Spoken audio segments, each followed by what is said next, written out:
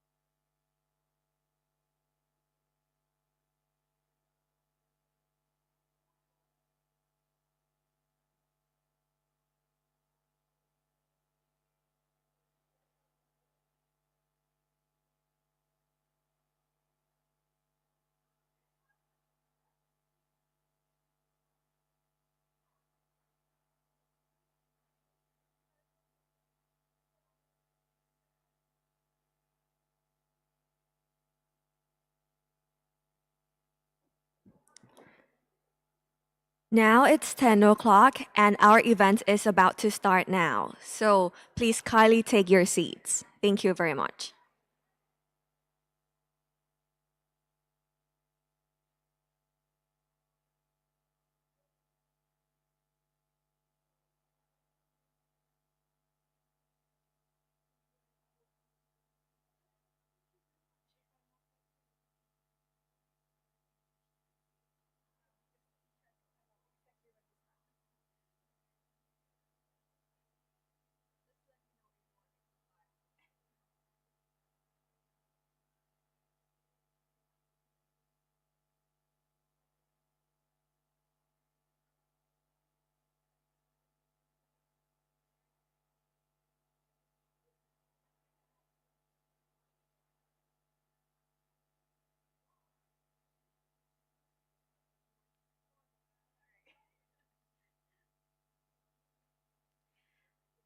Our event is about to start in a few minutes, so please kindly take your seats.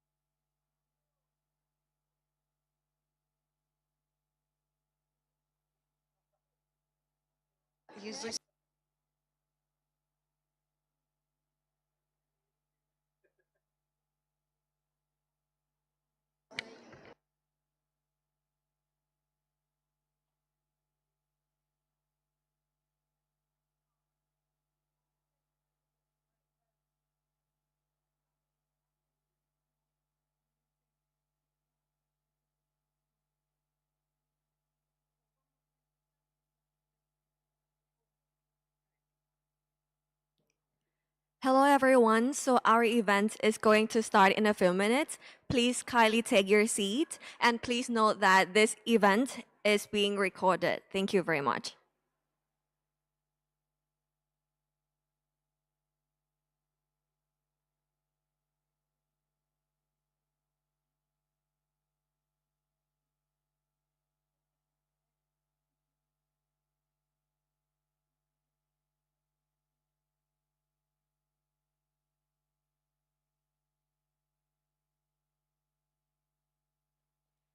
Good morning, friends, change makers, and champions of equality.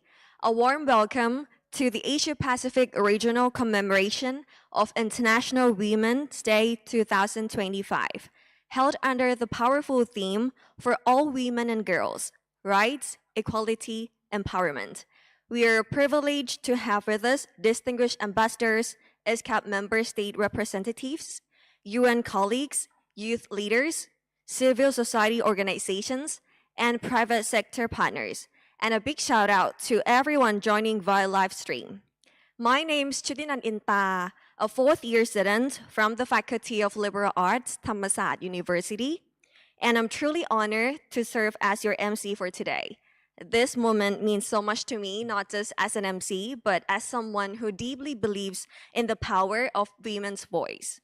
Growing up, I often heard that women should be soft spoken, that leadership wasn't our place. But I refused to accept that. I found my voice through public speaking, project leadership, and stepping into spaces where women weren't always expected to be. And standing here today, I see so many change makers who have done the same, redefining what it means to be a woman in today's world. That's why today's theme for all women and girls, equality, rights, empowerment, is so important. It's a reminder that no matter where we come from, we deserve to be heard, valued, and empowered.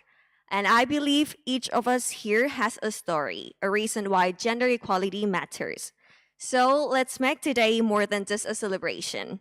Let's make it a call to action. Let's share, learn, and stand together to create a future defined by equality, empowerment, and boundless opportunity for all women and girls. And it's now my great honor to introduce our distinguished opening speakers to officially begin the event. So let's begin with a message from Mr. Antonio Guterres, Secretary General of the United Nations on this special occasion. When the doors of equal opportunity are open for women and girls, everyone wins.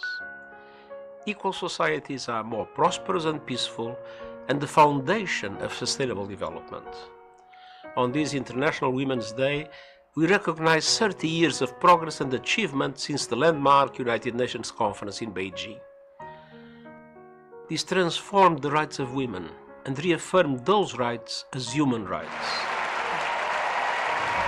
Since then, women and girls have shattered barriers, defied stereotypes, and demanded their rightful place. But we must be clear-eyed about the challenge. From pushback to rollback, women's human rights are under attack. Age-old horrors, violence, discrimination, and economic inequality still plague societies. And newest threats, such as biased algorithms and programming inequalities into online spaces, opening up new arenas of harassment and abuse. Instead of mainstreaming equal rights, we are seeing the mainstreaming of misogyny. We must fight these outrages and keep working to level the playing field for women and girls. We need action to unlock finance so countries can invest in equality and to prioritize those investments. Action to open up equal opportunities for decent work, close the gender pay gap, and tackle challenges around care work. Action to strengthen and implement laws to end all forms of violence against women and girls. Action to secure women's full participation in decision-making, including in peace building. And action to remove the obstacles to women and girls in the fields of science, technology, engineering, and mathematics. The United Nations Pact for the Future and the Global Digital Compact offer blueprints to guide these actions. When women and girls can rise, we all thrive. Together, let's stand firm in making rights, equality, and empowerment a reality for all women and girls, for everyone, everywhere.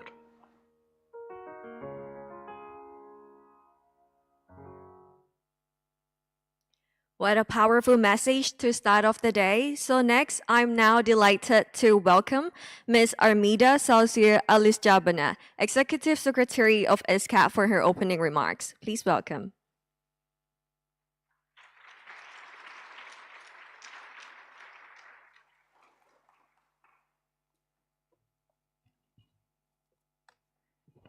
Excellencies, ambassadors, distinguished participants, and young change makers.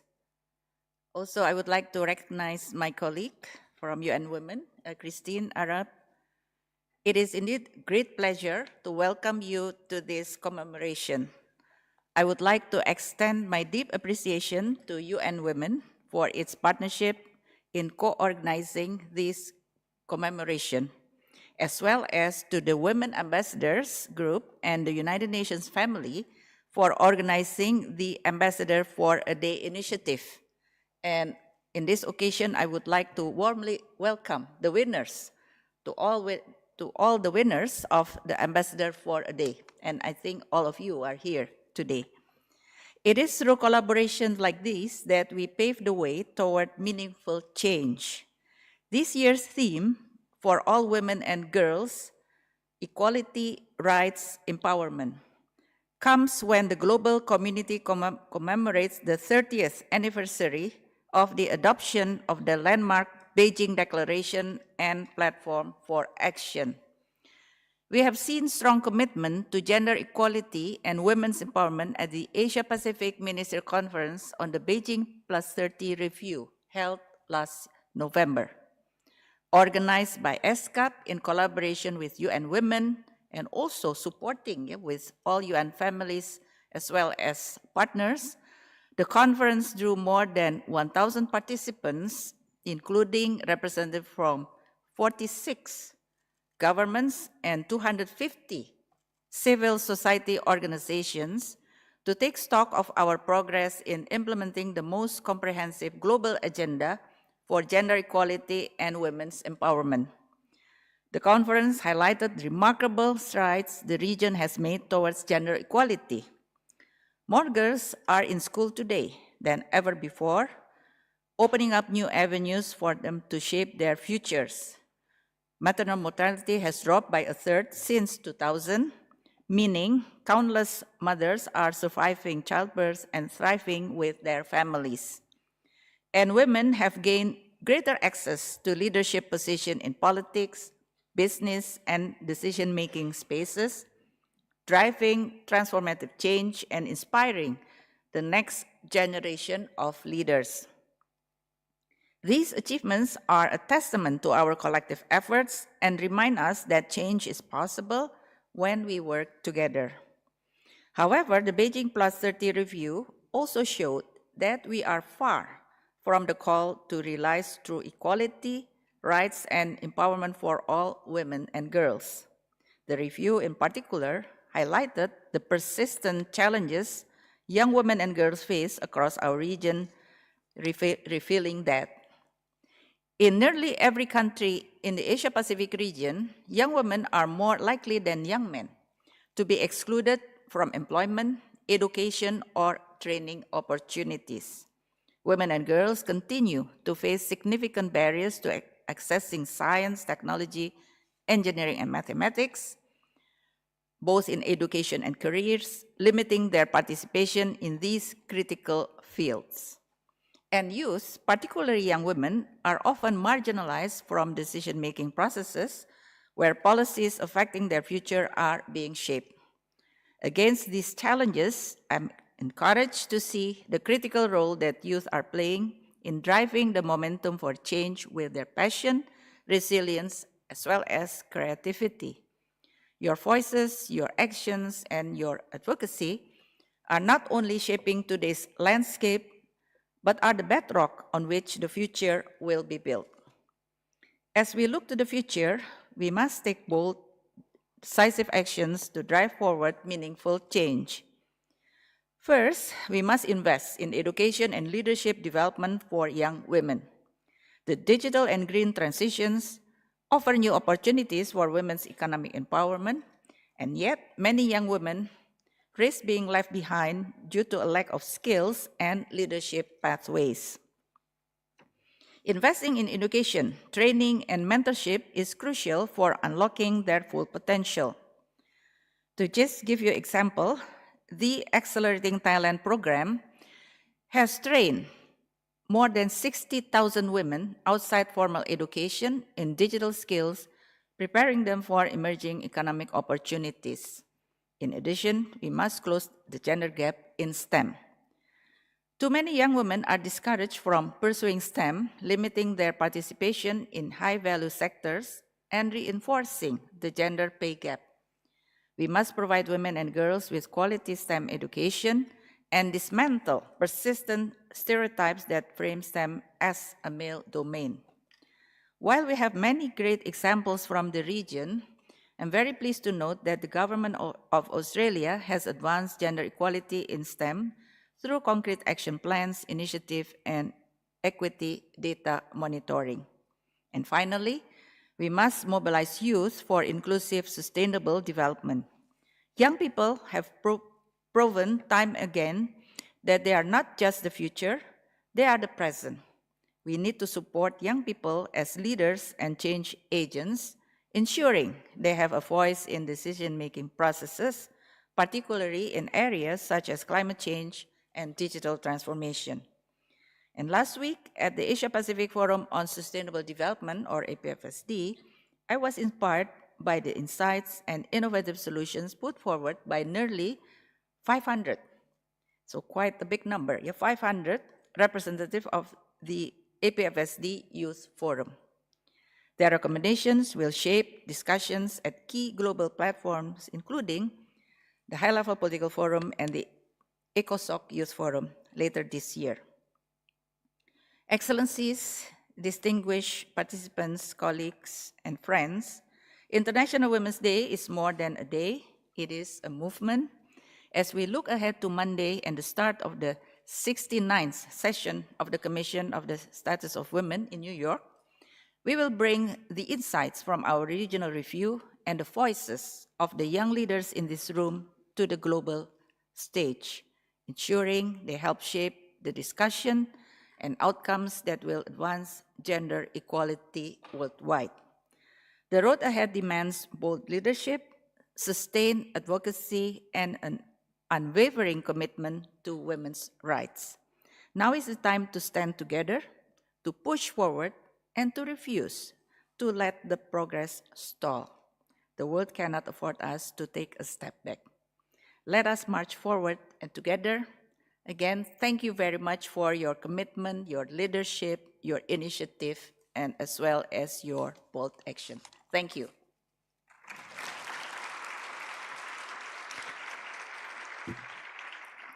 Thank you, Ms. Armida, very much for your meaningful remarks. That is the collective responsibility that is not only for anyone, but for everyone in our society to collaborate and move forward.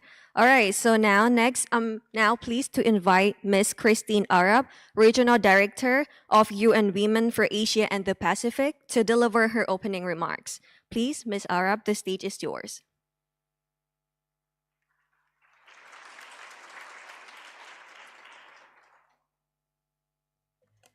Good morning, everyone. I have to say it's a bit hard to come after the Secretary General and the Undersecretary General and to say something distinct. But it is my pleasure to be here. Undersecretary General and ESCAP Executive Secretary Ibu Armida Salisa Al-Shibana, Excellencies, Ambassadors, colleagues, partners, and above all, young leaders and our women and men and the ambassadors for Today a Day program, which the UN and diplomatic community have engaged with over the past 5 years to encourage young leaders. I want to thank ESCAP for its partnership and its steadfast commitment every year to ensure that we are advancing gender equality and the dialogue. I want to issue a warm welcome to the regional, to our Asia-Pacific regional commemoration of the International Women's Day. The theme this year is very deliberately and intentionally for all women and girls. And it serves both as a reflection of how far we have come and a clarion call for what has to happen. And 30 years have passed, and there's been incredible achievements since the Beijing Platform for Action was adopted. But in 30 years, if one measures things, it's still much too slow. We have seen more girls in school than ever before.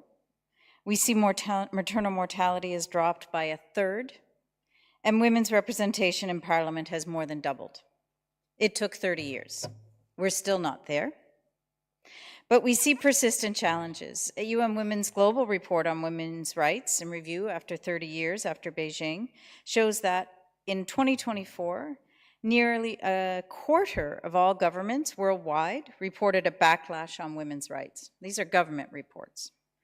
The report also highlights other areas where progress still needs to be made. And Ibu Armida did an excellent job of summarizing these. So I'm going to jump to a couple that stand out beyond the labor force participation gap, which is persistent in every country. The gender-based violence figures, which have not moved a needle, but the services have, and the response has. But right now, we have more than 600 million women and girls living in conflict-affected areas, and that's a 50% increase over the past decade. Climate disasters are still disproportionately affecting women and girls, as Ibu Armida said, and violence remains alarmingly high in those situations once the climate disasters hit.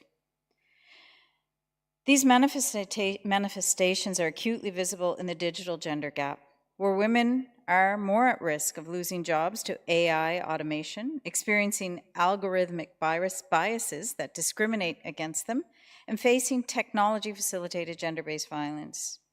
We must ensure women and girls are shaping, designing, and regulating, and I stress regulating, the AI platforms and policies so they are inclusive, empowering, and equitable. And with this, I'm thrilled to announce the launch of the UN Women AI School today. And our goal is to position AI as a transformative engine, as I just said, across the region. Working with the UN system, we are also training governments, civil society organizations, and the private sector and our youth with the tools to leverage AI ethically and inclusively. And I'm very pleased to have some of our private sector partners here today working with us, such as LinkedIn, on this.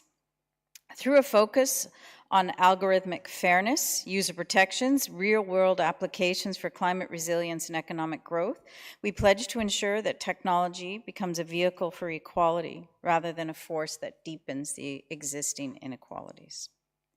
Through joint UN work done in partnership with many of the member states in this room, UN Women, UNEP, UNDP, UNDRR, ESCAP, and UNFPA continue to advance and champion green skills and climate justice for women and girls, ensuring women's full engagement and voice. We have focused and continue to focus, as the USG stressed, on girls' access to education, including education around climate and its impact, green jobs, financing for sustainable women-led SMEs, and decision-making roles in environmental policy. An increased understanding of the crucial impact a more just gender-responsive care economy has to ensuring that our communities can sustain the impact of climate change. Those two are linked so tightly. Friends, as we gather to commemorate International Women's Day, we do so very aware that this is a particularly unique time in history, and it's a decisive turning point, and it's owned by all of us. And for a number of weeks in the lead up to the Commission on the Status of Women, I have had many meetings with many of you, highlighting both your strong commitment and your concerns, both of which are valid and are heard. The only point that concerns me is the often referenced "the system must." We are the system. The system is not separate from us. And so that commitment and that political will and that drive to move forward is us. We're the system. And so I want to thank you on behalf of UN Women for your continued commitment, your continued political will, and your continued moving and marching forward so that we can achieve by 2030 the goals that the member states have set. Thank you very much.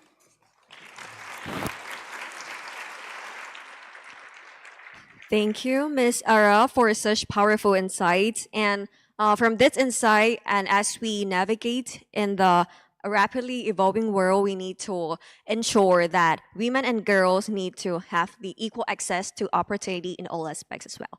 All right, so dear participants, before concluding our opening session, we will now take a few moments to take a group photo, and I will now hand the floor to the secretary to lead the group photo.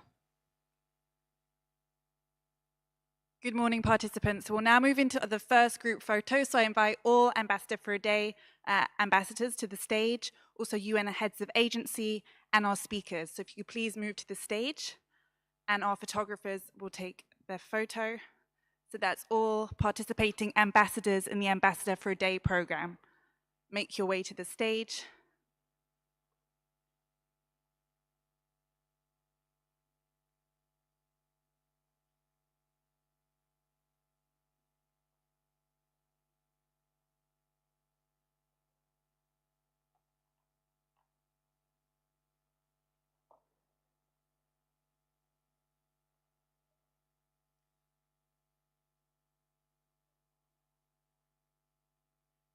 So the participating ambassadors in the Ambassador for a Day program, UN heads of agencies, and the speakers are invited to the stage for the group photo.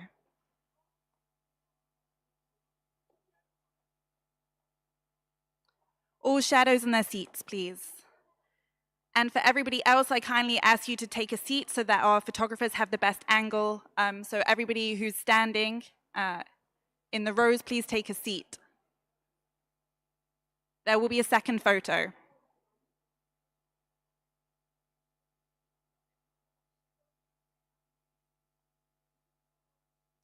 So for all shadows, please may you kindly take your seats. Youth shadows, kindly take your seats. The photo is for ambassadors, participating ambassadors. The youth shadows, take your seats.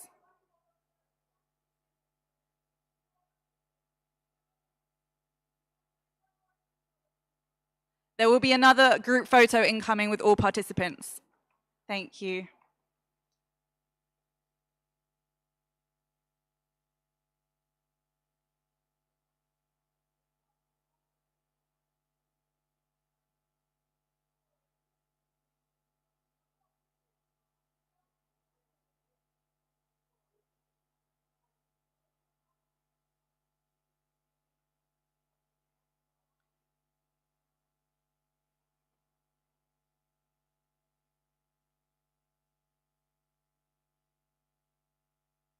Okay, please look directly ahead for the photo on the ground.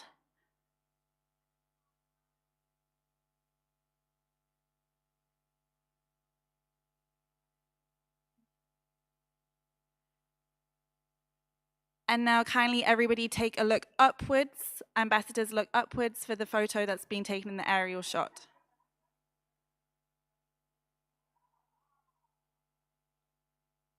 And now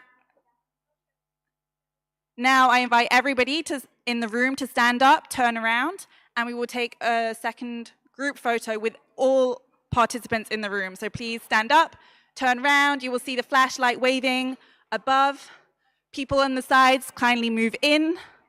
Bunch in, don't be shy. Ambassadors can remain on stage. Everybody, if you can see the light. Those participants at the sides, move in slightly. And we'll follow the direction. So 3, 2, 1.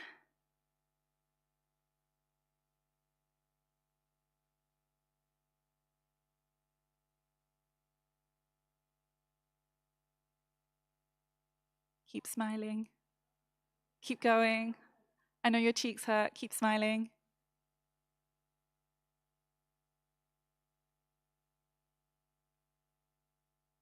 Keep smiling. There we go.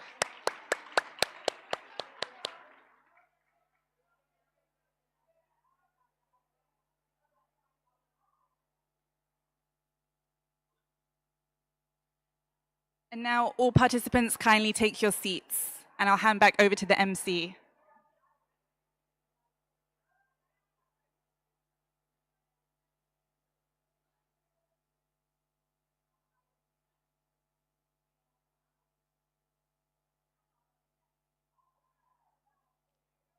So before we're going to start the first session of the day, please kindly take your seats.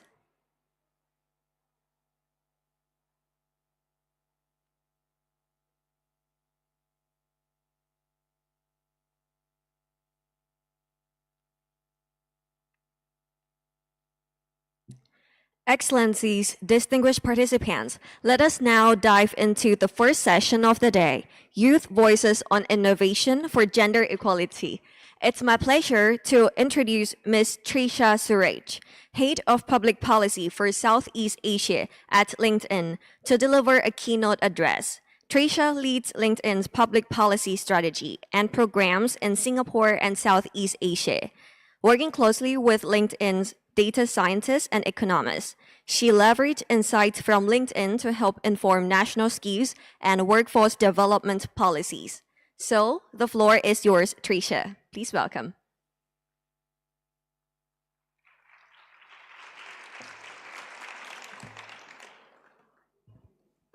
Thank you, Kuninta, and very good morning, distinguished UN leaders, members of the diplomatic community, and fellow changemakers.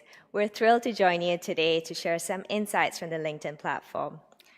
First and foremost, I'd like to thank UN ESCAP, UN Women, for convening today's important commemoration to promote the equality, rights, and empowerment of women and girls. At LinkedIn, we are seeing, oops, I've got slides, there you go. At LinkedIn, we are seeing some real-time changes in the world of work, and this is largely driven by AI. Now, as this general-purpose technology continues to diffuse and permeate through so much of our lives, we expect that there'll be profound changes on the world of work. So we must make sure, as everybody in this room and everybody outside of this room, to ensure that this technology is harnessed as an economic equalizer for women and girls. And this is something that LinkedIn is deeply, deeply committed to doing. LinkedIn's platform consists of over 1 billion members globally. Over 320 million members are based out of Asia and the Pacific. Now, with millions of jobs represented, millions of companies represented, tens and thousands of skills and schools represented on the platform, we are able to glean some real-time granular insights on how emerging technologies like AI are impacting the world of work. So I'll start with some high-level insights on trends we're seeing. Firstly, we're seeing that skills needed to do our jobs are changing very rapidly. Between 2015 and 2023, skills needed for any given job had changed by about 40%, even if you had not changed jobs. Now, fast forward that without the effects of generative AI to 2030, we had expected that skills needed for any given job would have changed by about 50%. But generative AI is really accelerating this change. So with Gen AI's effects on the world of work, we expect that skills needed for any given job would have changed by 68%. Now at LinkedIn, we're often asked, what is the most in-demand job coming up right now that we're seeing? At the moment, on our platform, across many countries, the role of an AI engineer is coming up as one of the most in-demand growing jobs. But at LinkedIn, we like to think about jobs not as job titles, but as a collection of skills. So when I looked at AI engineering skills, we track about 100 AI engineering skills. So when I looked at AI engineering skills, we noticed that AI engineering skills are rapidly growing. Men and women are adding AI engineering skills to their LinkedIn profiles. But we are noticing a gender gap emerging. We see that the light green line denoted there by men, they tend to add more AI engineering skills on their LinkedIn profiles compared with women. Now, I know everybody's not going to become an AI engineer. I know I'm not. But what's really, really important is that we all pick up AI literacy skills to use the Gen AI tools that we currently have. When it comes to AI literacy skills, we see a similar trend where we've got rapid adoption of AI literacy skills with men and women, although again, there is a gender gap already starting to emerge. Now, as we continue to use generative AI in much of our jobs, we know that our jobs will start to change, right? Generative AI is going to impact our world of work. But that impact is not going to be uniform across all jobs. So at LinkedIn, we've been doing some analysis on how Gen AI is going to impact jobs and different categories of jobs. We group them in three broad buckets. The first being jobs that may be insulated by the effects of generative AI, largely insulated. These are jobs such as drivers, mental health practitioners, nurses, doctors. We'll see that their roles will be largely insulated by the effects of generative AI. And then we've got a group of jobs that may face more disruptions because of generative AI's ability to replicate some skills for those jobs. These are roles such as customer service representative, legal associate, finance officers. And then there's a group of jobs sort of in between. These are jobs that will be augmented by generative AI. Now, what we see is that women tend to be more highly represented in roles that could be disrupted by generative AI. And men tend to have more jobs in categories that are likely to be insulated by generative AI. So where does this all leave us? At LinkedIn, we continue, before I go on to the next slide, at LinkedIn, we continue to advocate for a skills-based approach to the labor market. This means that we should have candidates be selected based on skills they have, as opposed to whether or not they had done the exact job in their prior experience, or they had graduated from a 4-year degree program, for example. Now, a skills-based approach to hiring significantly increases talent pools and supports gender diversity in talent pools. So when companies take a skills-based approach to hiring, talent pools can increase by as much as 11 times in Asia and the Pacific countries. For women, there are significant benefits.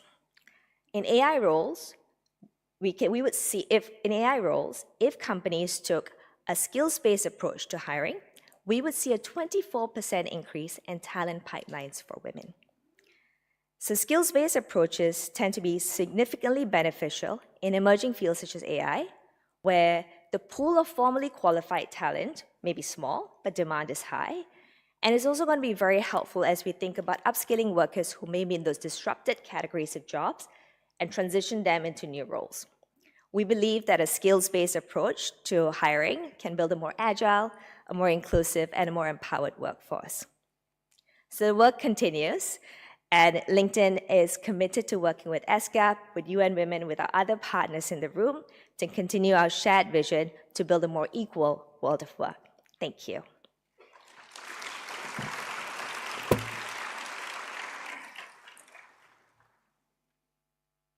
Thank you, Trisha, very much for highlighting on how data-driven insights can shape policy and help the workforce as well. And now we have our first TED Talk speaker.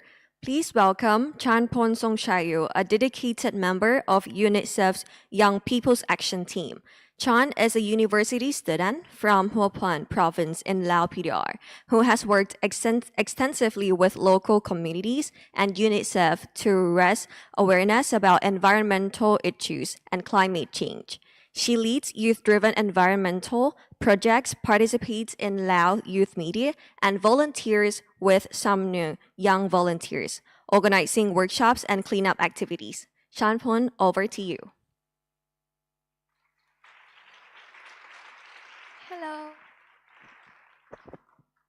Hello, Sabaidi. Good morning, ladies and gentlemen. My name is Chan or Chanpon, or everyone can call me Chan is for short. I am a 19 years old. I come from Laos, a landlocked country in Southeast Asia. I come from a rural town called Hua Phan, where it's a charming, peaceful of the mountain and forest. But at the same time, my community also faced with harsh reality natural disaster that does not only harm the environmental, but it is also affect to the life of people around us. In my area, girls like me have little opportunity to learn and improve ourselves. That is the one of the reasons that's why young people, especially girls, still don't fully understand about climate change, environmental issue, or grand scale. Even today, some still believe that girls should stay at home, do the chores, and help their family. Even though that climate change are directly to affect to our life. But I strongly believe that every girl can be everything she dreamed of. Our ultimate goal in life does not do the chores, stay at home when grow up and get married. We deserve to grow, to get the opportunity to learn and improve ourselves and contribute positively to community. That is not for another one else, but that is for ourselves. Yes, and that's why when I was 13, I never forget how I witnessed to the first hand to desolation caused by flood and landslide in my province. Then I become a volunteer to helping gathering donation other essential those in need. I will never forget the face of people who are crying with hope of our help and mourning their loss. Moreover, the disaster it forced the school closed for days. That is leaving the children without education. And that situation, it sparked me and made me think that I cannot just sit and wait for this problem solved by themselves. I should do something to be a part of solution. So I start take action as much as I can, like planting trees, organize a workshop, and raise awareness about environmental and climate change, especially for girls, for children, for young people. And that is what started with the small step. It's become a beginning of something much greater. On 2023, I have the opportunity to be a youth advocate of UNICEF Laos. And moreover, on 2024, I have the very amazing opportunity to join Girls Go Green Summit in Thailand, in Bangkok. Yes. And that experience is changed my perspective. I met inspiring girls and young women across the Asia Pacific who are like me, want to ensure that girls will access to equal education, green skill, and sustainable job. In the Girls Go Green, we share the same belief that when girls go green, we all go green. And more importantly, the Girls Go Green, we didn't just talk, but we were heard among the recommendation. So today I have two clear messages to everyone here today on behalf of the girl at this region. First is put the girl at the center of your policy, your program, and initiative. We are not just beneficiaries, we are equal partners. Listen to us, work with us, and make sure that our voice achieve the decision that will impact us in the future. And second is we must co-create more opportunity for girls to access equal education, green skill, and leadership. Green curriculum shouldn't design for girls, but it should design with girls. By investing and ensuring our meaningful participation, we can enhance career opportunity and create more inclusive for girls and gender transformation and sustainable future. Yes. And right now, at this hour, at this minute, and at this very second, I want to say that we are here, we are so lucky. We have the safe space here to talk and share ideas together. But outside of this hall, still have so many people that they don't understand what we are fighting for. That's why we need to act. Act, A-C-T. First is letter A, awareness. Make sure that every girl understands the important thing of climate change, environmental, and green skill. The more we know, the better we do. And followed by letter C, change.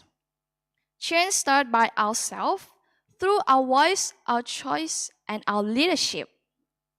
It went small action add up something big.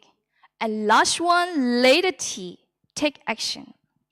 Awareness and change mean nothing if we don't act. Every decision in this room, every policy site, and every program implemented should reflect to our commitment to empowering girls as equal partner. Today, I ask you, stand with us, work with us, act with us. Because when the girls go green, the world goes green. Thank you. ขอบใจ Thank you, Chan, very much for your inspiring story. Up next is Tirada Petlam, an international development practitioner and co-founder of FameNimit, a startup advancing gender data across Southeast Asia. Tirada has managed major digital inclusion projects, including microfinance initiatives for women in Myanmar and regional collaborations with tech giants to close the digital gender divide. She holds degrees from Chulalongkorn University and the London School of Economics. Tirada, the stage is yours.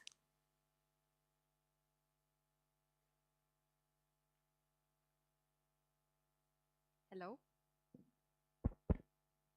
ค่ะสวัสดีค่ะ Good morning everyone so just a quick introduction about myself my name is Jirada Petlam as mentioned earlier I've been international development practitioner for more than 5 years in digital inclusion gender equality as well as social inclusion I'm also wearing another hat as a co-founder of a startup called FemNimit which consists of other young professionals in development where we work together to advocate for a more robust gender data.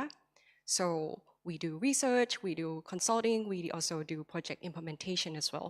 So now that is out of the way, let's talk about gender digital divide. So gender digital divide is actually the inequality between men and women when it comes to digital technology use and access. And we know that these days, mobile phones are being more affordable. We know that data plans are becoming much more affordable now compared to a decade ago. But at the same time, we know that figures show the staggering gap when it comes to gender digital divide. So let's speak numbers. According to GSMA, there's still nearly 1.5 billion of women who are not online. And compared to their male peers, there are 259 millions of men being online, more than women.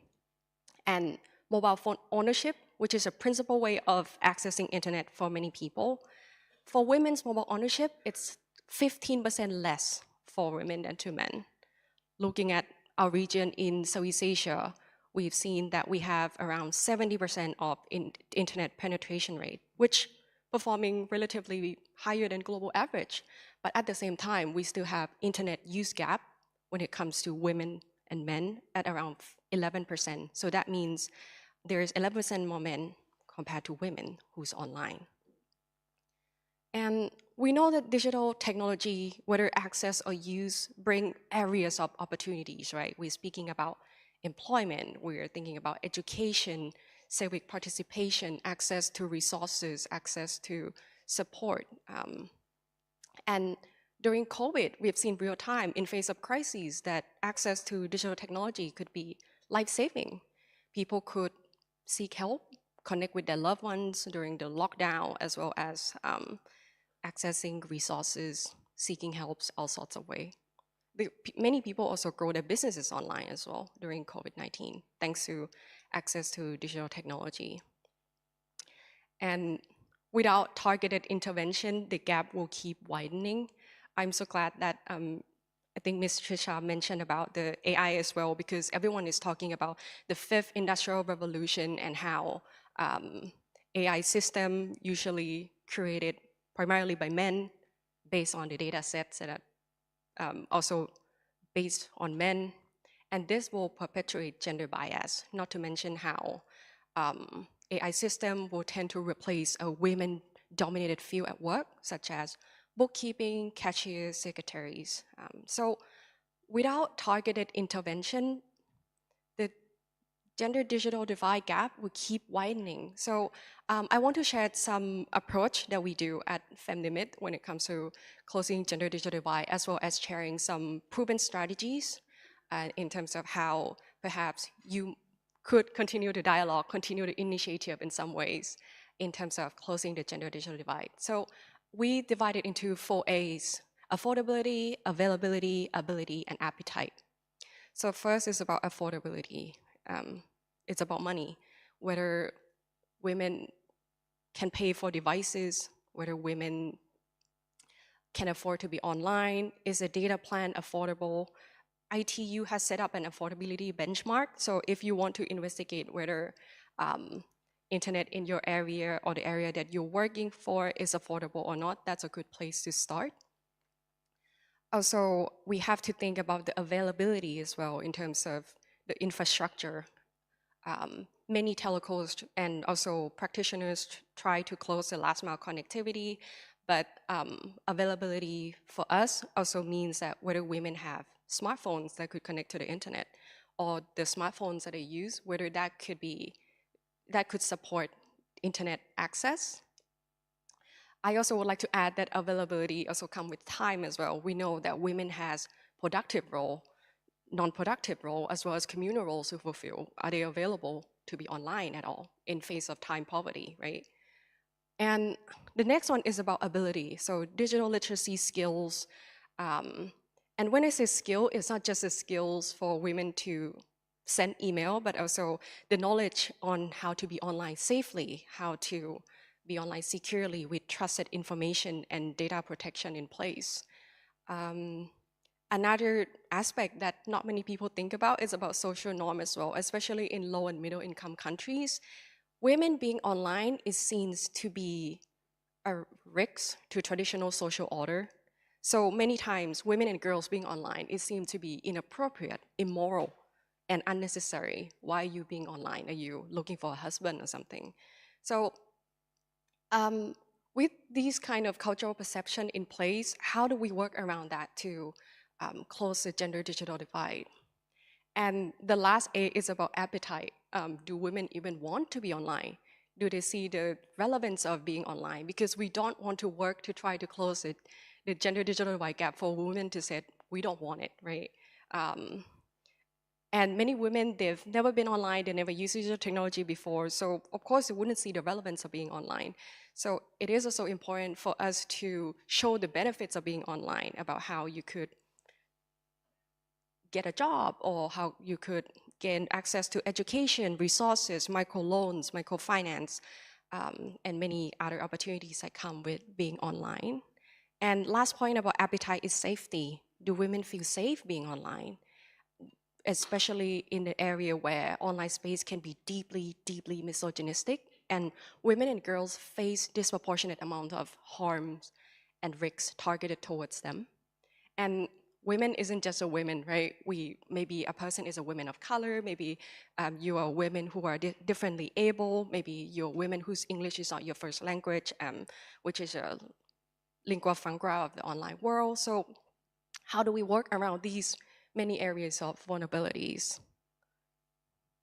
And I just want to share some proven strategies in closing gender digital divide with our team FemLimit. So number one is about cultivating women's confidence. And this may sound a bit fluffy from the start, but traditional gender roles always impose the idea that women are not good enough, women are not capable enough compared to their male peers. So thinking about supporting women's self-efficacy and how women could effectively utilize digital technology can really help cultivating women's confidence. And that doesn't mean in the future we might have more women participate in STEM or pursue STEM education, being a part of a regulation policy making when it comes to digital technology and emerging field like AI, for example. Another strategy is about designing creative women-centric technology. So think about what women's specific needs and concerns that are in place. For example, if you want to roll out online content, can the content be localized? Can the content be download it offline, especially with the areas where internet connectivity might not be so stable. How about localizing the language? We know that there are thousands of unwritten language that are not represented online. Is there a way that we could accommodate women-centric needs when it comes to digital technology access and usage? Another strategy is about developing community support and fostering partnership. We know that this is not a women's problem. This is a structural problem, and everyone needs to work on it together. Private sector, the government, academia, policymaker, everyone has to be involved in all of this. So this is a most sustainable way, the proven way for us to close the gender digital divide together. Another one is about creating economic opportunities.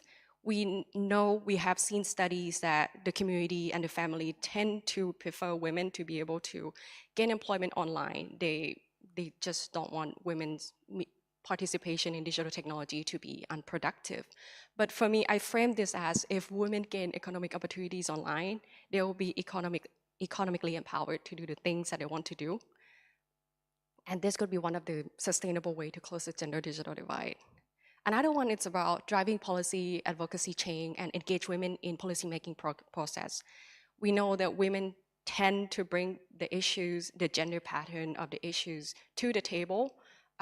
Perhaps it is about gender-based violence, perhaps it is about access to microfinance loans. So involving women in all the process can really help for the work that you do or in the initiatives that you aim at closing gender digital divide to be much more effective.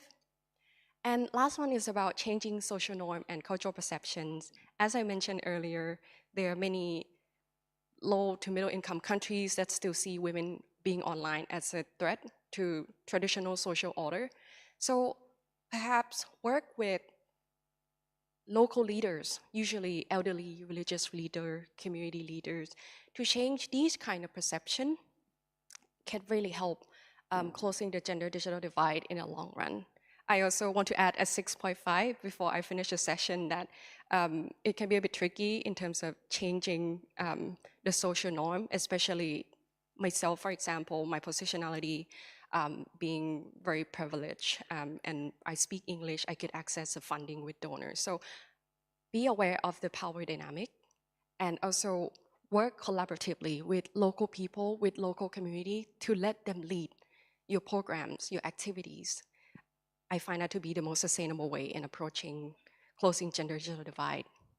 So that would be it for my session. I'll be here the whole day, so please feel free to say hi. Let's keep the dialogue open. And also, FemNimit also will work on closing gender digital divide as well as research, project consulting as well. So please feel free to connect with us. And yeah, let's keep the dialogue ongoing. Thank you.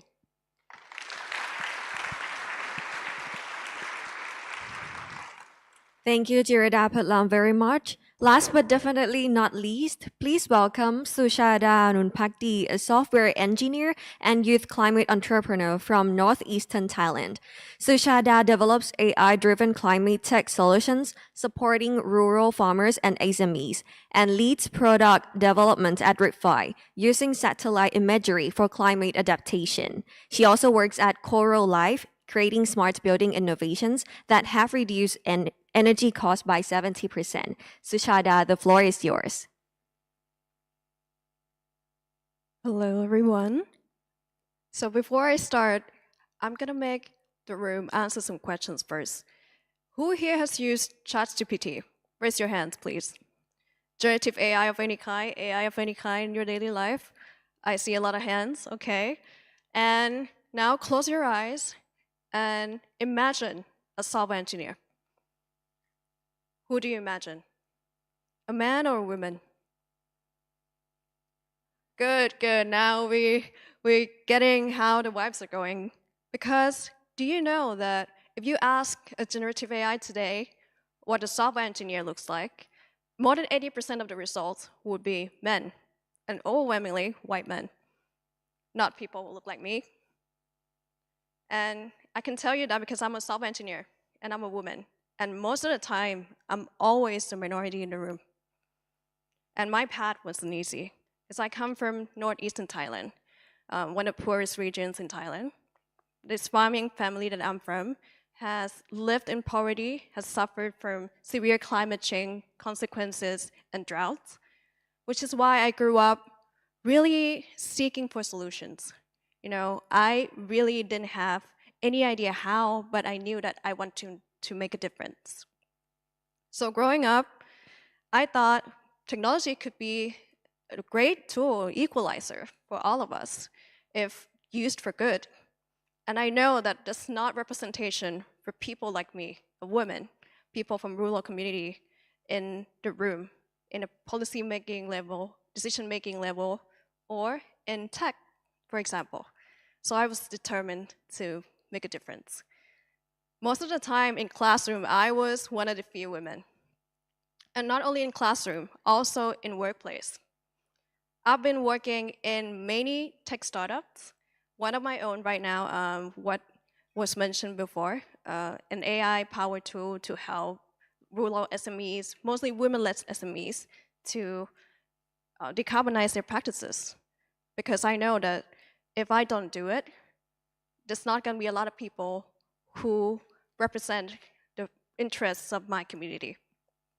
So I tried to step up. I worked ranging from AI, satellite data, imagery technology to help climate adaptation, to monitor climate risks, to energy efficiency and smart building technology using AI as well. And AI, of course, is now everywhere, can be a power, a force, for good or bad. It's all up to the people who build it and use it. And what I've realized so far along the way is that technology isn't neutral. Technology reflects the society that built it. Okay, let me give you an example. Now, only around 22% of AI professionals are women, and only around 25% of data scientists are women. And if you take a look at history, let's go back. The year is 1940s, around 1940s and 50s. You know, IT was actually a female-dominated industry. Because back then, men went to war during World War II, so women were working in assembly lines, in factories. We were doing ballistic calculations for military operations at the time. Because back then, tech was considered more secretarial job, labor job, putting in data entry and all that. Mostly women were doing all that. And we were called, guess what? Human computers. We were the first human computers. That was the title of the job at the time. So we built electronic computers, the first ones in the world. But what changed? Well, fast forward 1960s. So at the time, men started to come back to work, and now the tech industry started to shift. It was considered more prestigious, more academic, more technical. So you had to go to school, get a degree to join the tech industry. And women, which already faced a lot of barriers at the time, including access to higher education, were slowly being shut off. The doors were slowly closing for women. By 1980s, there were roughly 48% of computer science students that were female. And then in around early 2000 and 2022, there are around 20% of computer science students that are women, which is ironic considering IT, which laid foundation to artificial intelligence as we know it today, were actually started by women, but are now systematically excluding them. And let's take a look at more data and how we cannot exclude data out of AI when we talk about it. Why? For example, in this book, Invisible Women, that tells the story of how the society is entirely built and designed for men. Like car crash, when they were tasting dummies for car crash, for example, they used male bodies, which is why now overwhelmingly women are 74% more likely to be severely injured during a car crash and 17% more likely to die during a car crash. So you can see this is a life and death issue. And these data sets with biases that we use today are going to be trained to power the AI of the future. And not only that, in healthcare, because women are not considered in the data set. When we train AI healthcare analytics, for example, the diagnoses are heavily biased against women. More likely that women, like more than 50% more likely to be misdiagnosed because of this bias in the data sets, for example, and 32% more likely to die if operated by male surgeons because of the data sets that are mostly male-dominated. And why is that? Why are we not talking about how we are constantly being excluded from the conversation? Let's take a look at something closer to home for me. In the tech industry, recently, a big tech company trained the data sets to build their new recruitment tool. And they used their historical hiring data, which was obviously dominated by men. So the tool was heavily biased against resumes that contained the word women. Say, if your resume has the word women's chess champion, you'll be penalized, which is ironic. And occasions like this, scenarios like this, make you question that if there were no people in the room to represent the interests, to represent their communities of those who are already marginalized and disadvantaged, who are gonna raise your hand, raise your voice and say, no, this is not the right way to go. Because bias in data is bias in code, bias in codes is bias in decisions, and bias in decision is bias in barriers to health, safety, and opportunity for everyone.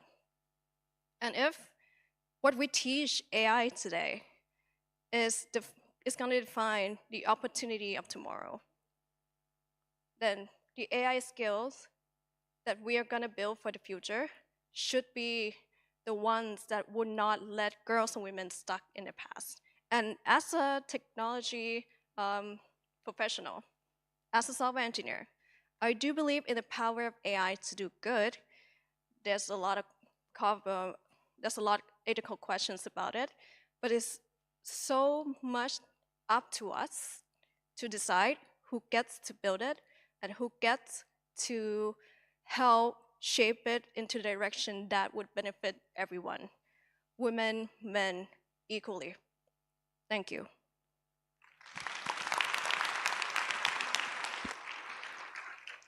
Thank you, Sushada, very much. And what a session, insightful, inspiring, and also truly transformative. Let's keep this energy alive as we move forward. And now it's time, the Ambassador for a Day initiative. This much anticipating segment has grown each year, drawing remarkable young leaders from across the country for the 5th year. In fact, this year we had a record number of entries, proof of the incredible passion and potential that exists among our youth. Through this competition, under the theme Innovation for Tomorrow, Youth Voices for a Gender Equal Future, young leaders have explored bold, innovative policies and solutions designed to elevate gender equality and foster the empowerment of women and girls. Their work proves that youth are not only the leaders of the future, they are change agents right now, shaping inclusive and sustainable societies and economies. So let's begin by celebrating these inspiring voices with a video montage showcasing our incredible winners.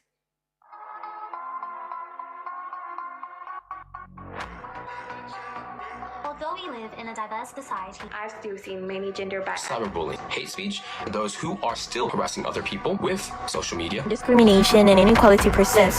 This must change. We must educate women about their rights. integrating gender education into Thailand's national core curriculum. Women and men are equal both in roles and values. We can integrate an AI model into the social media. Not discriminating or violating anyone's right. Encourage women to take leadership roles in various sectors. Laws might be enacted to require all companies and institutions to have resident women's rights advocates as advisors. Produce a gender quota to the parliament in order to increase the number of women politicians. Empowering women in STEM can drive significant economic and social benefit. I would encourage the media to spotlight women's successes. Together, we can create a society with a bright future. เราอยากจะเปลี่ยนสังคมแน่นอนว่าสังคมต้องร่วมกันเปลี่ยนว่าทุกคนเนี่ยจะมองคนอื่นๆเนี่ยเป็นเพียงมนุษย์คนหนึ่ง Everyone will be respected and protected. Every small action can inspire a global movement. I believe that governments also have an important role to play, as well as social media companies, maintaining safer online and social spaces for all genders. Not only safe, but also inclusive, where all genders can express themselves without fear of harassment, discrimination, or violence. A major contributor to the difference in opportunity is young girls' perception of their own capabilities. If we can erase the stereotypes injected into the content within the media young girls in society consume, slowly the expectations of roles women play in society will change. Specifically for young women who are facing with financial issues, education can be an important game changer. I believe that this is strong and related to sustainable development.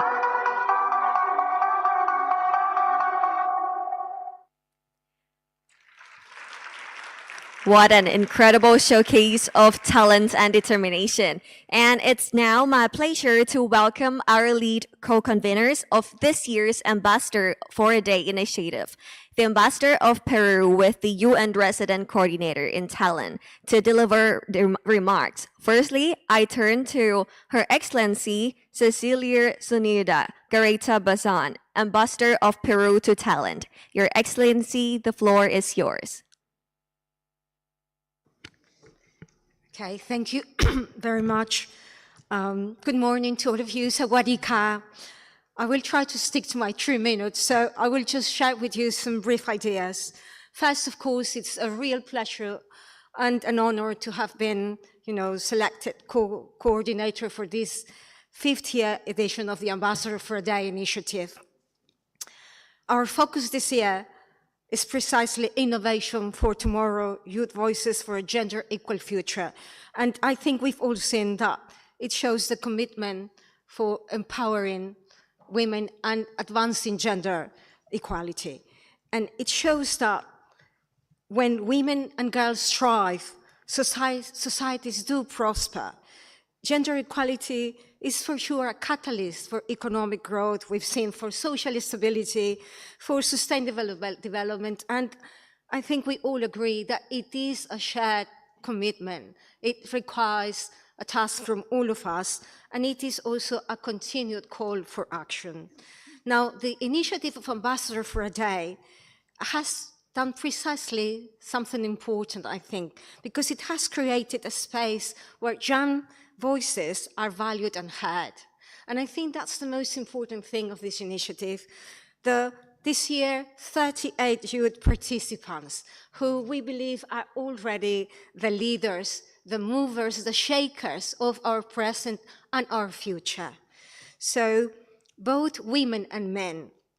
And I think the presence of young men here today really highlights the fact that true progress requires allies. What better than having men in high, level positions with decision-making power, advocating, supporting, and uplifting women.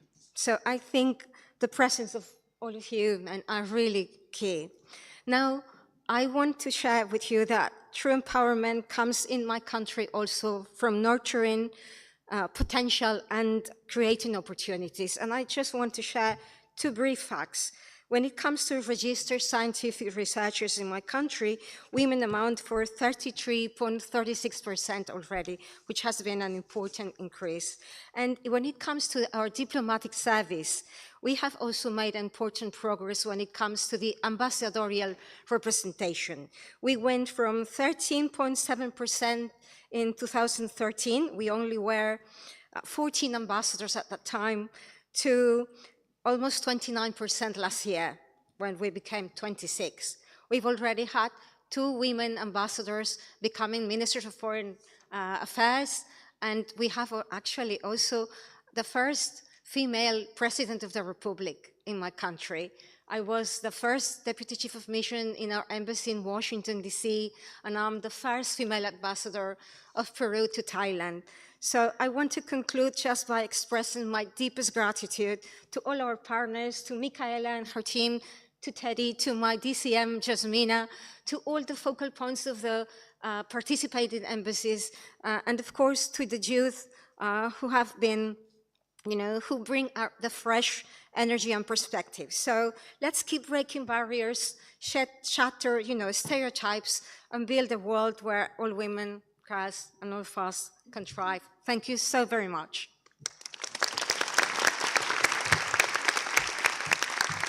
Thank you, Your Excellency, for those inspiring words and your unwavering support for young leaders.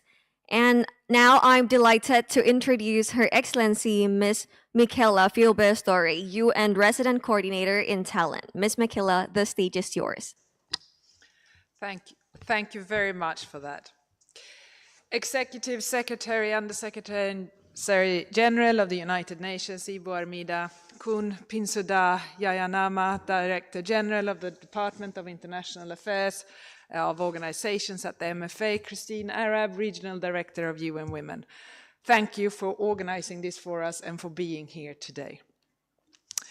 Excellencies, UN colleagues, young leaders, ladies and gentlemen, it is a true honor to be with you here today as we celebrate International Women's Day, a moment to reaffirm our commitment to gender equality and a more inclusive future. And I would actually like to start by thanking Her Excellency Ms. Cecilia Sunilda Galarreta Bazan for the very strong leadership you have taken personally in organizing and leading Ambassador for a Day 2025 edition. Thank you. I believe, before saying much more, I would actually also like to point out the fact that we have a strong presence of private sector here today.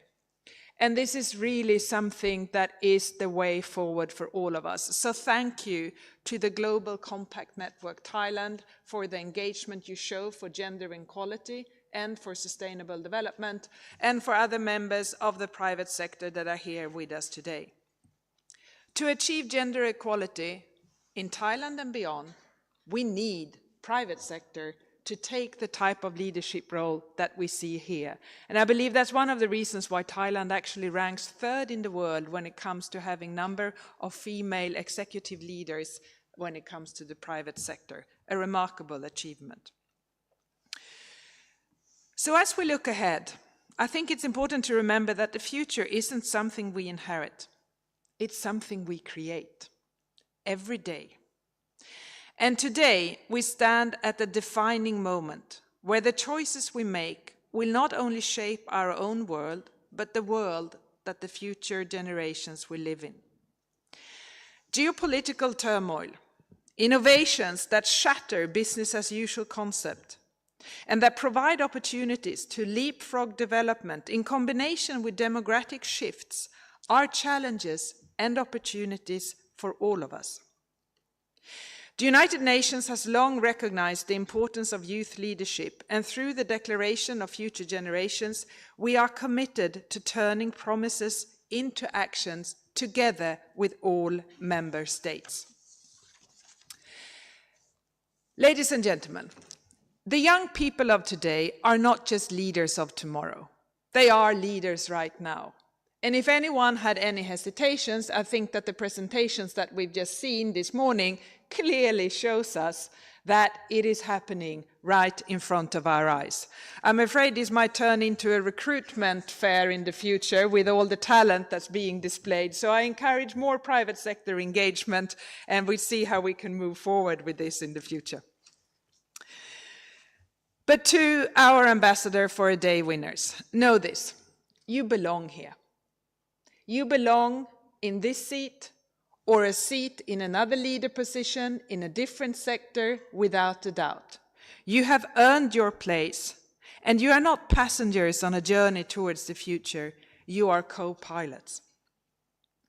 And to my fellow UN leaders that are here today, and to all the ambassadors that are part of these initiatives, we know that we are not just mentors, but that we are partners in shaping the next generation of leadership. Let us make sure that we don't just pass the torch, but that we light the path ahead together. We certainly need inspiration, and all the women leaders and women ambassadors that are here today and having shadows as part of these initiatives will be that light for the young leaders of tomorrow. With that, I really want to express my appreciation for all of you taking part and to this initiative that has now been going for 5 years and that are growing with the speed of an avalanche. And we see a continued engagement from the Minister of Foreign Affairs of Thailand and from the diplomatic community and of course from the United Nations. I look forward to the day and what will come for the next year. Thank you very much.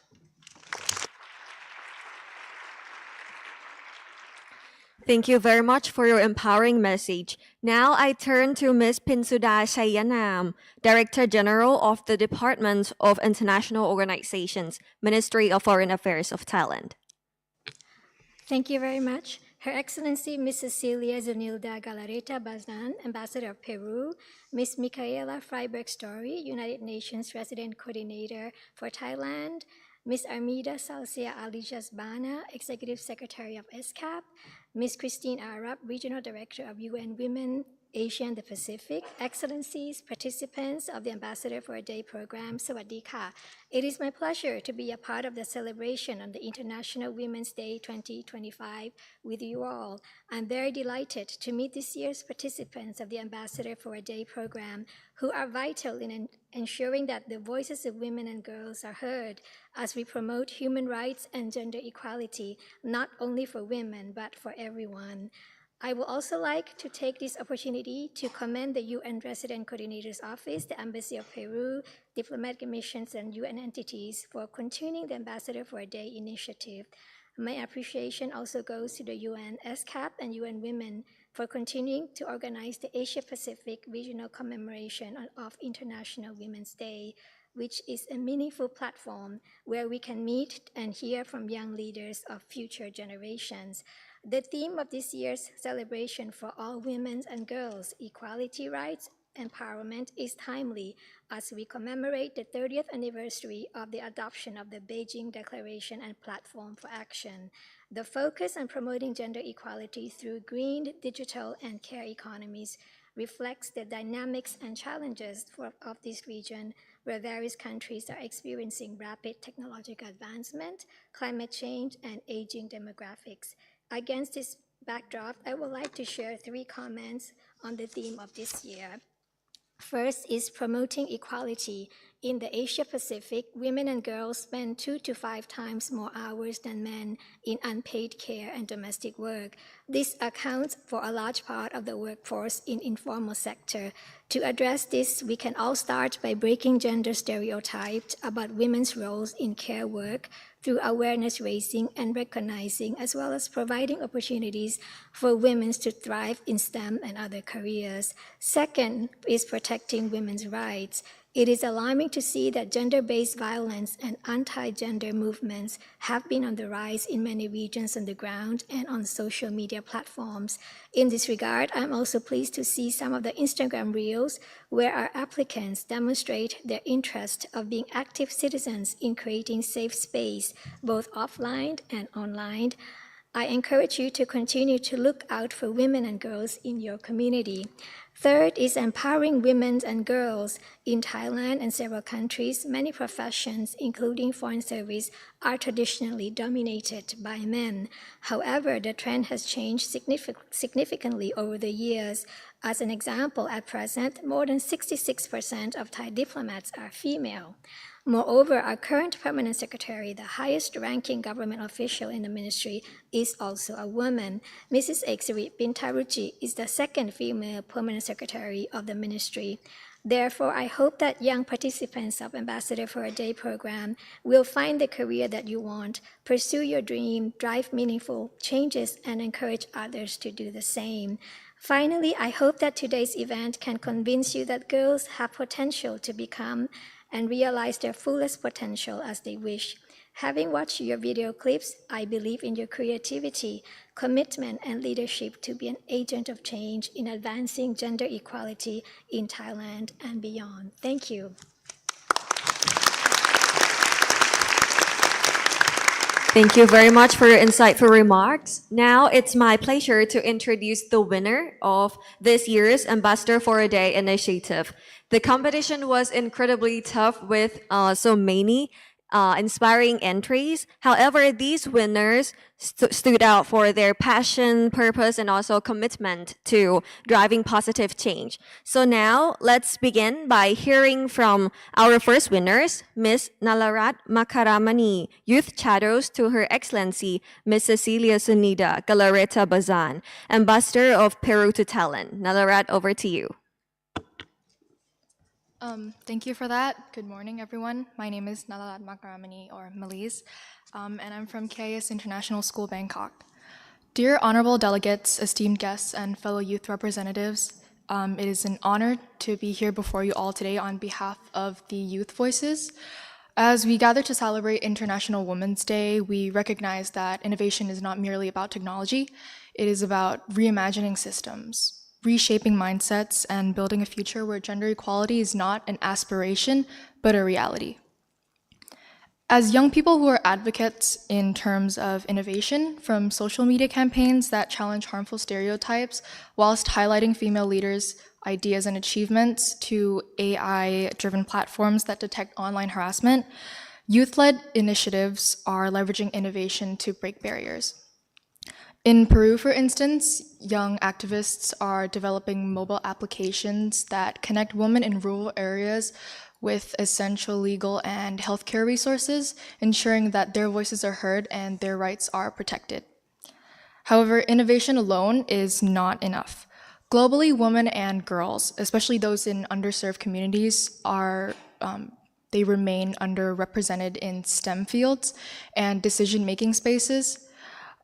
So we must ensure that all young people, regardless of gender, background, or socioeconomic status, have equitable access to education, digital literacy, and leadership opportunities. When young minds are empowered, they become the founders of change. As youth, we are not just the leaders of tomorrow, we are the change makers of today. Thus, let us collaborate and create a world where innovation fuels inclusion and where gender equality is not a goal, but a commitment to future generations. Thank you. Thank you very much. Next, I'm pleased to introduce Ms. Punyaporn Sudhamporn, Youth Shadows to Her Excellency, Ms. Michaela Freebe Story, UN Resident Coordinator in Thailand. Punyaporn, the floor is yours. Thank you. Good morning and sawadee ka. I'm Punyaporn Sudhamporn. I'm humbled to join you together with 37 youth fellows beside and behind me. I speak here as a young Thai woman, an SDGs game designer, and an advocate for sustainability in STEM. The Asia Pacific is rising with women leading change across industries. 2 years ago, I co-created the Collector's SDG game, a game where players save the planet through fun waste management challenges. Launched at Thailand's biggest gaming event, it empowered youth to fight climate change. Today, the game has reached over 20,000 Thai players, but this was only made possible through the UN Thailand, Global Compact partners, and our Ministry of Foreign Affairs. Partners who believed in a youth dream to make STEM and sustainability accessible and exciting. Yes, social norms, barriers, and ceilings exist. But look at how we're dismantling them. Girls here are coding menstrual health apps, they're leading disaster resilient projects, and demanding policy-making seats. We're reshaping decisions in climate action, AI, and beyond. It is our collective duty to redesign systems that reflect all of us. Let's invest in equalizing girls' opportunities, amplifying their bold ideas, and cheering their courage. Gender equality is an intersectional issue, and that is why it requires all of us to work together to realize a world where every woman and girl can thrive limitlessly. Thank you. ขอบคุณค่ะ Thank you very much. And now, as we listen to all of this, it's also a reminder for us that leadership is not about age, but it's about the action and vision. And now, we are not done yet. As previous years, we eagerly anticipate being inspired by our participating women ambassadors who will each share their quick motivational message for today. So may I hand the floor to Ms. Michaela Friuber-Story, our UN resident coordinator in Talent, to lead this. So over to you. Thank you very much for that. Let me not hold you back, because I know we want to hear from our ambassadors on your wisdom and your inspiration for all of us. So let me start by turning to Her Excellency Dr. Angela Jane MacDonald, Ambassador of Australia. Please, the floor is yours. Thank you so much, all of our distinguished guests, and particularly our shadows for today. It's such a fantastic opportunity to listen and actually be inspired by all of you, not just in this session. The theme, equality, rights, empowerment, is worth repeating over and over again. We've heard it many times. And UN Women's exhortation that we are the system and must act. What we do matters and we need to take action resonates very strongly. And I think has been well heard today. Australia's recently launched our International Gender Equality Strategy, which reaffirms our commitment to gender equality. In the spirit of partnership, not just mentorship, I'd just like to pick up a theme that has been mentioned many times today from our MC and through all of the presentations, and that's don't wait to be empowered. Step into the space, change the space so that others can follow, create new spaces if that's what's needed. I can see that our future is in good hands. Thank you very much. Let me then turn to Her Excellency Ambassador of Canada, Ms. Ping Kitnikone. Over to you. Thank you. And thank you to distinguished guests, excellencies, partners, colleagues, and the young change leaders in the room today.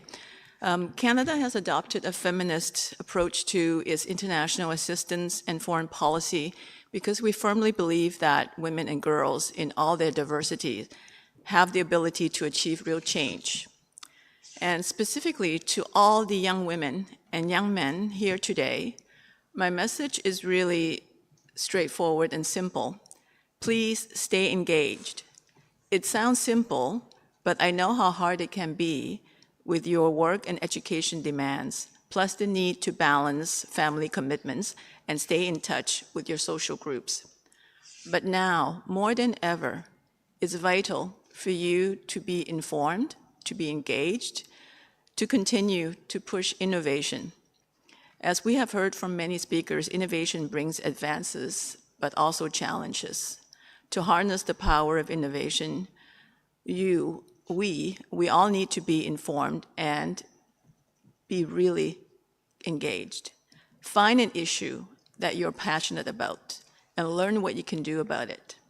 If there is no group that you can join, think about starting one. It is only through your continued passion and engagement that we will continue to break barriers and to advance gender equality. Thank you. Thank you very much. Let us then hear from Her Excellency Ms. Kristina Kouvaja-Chantopoulos, Ambassador of Finland. Thank you very much and very good morning to everybody, particularly to our ambassadors for a day, but also colleagues, excellencies and partners. I want to give my inspirational remarks by quoting my ambassador for a day. We had yesterday a discussion and we talked about what does she do during her pastime and what kinds of skills does she need.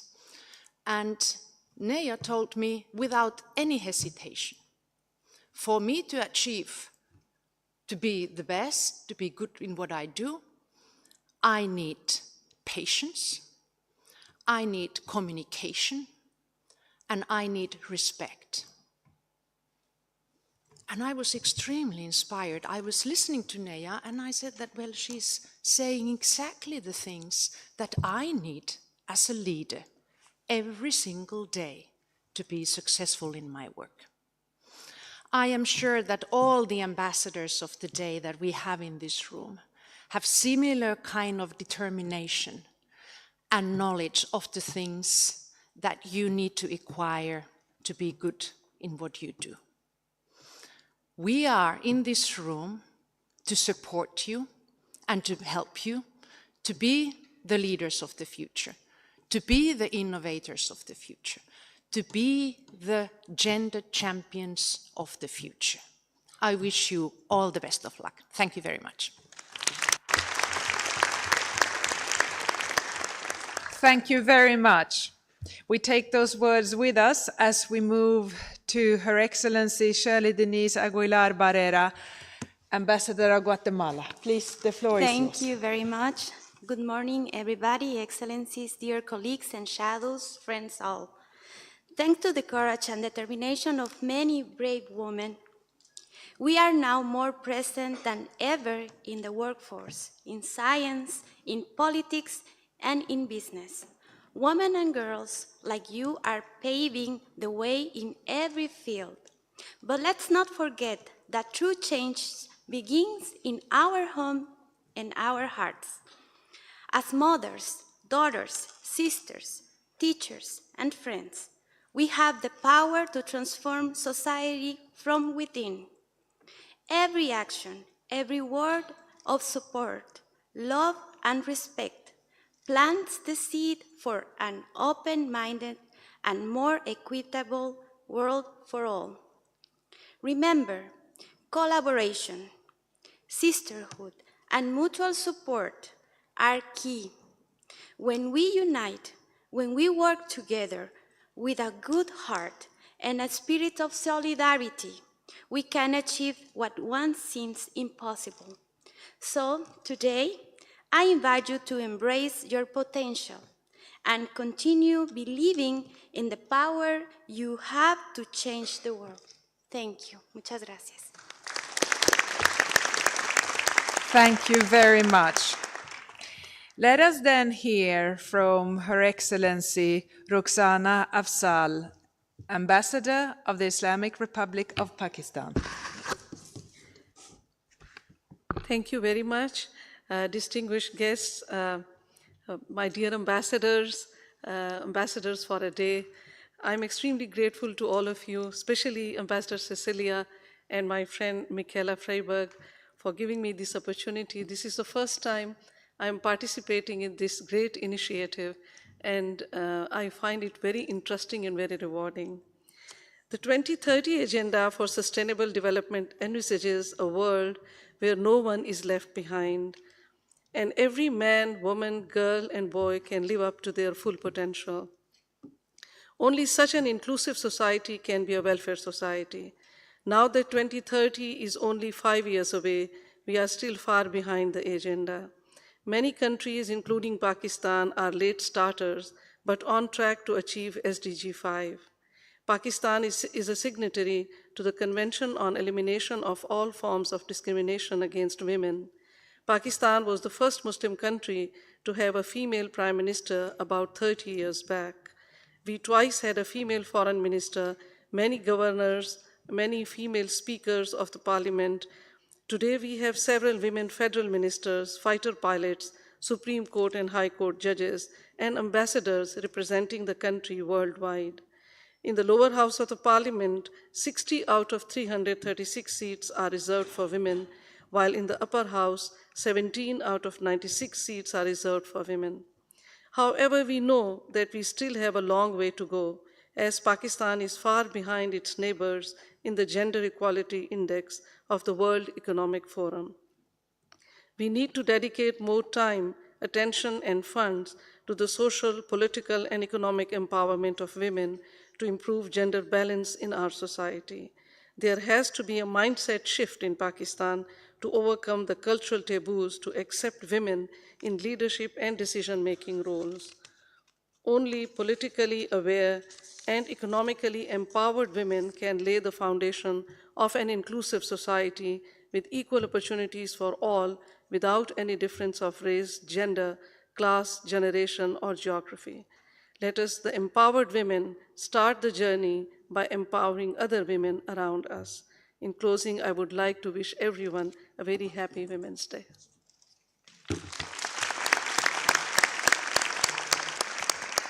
Thank you very much. And let us then move to our Ambassador of Romania, Her Excellency Mrs. Daniela Brinduza Bazavan. Please. Thank you very much, all of you present in this room. Thank you for organizing this event, which proved the importance of the woman role in society and the respect she deserved. It is impressive to see here so many young people very committed to leave a positive impact on the world. So that I believe a new generation will contribute to a better society, which will put the woman at her important place, taking into consideration that they play a crucial role in every aspect of life, from family and work to politics and private sector. And please don't forget, strong women, strong world. Thank you. Thank you very much. We then move to Her Excellency Millicent Cruz Paredes, Ambassador of the Republic of the Philippines. Please. Thank you. I just want to share that women issues, gender, and development are very much important, and that is the reason why we, women ambassadors in Thailand, are in full support of this program, Ambassador for a Day, which my colleague, my previous Canadian colleague, initiated 5 years ago, and this is already my 5th year in the program. And I take this opportunity to thank all of you for your full support, especially the UN, led by Ibu Armida, Christine, and Micaela, and of course all our young participants today. But given what is rapidly happening, that is catching the rest of the world off guard, my takeaway is this. I am a woman. You may be a woman, a man, or whatever gender preference you may have. I am a Filipino. You may be Thai, or whatever nationality you may have. But my takeaway is this, that we, all of us, are also human beings first and foremost. And I would like to appeal to our young participants that you fully realize and appreciate that. And hopefully our world leaders of today would also fully realize and appreciate that. Thank you very much.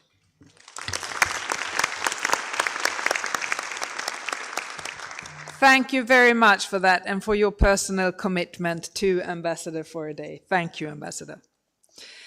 Let us then turn to Her Excellency Ms. Catherine Wong, Ambassador of the Republic of Singapore.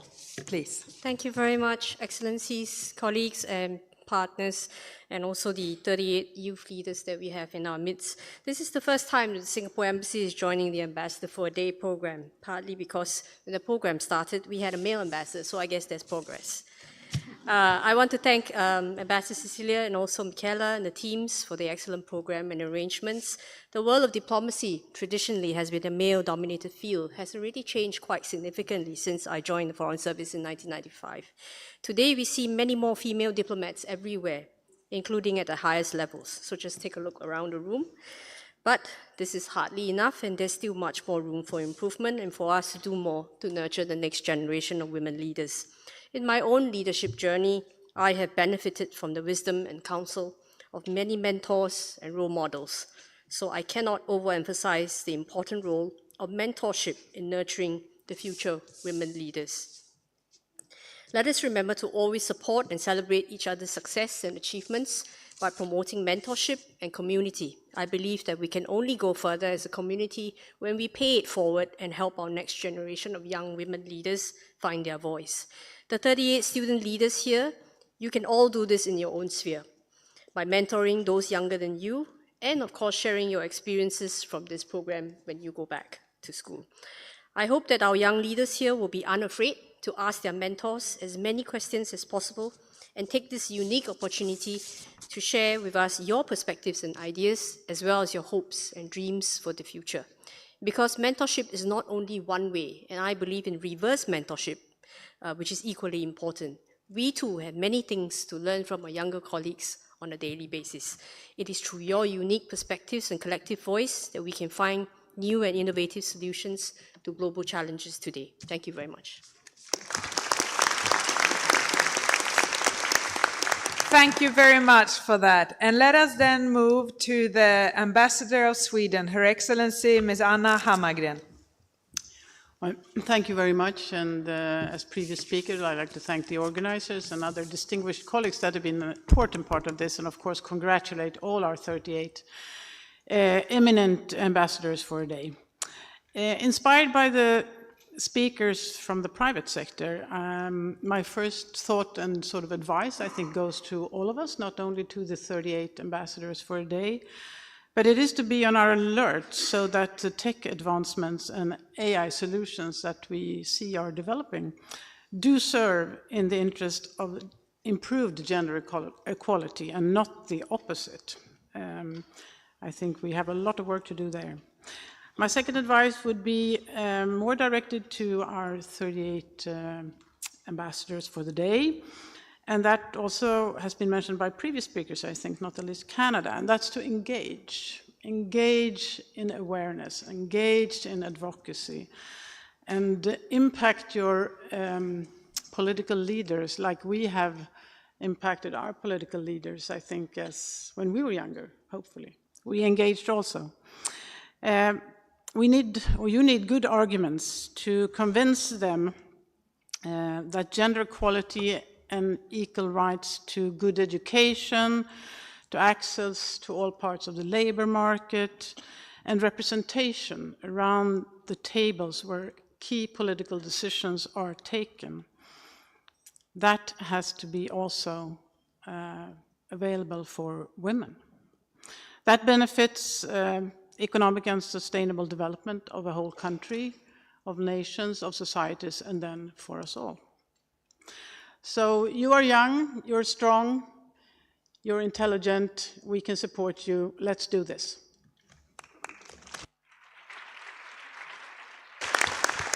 Thank you very much. Then, on behalf of the Ambassador of Mexico, Her Excellency Liliana Ferreira Silva, let me give the floor to Ms. Luna Atsimba, Deputy Chief of Mission. Over to you. Thank you. Good morning. Excellencies, participants, UN representatives, ladies and gentlemen. It is an honor to address you all today in this very important forum. Mexico has a long-standing tradition and a historic commitment to support and promotion of human rights and gender equality. We have been active promoters of the human rights of women and girls in every sphere, including in international arena. Initiatives as Ambassador for a Day is a very valuable tool to promote gender equality, as it helps to erode stereotypes of women in professional settings, creates links among youth who wish to promote gender equality, contributes to develop new masculinities, and is a way to provide fresh and new ideas on how to promote human rights and equality among younger population. In that sense, Mexico is proud and grateful to be part of this initiative. A piece of advice to all our wonderful 38 ambassadors for a day. To all of you, remember to believe in yourself and never give up on your dreams. Thank you.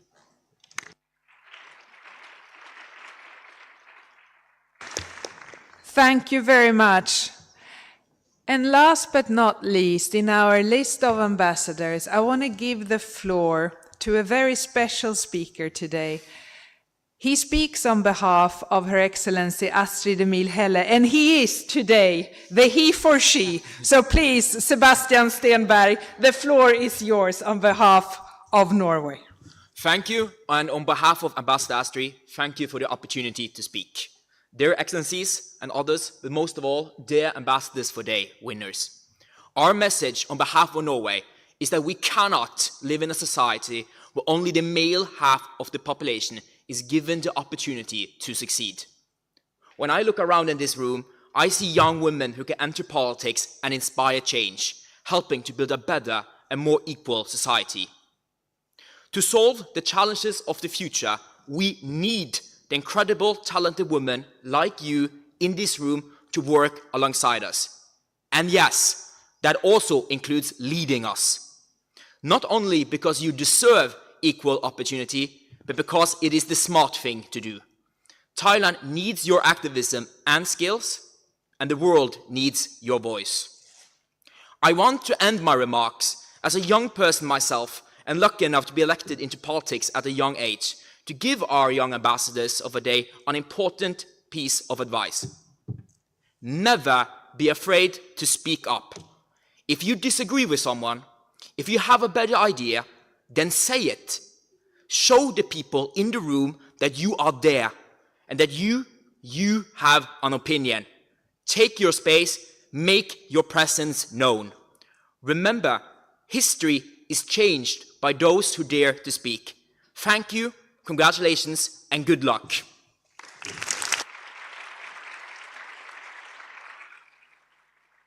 Thank you very much for that, Sebastian.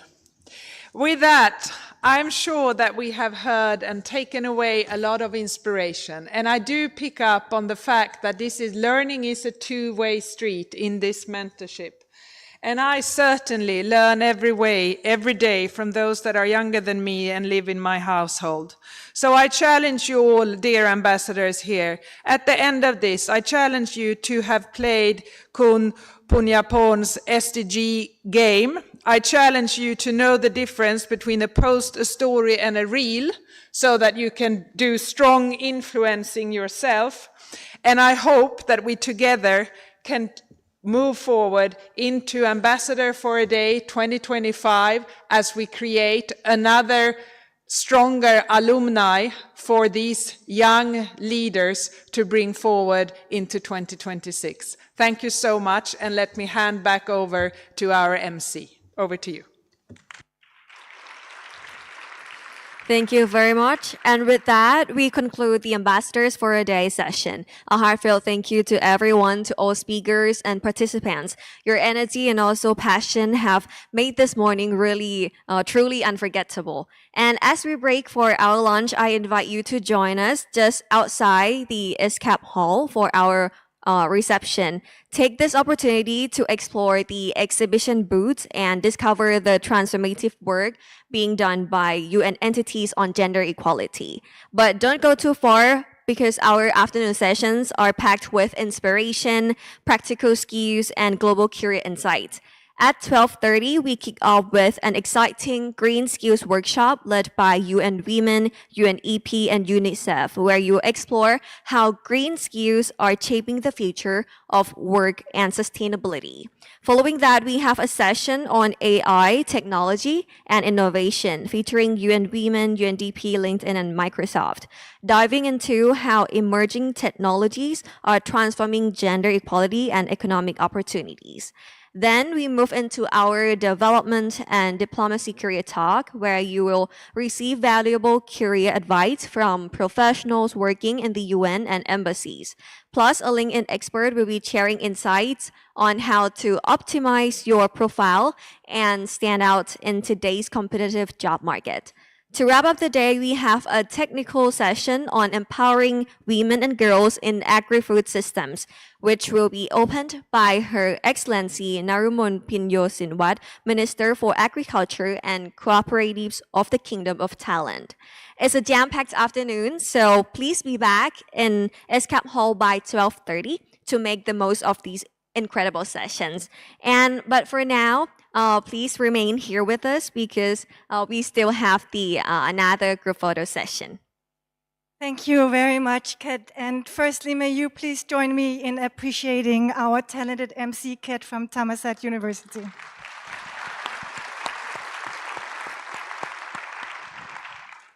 It is a very special International Women's Day commemoration this year, and this is why we want to make sure that we all have at least a digital memory to carry with us in our pockets as we go out and make all of those changes we were inspired to do today. But before I invite you on stage for the group photo, maybe I please outline how we are imagining the setup. Firstly, our Executive Secretary of ESCAP with the UN Women Regional Director is going to stand here in the middle with our UN Resident Coordinator and all of the ambassadors participating in the Ambassadors for a Day initiative. They are all seated here in the first two center rows, together with our Secretary of State for Equality of Timor-Leste. So this will be the first row. On the second row, I would like to invite all heads of delegations seated on the third row to my right, your left when looking this way, and over here on the second row, together with all of our UN heads of entities, many of whom have been participating in the Ambassador for a Day initiative as well. And once we have these two rows in a very nice line, I will invite all of the participants shadowing the ambassadors today, the winners of the initiative, to come and fill out the stage. Then we are going to have one photo looking straight, and once you have looked up with a big smile, I will no longer be standing between you and the lunch just outside. So let me firstly invite our Executive Secretary, UN Women Regional Director, please, Michaela Friber. Participating embassies for the Ambassador of the initiative. On the first row, we have Australia, Thailand, Peru, Norway, Philippines, Canada, Finland, Guatemala, Mexico, Pakistan, Romania, Singapore, Sweden, and also joined by Timor-Leste, please. First row.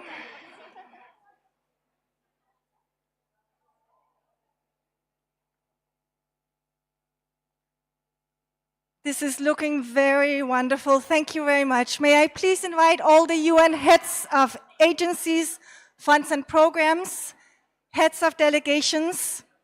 We have our diplomatic corps, Egypt, Switzerland, Belgium, Turkmenistan, India.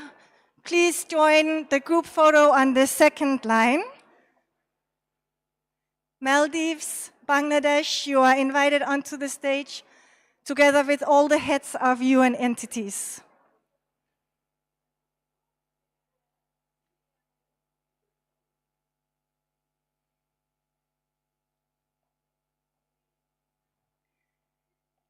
Thank you very much. Now may I please invite all of the shadows, all the winners of the Ambassador for the Initiative to please come on stage, fill out the third row, fill out the stage. Get ready for a big smile.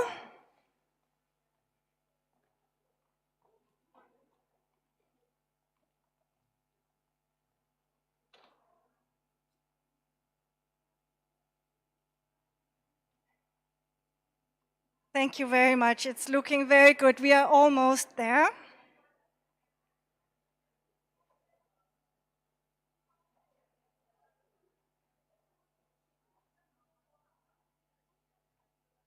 So we have our photography team here in the middle.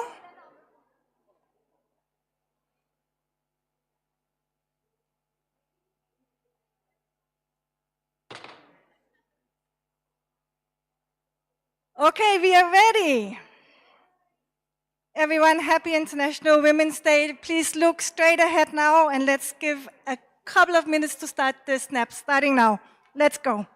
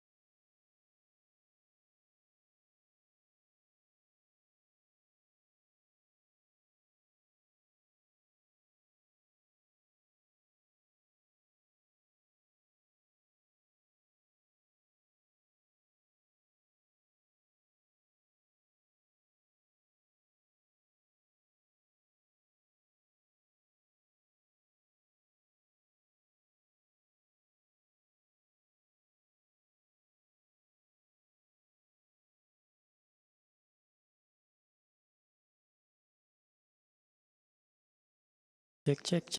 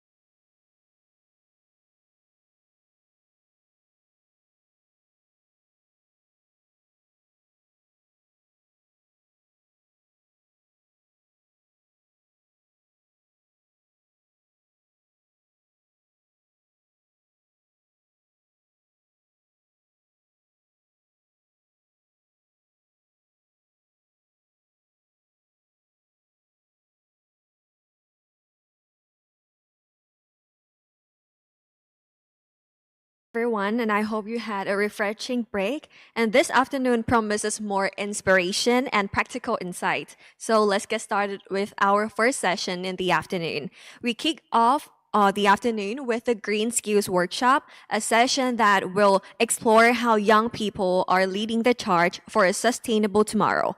I'm pleased to welcome Marjana Ankanin, Adolescent Skills Consultant for UNICEF East Asia and Pacific Regional Office. Jana has over 8 years of experience working across Asia Pacific on meaningful youth participation, social innovation, and gender transformative skills development, and supporting advancing young people's skills, employability, and transition to decent work. Over to you, Jana, to lead us through this exciting workshop.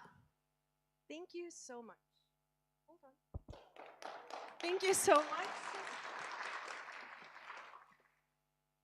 Is it open now?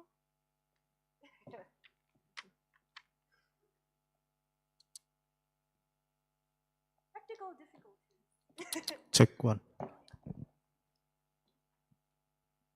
Thank you so much for that wonderful introduction. One comment that I have, though, is that my name is pronounced as Yana, Miriana, but you can call me Yana, but it's spelled right. It's with a J. So that's me. And I'll be joined later by Chan, who I will be introducing later. So for this session, this is a work that we've been co-creating together with our partners, UN Women, UNEP, as well as our UNICEF South Asia office, our Europe and Central Asia office, but at the same time with girls and young women here in Asia Pacific. So I'm very honored to be here in front of you all today, and thank you very much for staying. I will try my best to be as energetic as possible, given that it's the low energy time after lunch. But here's an overview of our agenda for today. So introductions, we'll do a quick pulse check on where everyone stands in terms of green skills. I'll do a quick presentation on green skills for girls, why this matters specifically. And then we'll do a little fireside chat with Chan, who you've heard from this morning, for her to share a little bit more about her journey in navigating the green economy and the world of work. And we'll wrap up. So this would be a very quick session, and I won't keep you waiting. So now let's do a pulse check. So this is a true or false activity. If you think the statement is true, raise your hand. Could be left or right, doesn't matter. But if you think it's false, just keep your hand down. Okay? All good? Yes? I need more energy. Yes? Okay, great. So first question, true or false? Girls and women face additional barriers to enter green jobs compared to boys and men. True or false? 3, 2, 1. Answers? No need to be shy. True or false? Do we raise our hands? Raise your hands if it's true. Put it down if it's false. Great, everybody knows it's true, so it's a good start. It's a good start. They do face additional barriers, and we'll talk about that more later. 1 in 3 girls ages 15 to 24 are not in employment, education, or training in Asia Pacific. Do you think this is true or false? 3, 2, 1. Raise your hands if it's true. Okay, I think majority thinks it's true, and the answer is true.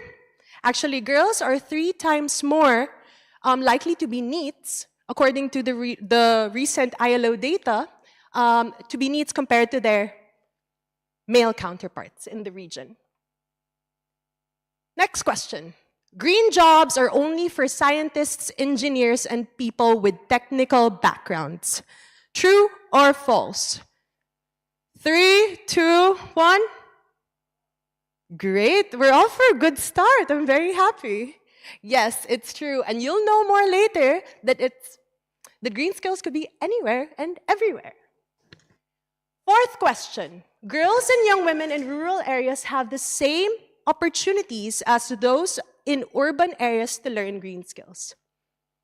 True or false? 3, 2, 1.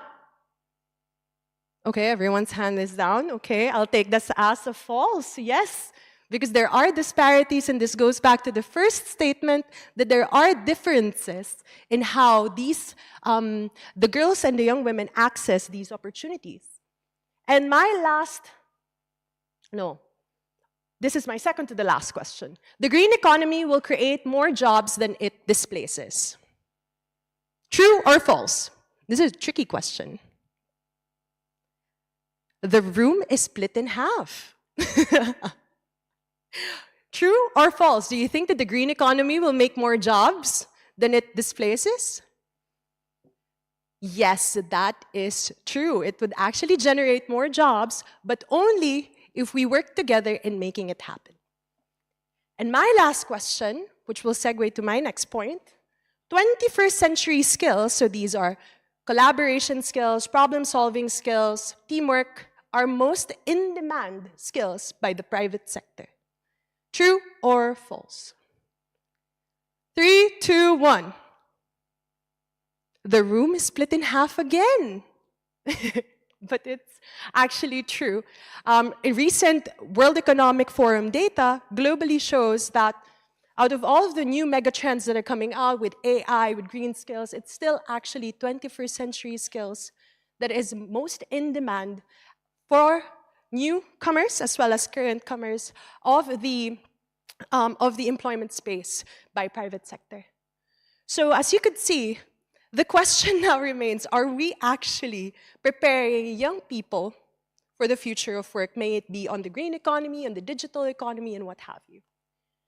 Now you can see here, I am so sorry that it's pretty tiny, but basically this graph shows, and you could access the Future of Jobs report by the World Economic Forum that was just released a few months back, early this year, that 21st century skills are still the one in most demand. But one thing that comes right now is that green skills is also entering as part of the top 10 in demand. And this is due to the commitments, the national commitments that have been done, may it be through COP, through private sector that has been making commitments on the climate mitigation, climate adaptation, addressing climate change and what have you. The demand is definitely increasing for green skills. But are we actually prepared for that? The realities tell us that, for example, in Southeast Asia, in the ASEAN region, 72% of employers expect climate mitigation to transform their businesses by 2030. And that's a short period of time. That's just 5 years. And 72% of them already expect that they'll be changing. But the demand is already outpacing the supply as well. As I've said earlier, national commitments are not being translated into workforce development, right workforce development, may it be on green skills and 21st century skills or on digital skills as well. As mentioned in the graph, in the questions as well, 1 in 3 girls are also not in education, employment, or training. So where are they? Or what are we doing to actually bring them into the system as well? Nearly 1 in 4 young people in Asia Pacific don't even know about climate change. They couldn't explain it to their counterparts. And last would be, despite the increase, and we've heard this earlier this morning, despite the increase in enrollment rates and school completion rates for girls, these gains are not translating into them accessing decent jobs or being able to be given that pipeline, because dropout rates remain persistently high due to financial barriers, early and forced child marriage, gender-based discrimination, and a whole other set of things, caregiving responsibilities and what have you. So provided this reality check that we currently have, we've also consulted with the young people that we work with over the past year to know what their understanding is of green skills. And I'll be sharing with you a little bit about what they've been telling us. Green jobs are misunderstood. So for the young people that we've consulted, green jobs are viewed as less desirable, as it usually is equated with agriculture, particularly here in Southeast Asia. And we know that's not true, because green jobs could unlock high-value work and employment. Next is that green skills are heavily undervalued. There is a struggle to see how these skills connect to their real-life experiences, because we're very technical and jargony in how we explain green skills. Opportunities are also very scarce and inaccessible for these young people to even be able to access. So may it be skills building trainings, informal or non-formal education, career guidance, mentorship, internship opportunities, they're basically just not accessible or they don't know where they are. And as I mentioned earlier, they're very jargony, they're very theory focused, that it's so hard for them to even grasp what we're trying to say. But when we talk about it with our indigenous young people, our indigenous girls, last week we had a session for APFSD with indigenous girls, and we've asked them, what are green skills for you? And basically they said that we do this on a day-to-day basis. You just placed a label to what we're trying to do here. And I think that's why we need to be very intentional with the work that we do in trying to make sure that we have everybody on the table. And last, that goes to my last point, is that there are unequal opportunities for girls and young women in these spaces because they're just basically not provided these spaces or they don't know where they are. But we also do know, and this is what gives us hope, that most girls and young people already possess these green skills. They just don't know that they are green skills. And I think that makes that gap in terms of what employers are looking for, as well as what young people currently possess.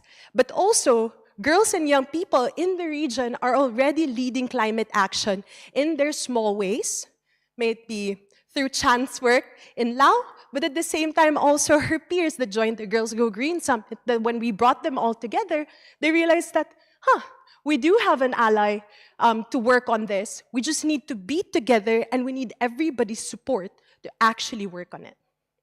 So with that information that we currently have, at UNICEF, we've developed a green skills framework that basically defines green skills alongside our other UN agencies to be knowledge, abilities, values, attitudes needed to live in, develop, and support a sustainable and resource-efficient society. So to us, there are 3 interlinked categories, and there is actually a QR code for the report down there. If I could just move, kind sir, up. So you could see the diagram and the information more fully. But there are 3 interlinked categories for us. One is skills for green jobs. So these are the technical occupational skills that are similar to those in other sectors, but are adapted to address environmental challenges. So this could be engineering, science, ICT, so STEM, but also project management. Green life skills are basically transferable 21st century skills that are essential across all professions, regardless where you are. So this includes teamwork, problem solving, leadership, communication, basically everything that private sector has been telling us to continue on investing in education systems, may it be formal or non-formal. And last would be skills for a green transformation. So these are skills that are needed to drive system level and policy level change to meet the 1.5 Celsius degree climate target that we currently have. So this includes coalition building, systems thinking, futures thinking, all that high-level words. But I'll give you a few examples as well to make it a little bit more understandable and how this applies in our green economy.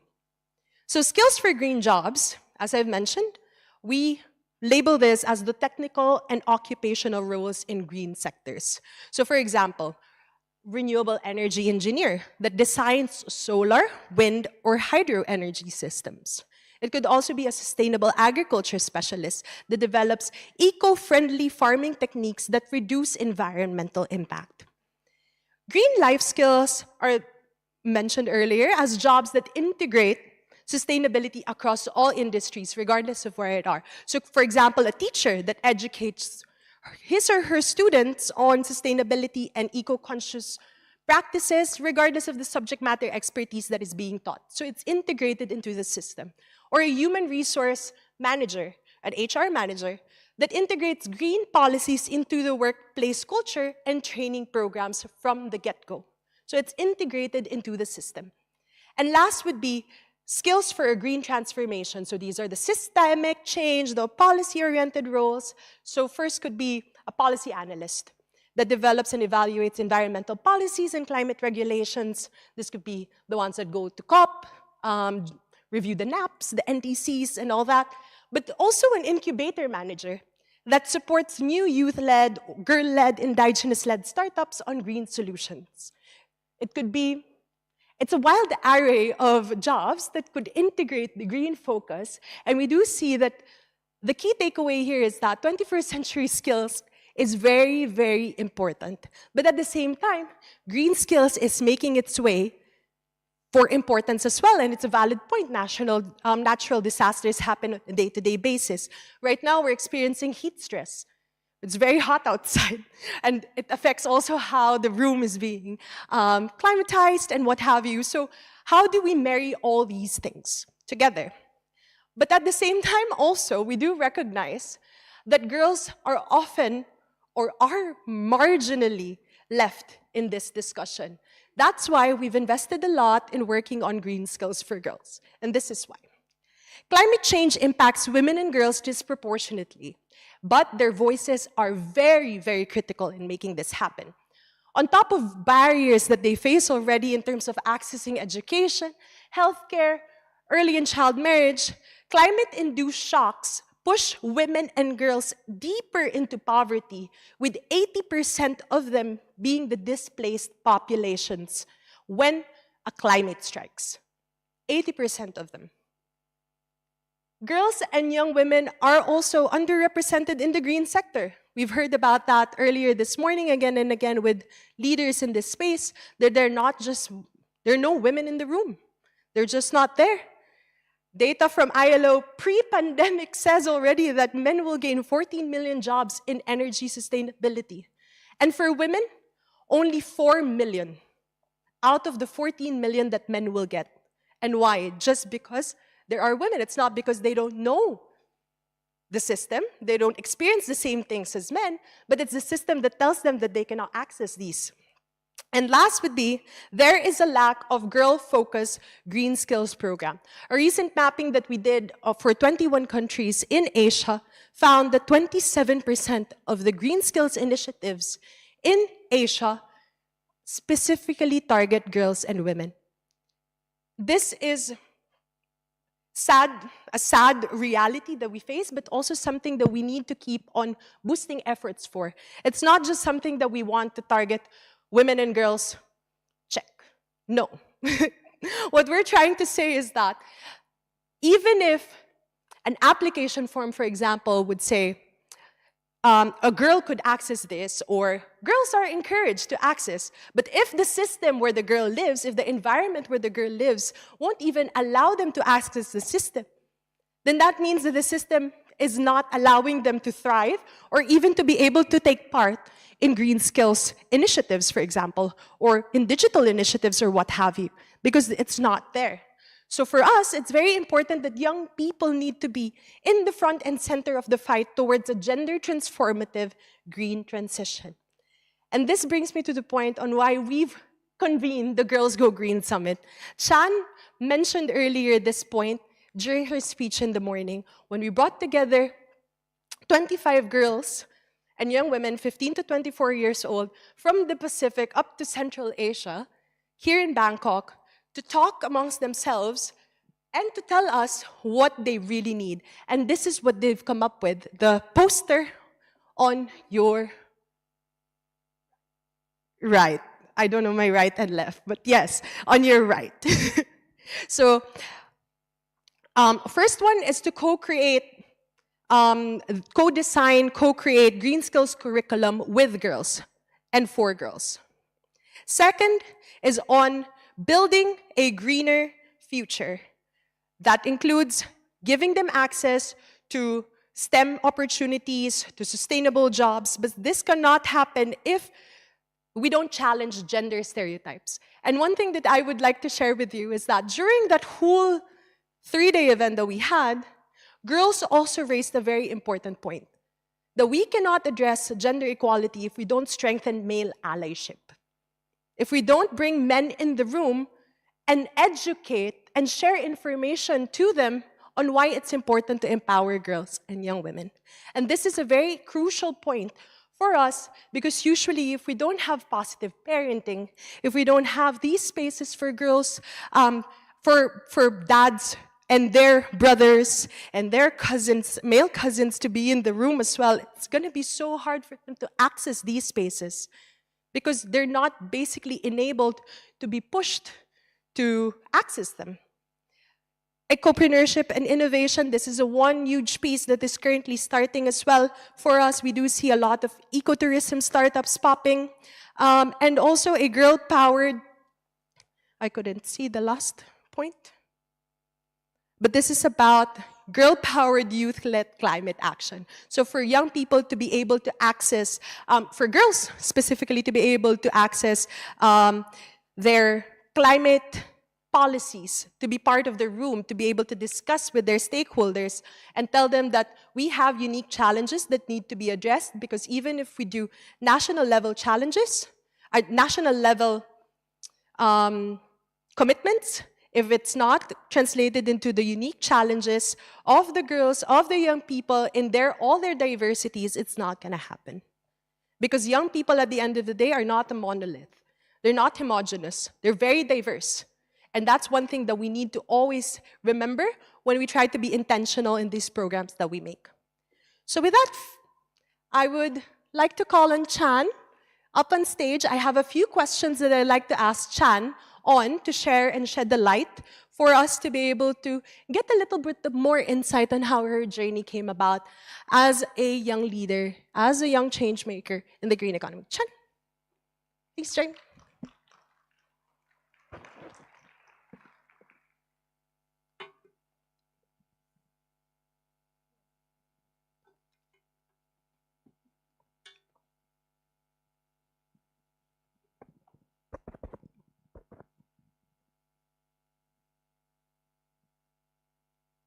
Hello, good afternoon. Let me pull out the questions. Okay. I will wait for you. Great. So Chan, what inspired you to explore green skills, and what was your first step to this space? Actually, like I already shared at the morning, the thing that inspiring me to interesting or explore about green skill is like in the past in my province. At that time, I was 13, and I remember that it's about 2018 to 2019 in my province faced with climate change like flood and landslide, and it is affect to the life of people in my community, especially children. It forced the school closed for many days, and they living without to access to education. And from that situation, it's make me try to think that's why it's that and what are climate change or environmental issue, then inspiring me to interesting and to reach about that. And moreover, I saw the many people they are climbing with that situation, then it sparked me, inspiring me. And yes, that is also be the first step to me to into this space. Yes. Chan, can you share a little bit more about how you've been working with your community as an indigenous girl and imparting to the kids, to the children, the impact of climate change? So how usually do you do that? Do you teach them? Okay. Yes, actually, in the past, that from the situation, it's inspiring me to interesting on volunteer. So I be a volunteer, but at the time I never be a youth advocate of UNICEF. I just organize the small activity in my school, in my village, to raise awareness about environmental and climate change. But on 2023, I have the opportunity to become a youth advocate of UNICEF.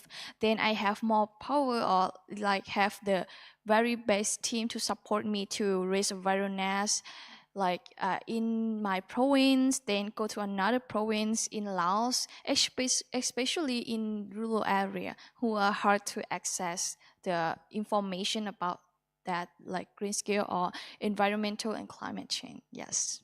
Thank you, Chan.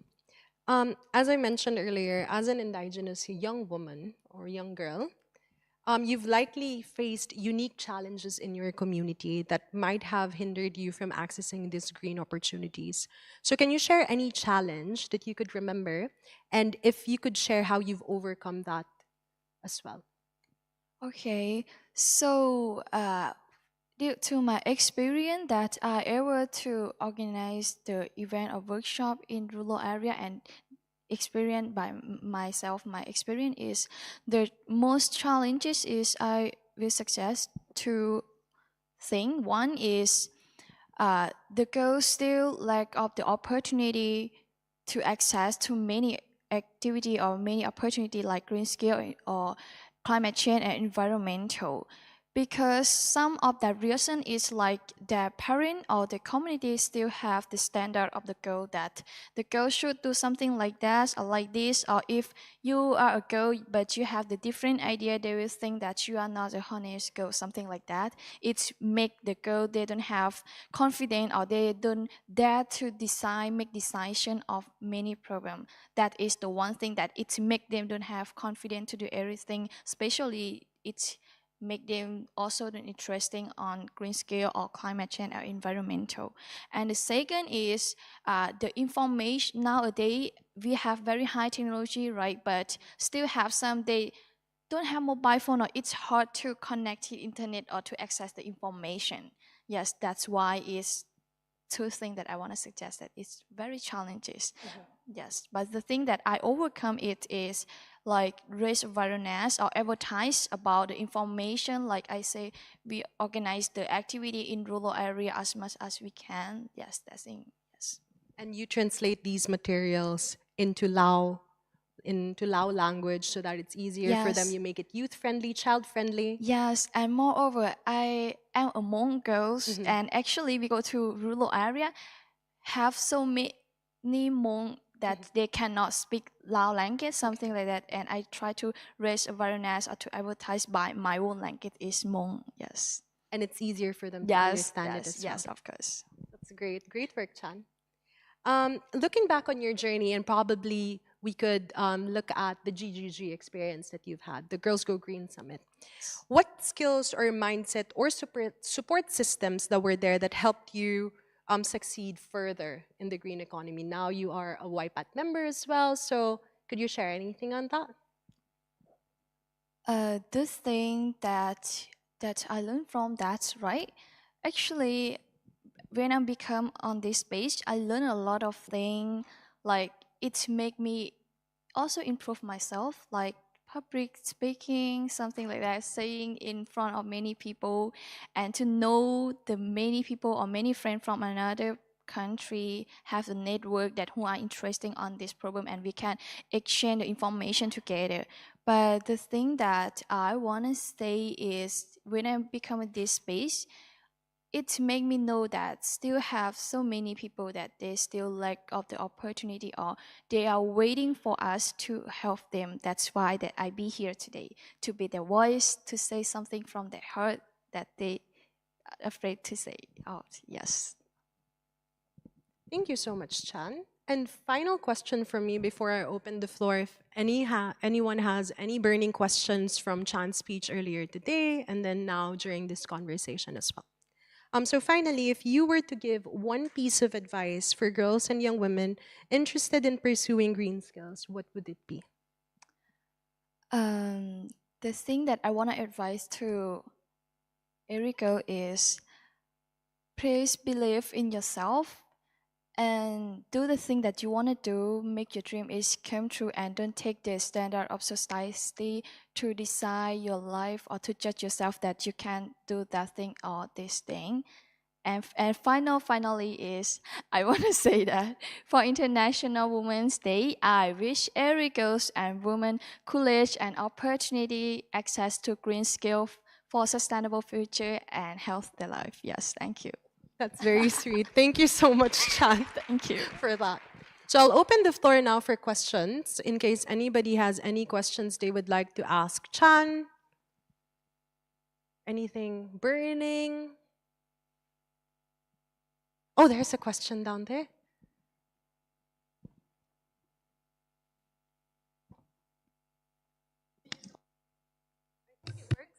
press the button. Oh, okay. Sorry. Hello, Chan. Thank you so much for your inspiring words. And I also find your energy and commitment very inspiring as well and fulfilling for my own background. I have similar background like you in the sense that my mother is half Hmong. And I also want to hear from you, especially to understand from your community that you're living in now, how is it that the young girls overcome the very strong part, I would say, especially from the hierarchical perspective of your society, where the men makes all the decision. Is it still like that in your current community that you're living in now? And how do you think that in the future, especially in the 21st or in our current century, with technology of AI and also the social media that is being highly used all over, is it going to make some sort of a difference in your society there? So a few things.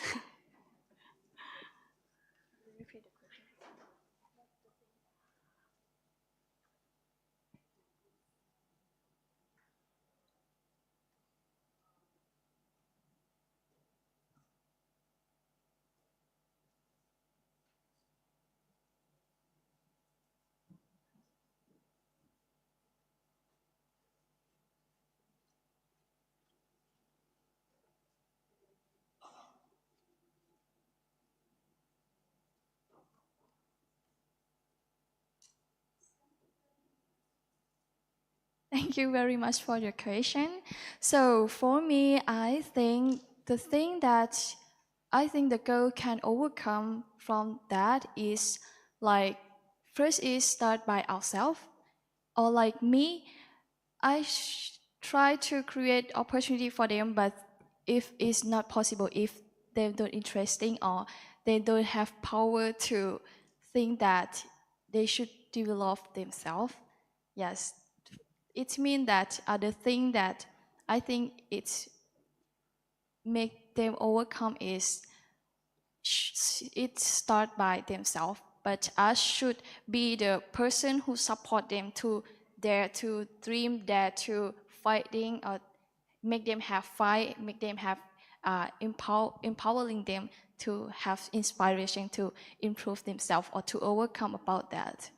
Yes, I'm not sure that you I answered is the point or not. Yes. So I think what Chan is saying is that making sure that the community, but at the same time, female leaders in the community, their moms, their sisters, are there rallying together with them Yes, to I be want to hear able about that. to support in making sure that these spaces are accessible to girls and children Yes.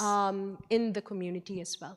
So, and on technology, if that could be of any support to your community as well. Yes, of course, but from this thing, I think now it's talk about my community.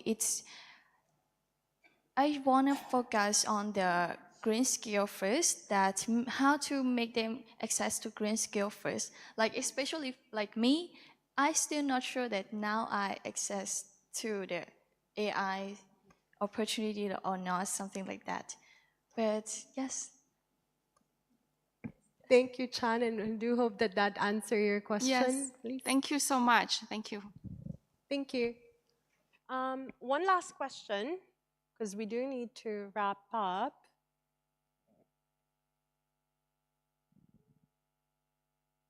If none, then thank you very much, Chan, for your time and for joining us here from Lao. And we're very happy to have you share your story with everybody in the room, but also those joining us via live stream, which I heard that your peers are actually listening to right now. So hi, everyone. Okay, so if I could just go to the final slide. So these are a few resources that we have at UNICEF EAPRO. So the first one is our vision for a skilled, employed, and empowered workforce in the region. So this basically outlines where green skills and green jobs are for us. But at the same time, also this recognizes life skills for employability as an important piece, as well as creating a girl-focused, girl-empowered workforce. Second is our Future Ready report. So I've shared about the mapping earlier of 21 countries in Asia, that only 27 of them focus on specifically on girls and young women as part of that initiative. So here you could see best case examples as well from different parts of UNICEF country offices that have been leading the way. So we do have, like from Kazakhstan, nanosatellites girls are being trained as coders to support in developing nanosatellites. In Mongolia, we also have girls monitoring air quality systems together with the national government and making sure that we mobilize different parts of the community as well.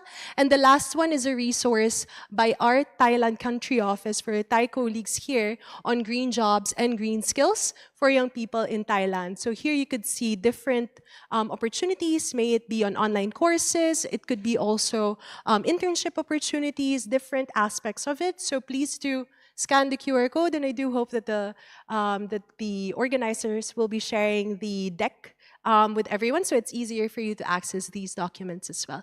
So with that, thank you very much, everyone, for your time and for listening to me, and Chan as well. And we do hope that this could be a start for collaborations in making a gender transformative green transition. Thank you. Khop kun ka. Thank you very much. A big thank you to Yana and Chan, and also participants joining in this session as well for such an insightful session on green skills.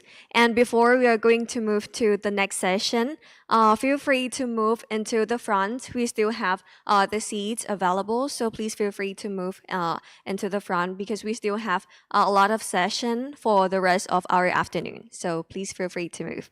All right, so next, let's explore the powerful of technology and innovation to break barriers. Leading this session is Caroline McGrath, who leads Microsoft's AI skills for a social impact team in Asia. This team is focused on driving inclusive economic growth through digital and AI skills training in partnerships with nonprofits, governments, and the education sector. So Caroline, the floor is yours.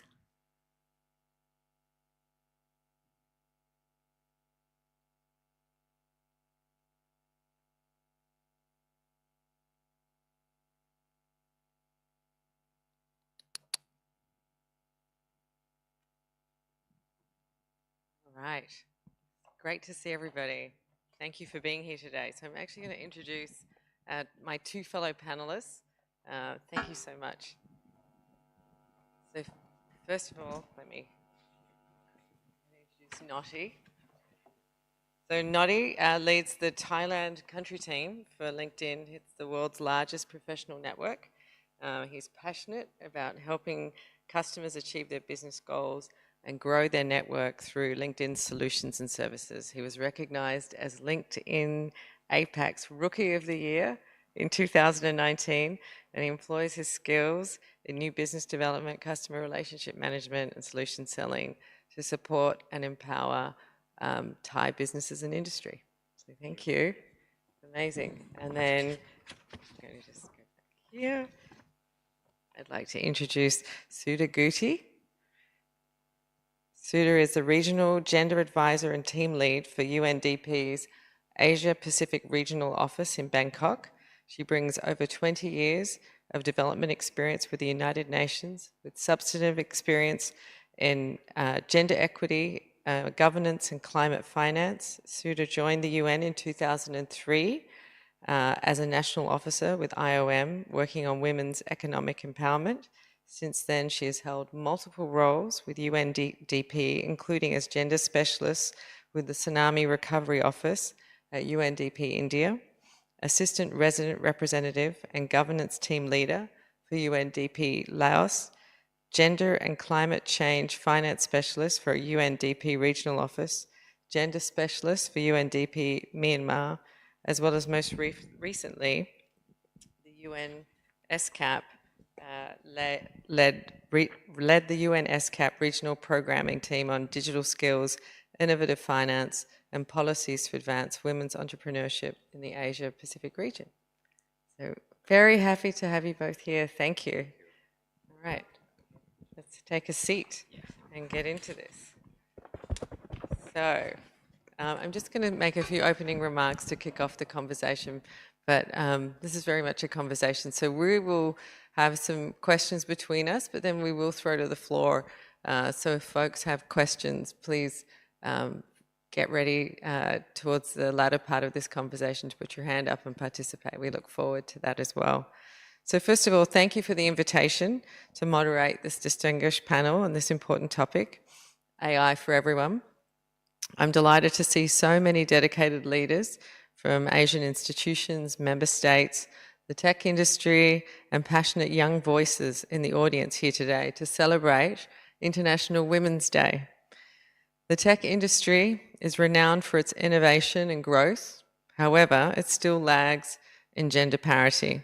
According to a recent World Economic Forum report, the IT sector has one of the largest gender gaps in economic participation and opportunity. Women represent a mere 28.2% of the tech workforce globally, highlighting a substantial underrepresentation in an industry that's both rewarding and thriving. The gender gap in the AI workforce is more pronounced, and one of our speakers earlier today talked about this a little bit, but we've got just 12% of AI researchers are women today, less than 22% of AI professionals are women, and only 16% of AI faculty positions are held by women. So today, we have the unique opportunity to come together, share insights, and develop strategies that will empower more women to thrive in the technology and AI sectors. By working collaboratively, we can create an environment where women are not only participants, but also leaders and innovators who are shaping the future. Closing this gap is not just about representation. It's a strategic necessity for global stability and progress. Women's involvement in decision-making processes leads to more comprehensive and equitable policies and practices. This is crucial in sectors like AI, where biased data, and this was brought up earlier as well, can lead to biased algorithms that produce decisions with far-reaching impacts on society. I look forward to today's panel discussions. Together we can make a difference and pave the way for a more inclusive and equitable future.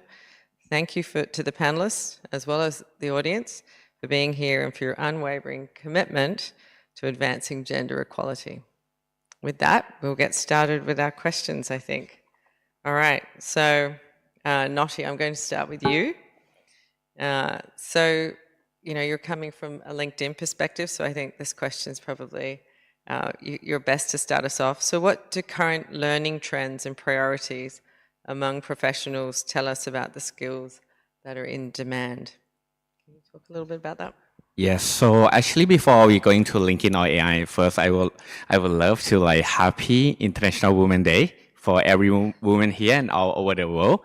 I think for me it's really pleasure for me. I've been to UN every year. This is my third year. Finally they push me on the stage.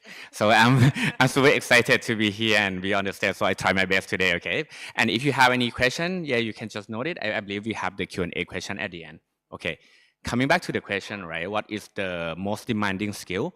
I would say that it's not because today the topic about AI, but everywhere is talking about AI. And when I mention everywhere, I'm talking about no matter going to be enterprise, public sector, or not-for-profit organization. So it means that the thing about the high demand skill, we cannot say that AI is not there. AI is there, but to me, AI is a little bit more broader than the skill, because when you're talking about the AI, right, there are a lot of definition that people look at it. Maybe it's the AI technology, maybe it's the skill that we have to understand the basic of AI.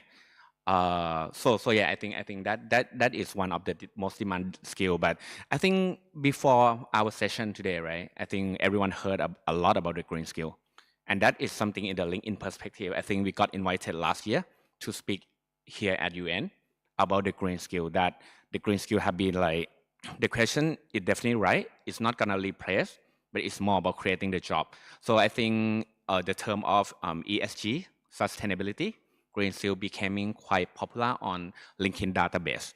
So we have a lot of, like, we provide a lot of courses specific on that skill. So I think green skill, yes, is another high demanding skill. I think another skill that I would like to share before I pass back to Caroline is like, I think we couldn't skip the human skill.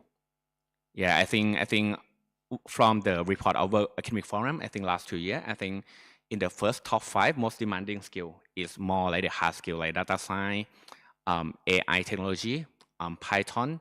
I think one of the skill that pop up in that top 5 skill, and it was quite interesting to me, it is learning skill.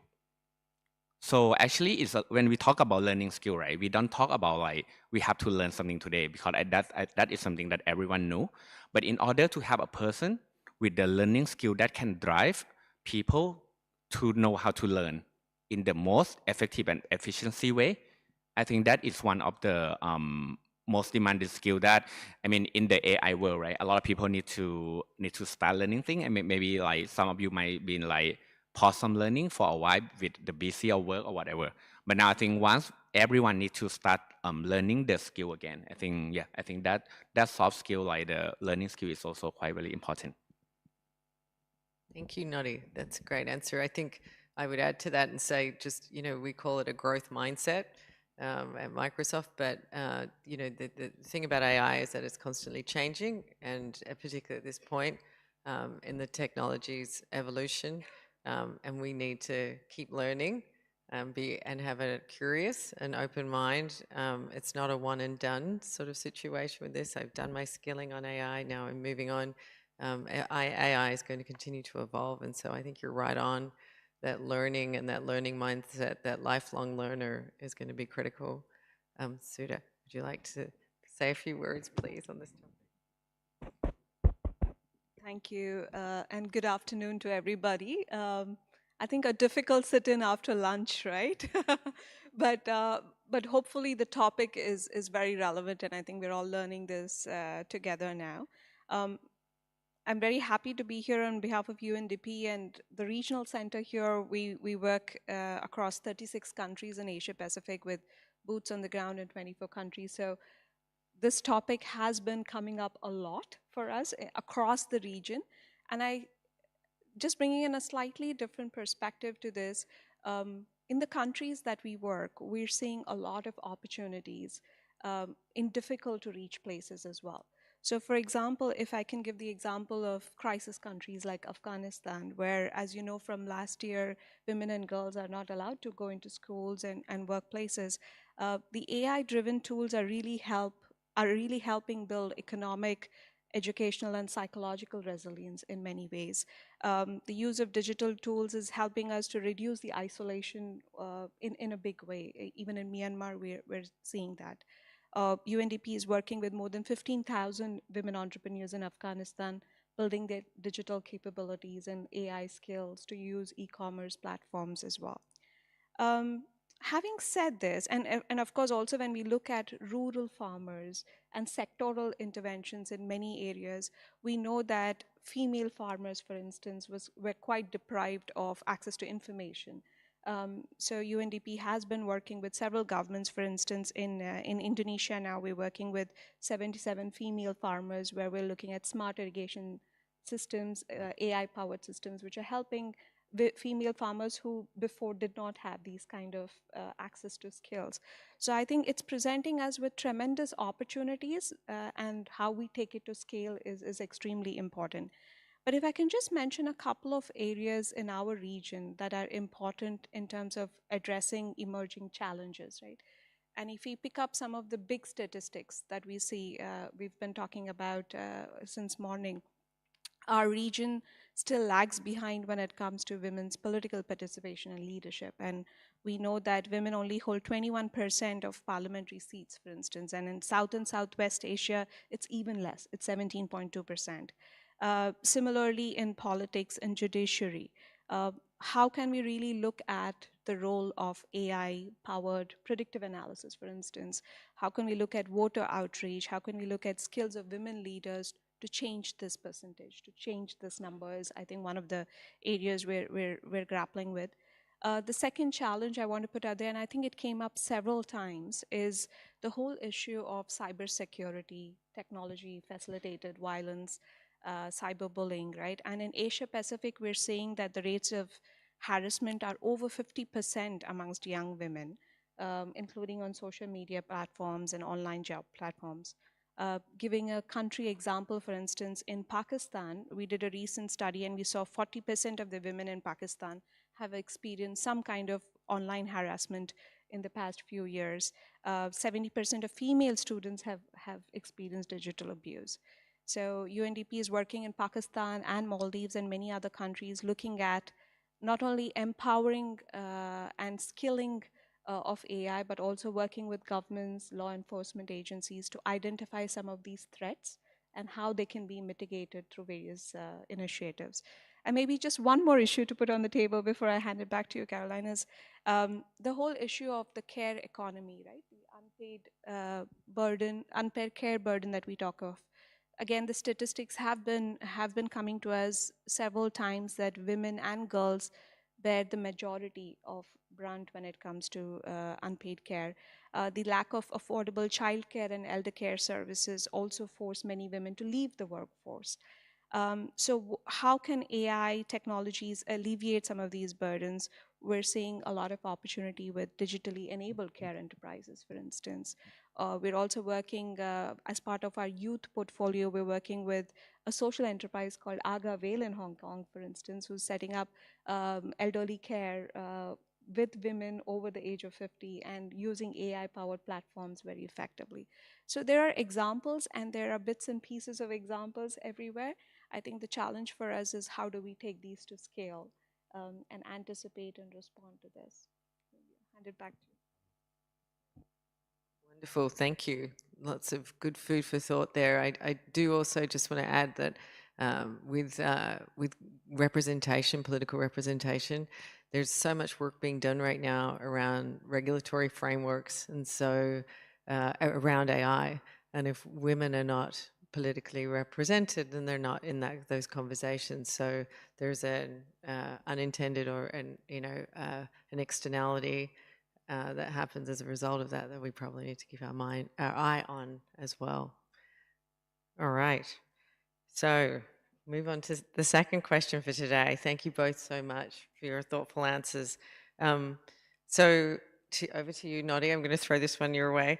How do you see the increasing emphasis on AI skills impacting the future job market? I think we have a lot of students in the room who would be particularly interested in your thoughts on this topic.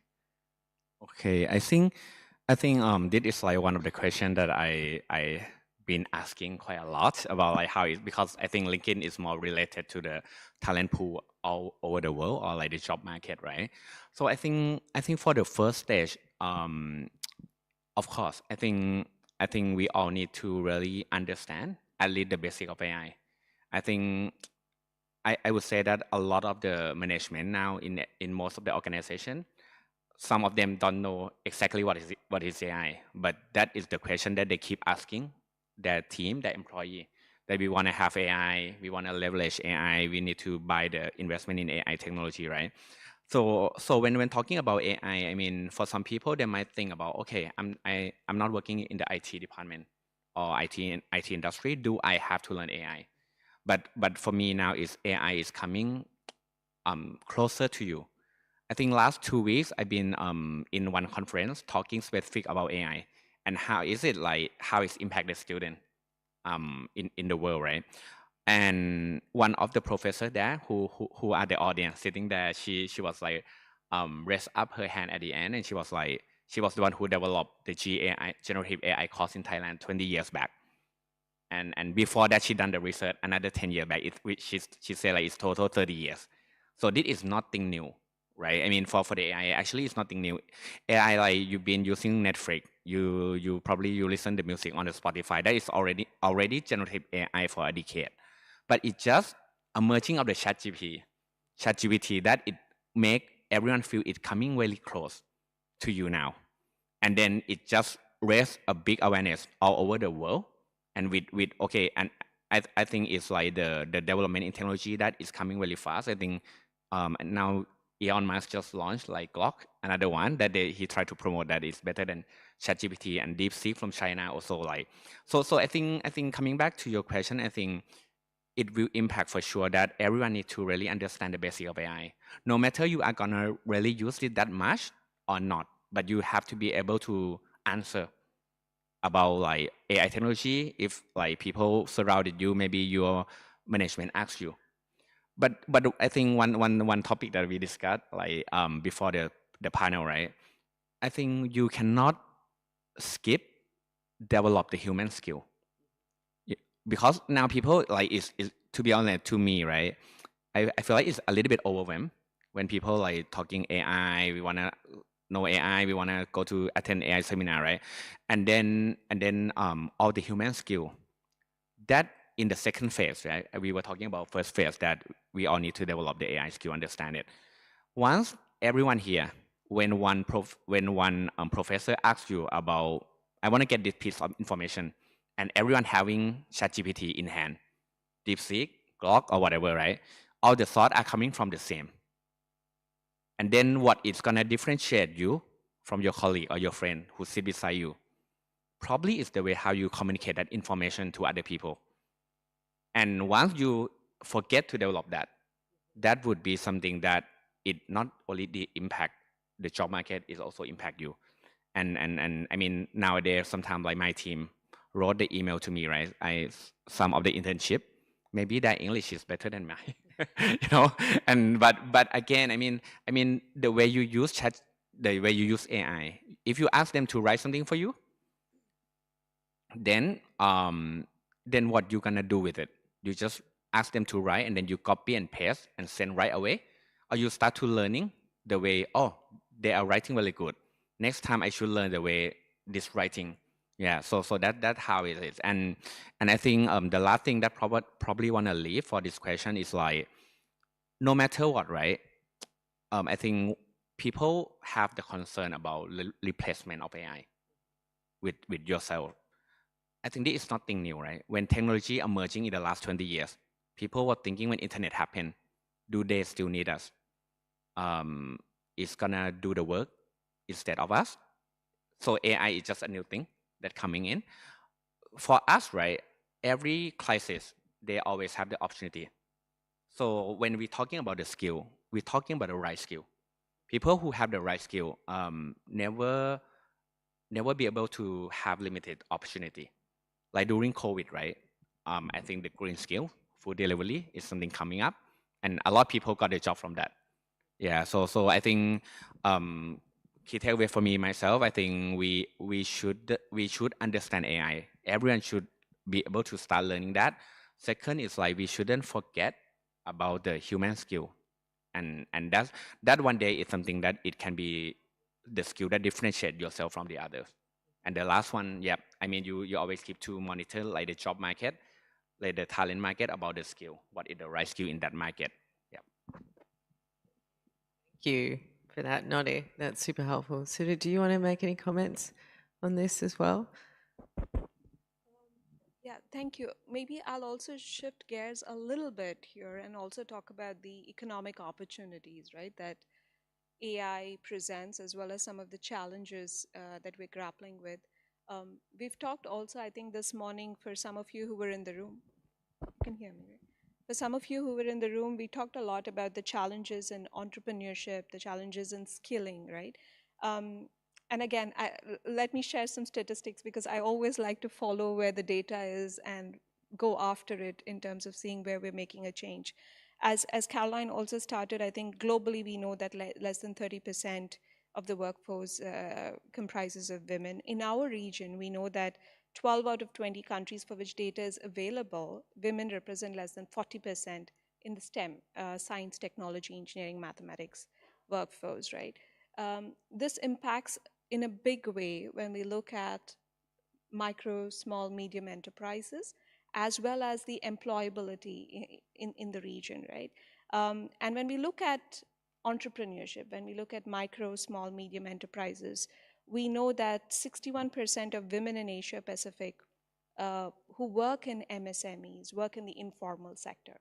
This also means that they're invisible, they're left out of access to credit, skilling opportunities, social protection benefits. We're talking about our market vendors, about many women entrepreneurs who are in the informal economy. So how are we looking at ways of skilling them? And the second is also looking at the whole employment opportunities when it comes to STEM. To just give an example, for instance, UNDP, we're working in China through a Japan-funded initiative, which is called Her Digital Future, where we're looking at training 5,000 girls across rural schools on STEM skills, on AI skills, so that they're not left behind when they're actually hitting the employability market.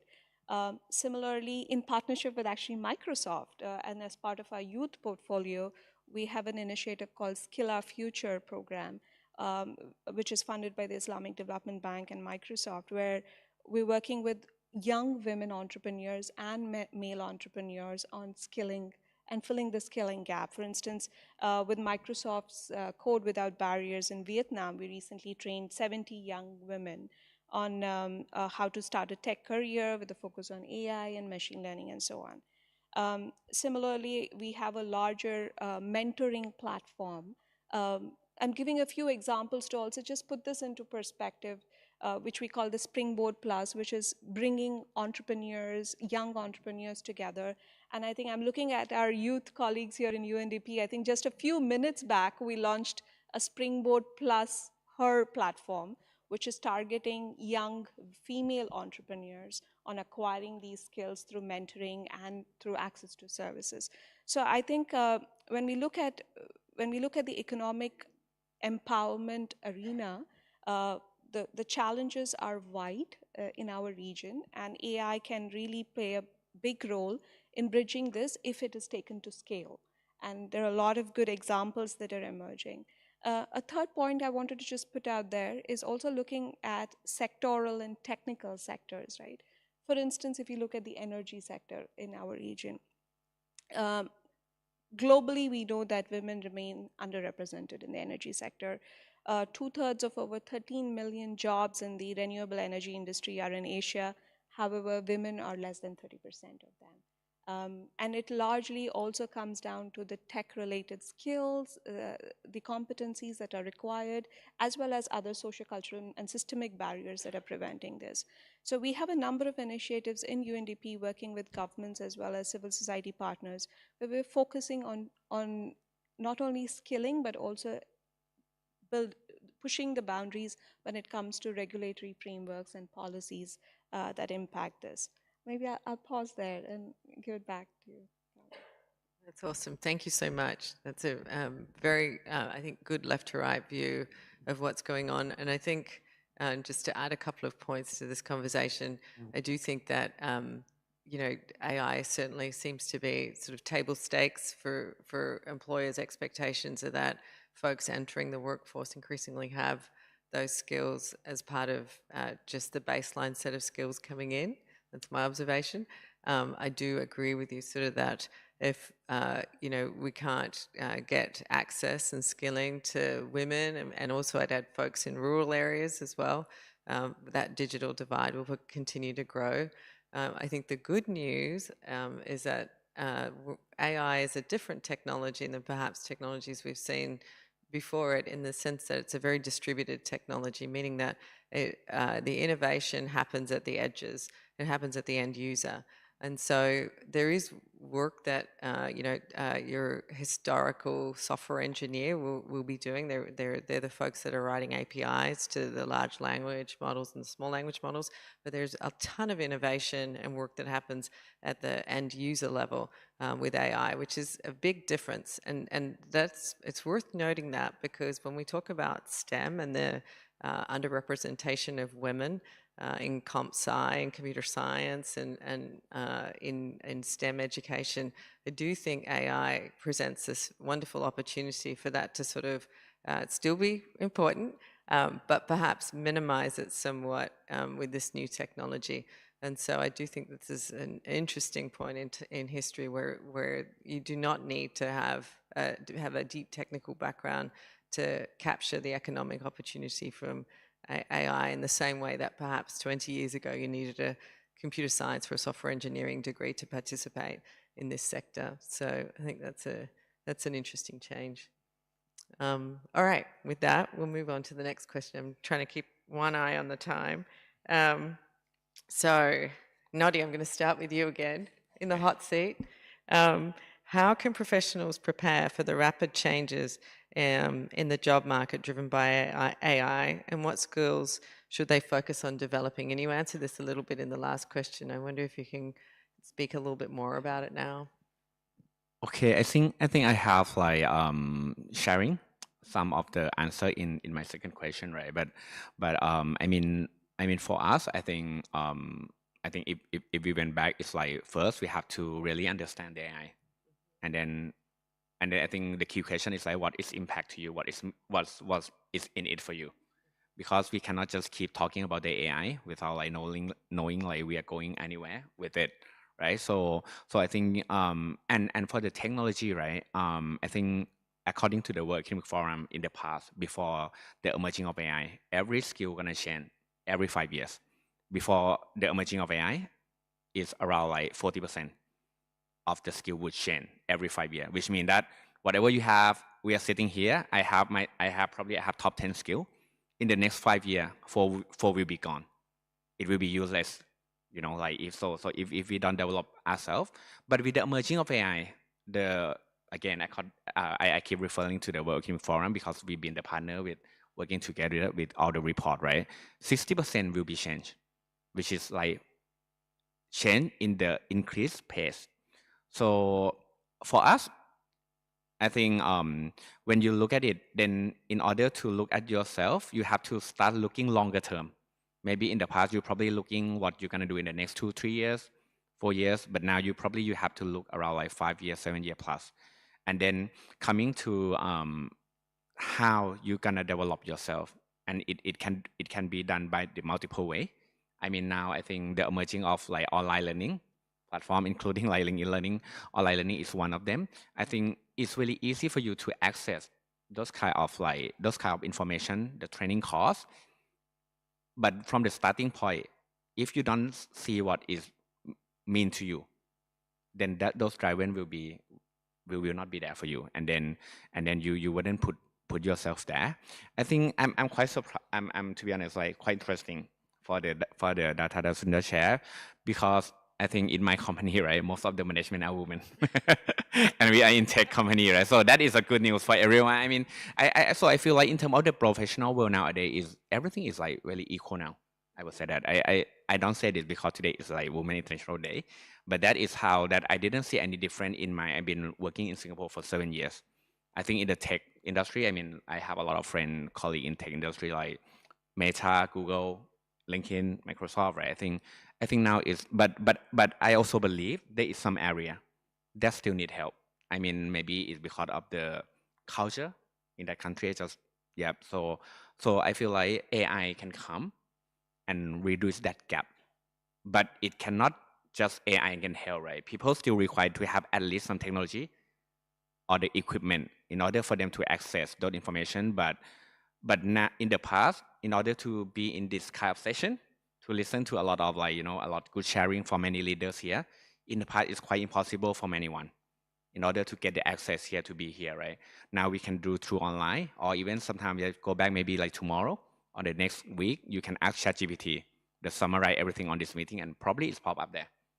So I think now there is a lot of way for help you prepare for the future world, but it's more important about yourself. Are you ready for it, or what is in it for you? Yeah. So that's my thought. Yeah. Thank you, Noddy. I think I'm going to add on to that just a little bit before I pass to you, Sudhir. But just again, that lifelong learning, I think with the rate of change that I'm sure all of you are feeling, I'm certainly feeling, it seems to be quickening, like just that commitment to lifelong learning when I interview candidates, I'm always looking for folks that are curious. I also think that, like, perhaps we were talking about this just earlier. I always tell my children that in the next 10 years, that it's going to be more important that you hone your skills on asking questions. You need to be the best question asker, not the person who knows the answer, because in an AI world, that's actually going to be a key skill for you to have. And to do that, just if you double click onto that idea for a second, like, how do we ask good questions? That requires critical thinking. And so I think that's a key skill that folks are going to need to continue working on. We're not going to outsource our grey matter to AI. We're actually going to have to, our brains are going to have to move up the value chain and actually be better at critical thinking and asking questions. And then emotional intelligence, I think you sort of touched on this, Nadia, as well. Just being able to, connect and interact with folks and be able to, make that human connection. That's something that AI is not going to be able to do. And I think it's going to be really important in workplaces, continue to be important in workplaces. It's important today. So that would be my add. Sudha, do you have thoughts on this topic about future skills? What should folks be developing as they go into the workforce? What skills should they be focused on? Yeah, thank you, Caroline. Maybe I could also just add, in terms of, given we have a diversity of participants here, how we look at this together, right? Like, as we look to AI and digital tech for the future, we're not in this alone. And I think we're all impacted by the various actors around us. Just to reflect a little bit on how we bring in that multi-stakeholder sort of approach, a whole of society approach, as we move forward in looking at this. Looking at, for instance, the governments, right?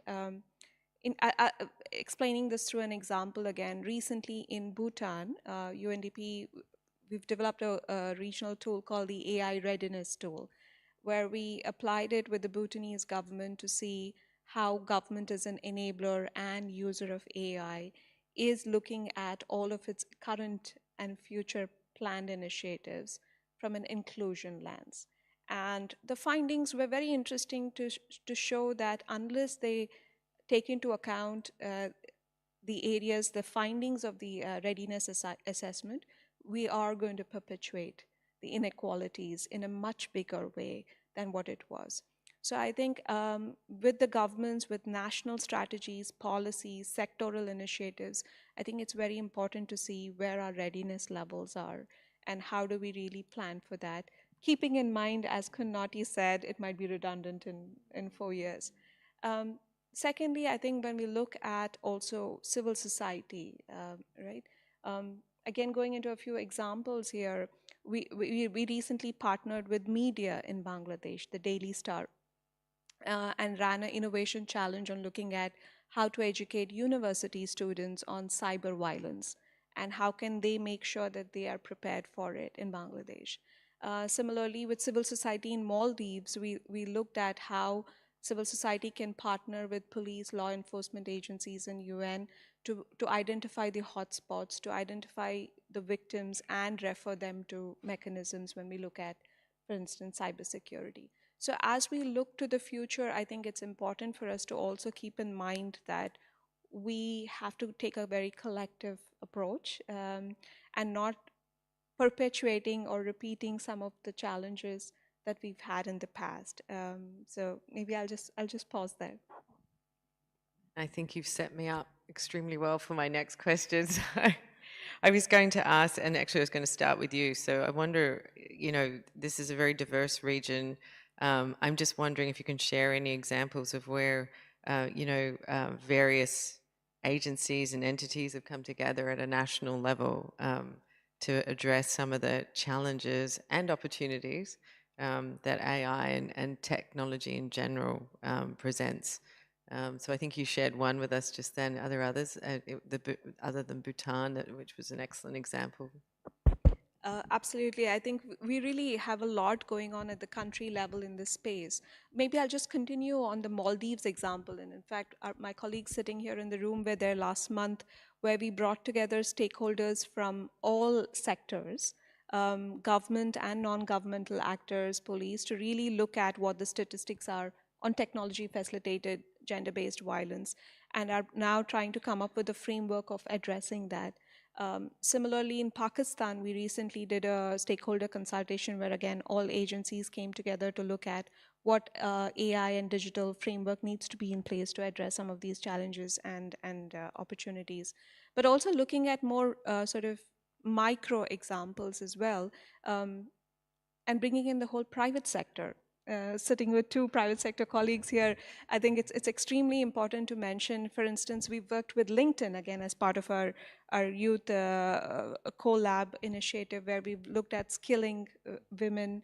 But in addition to skilling, I think private sector is increasingly playing a very important role in spotlighting some of the innovative fintechs, social enterprises, and investing in taking them to scale, whether we address AI and digital-led care economy, or whether it's about access to credit, linking them to venture capital or impact investing, as well as bringing in good examples and facilitating some of the future thinking like you're doing today.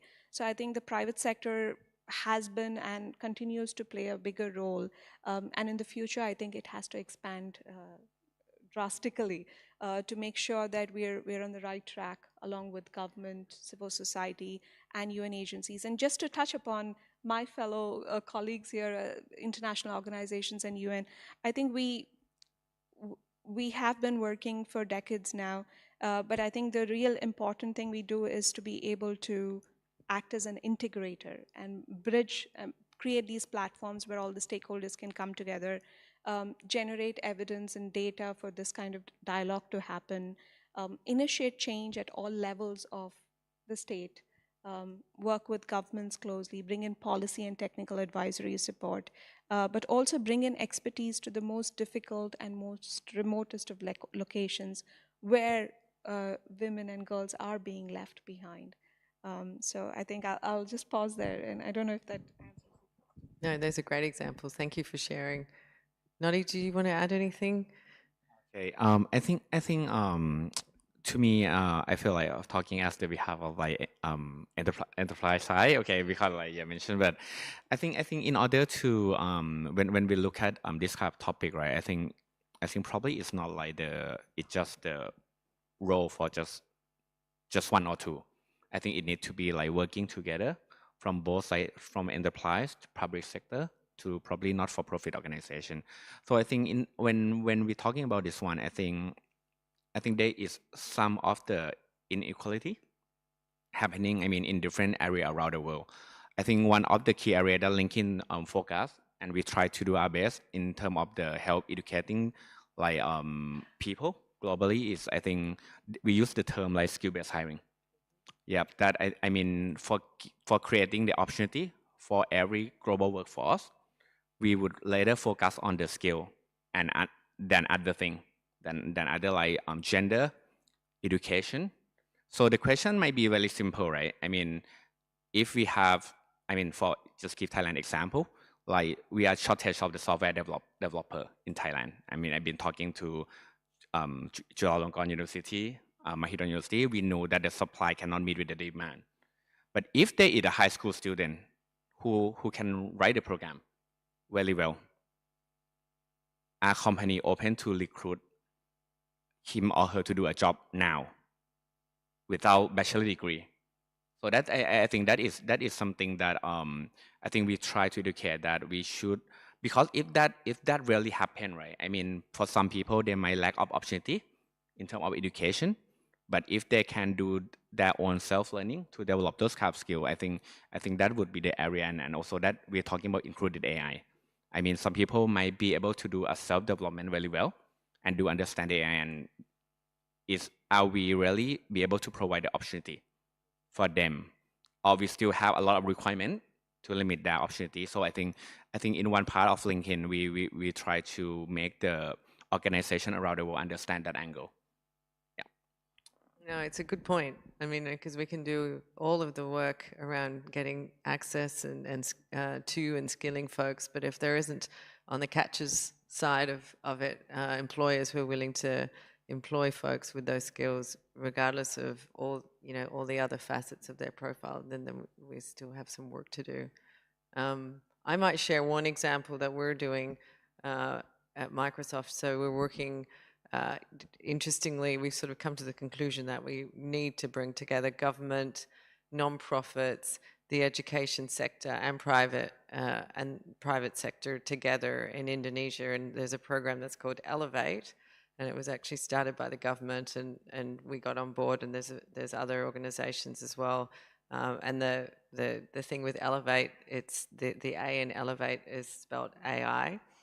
Because it's all about AI, and the realization and why this sort of wide-reaching consortium was pulled together in Indonesia is that the government sort of realized it's actually going to take all of the levers in this country, in society, to make this happen. It's going to take the education sector to train teachers, and for those teachers to then teach students. It's going to take the government understanding what AI is and then training its personnel to understand the various applications and opportunities to drive efficiencies and to help people get their work done in a better way than what they are today. It's also going to take private sector to create employment opportunities and invest capital into the startup market in Indonesia, so that there can be a virtuous cycle where we're getting students from school, placing them in jobs, giving them opportunities to develop within startups, as well as nonprofits, of course, and I think Sudha just spoke to some of the work that nonprofits are doing in this space, just to make sure that when we're pushing this through, or government's pushing AI through, they're doing it in an equitable way, that there's not one group that's moving ahead and the rest of society is falling behind. So Elevate, if you want to look that up, is a really interesting model for how a country has kind of said, we've got to pull all of the components of society together to make this happen, and we need to work in a concerted effort, and we need to have a plan that includes all of those sectors for this to actually work. So it's an interesting example. So I'm mindful of time. I think we've got like maybe 15 or 20 minutes left, and I do have more questions, but I might open it up to the floor to ask questions. If I think that might be, I might go off script a bit and ask folks to put your hand up, and then I think somebody at the back might be able to bring you a mic to ask a question, or if you're sitting in front of a microphone, perhaps you can just switch it on and ask a question. Any takers? Yes, go for it. Amazing. Thank you.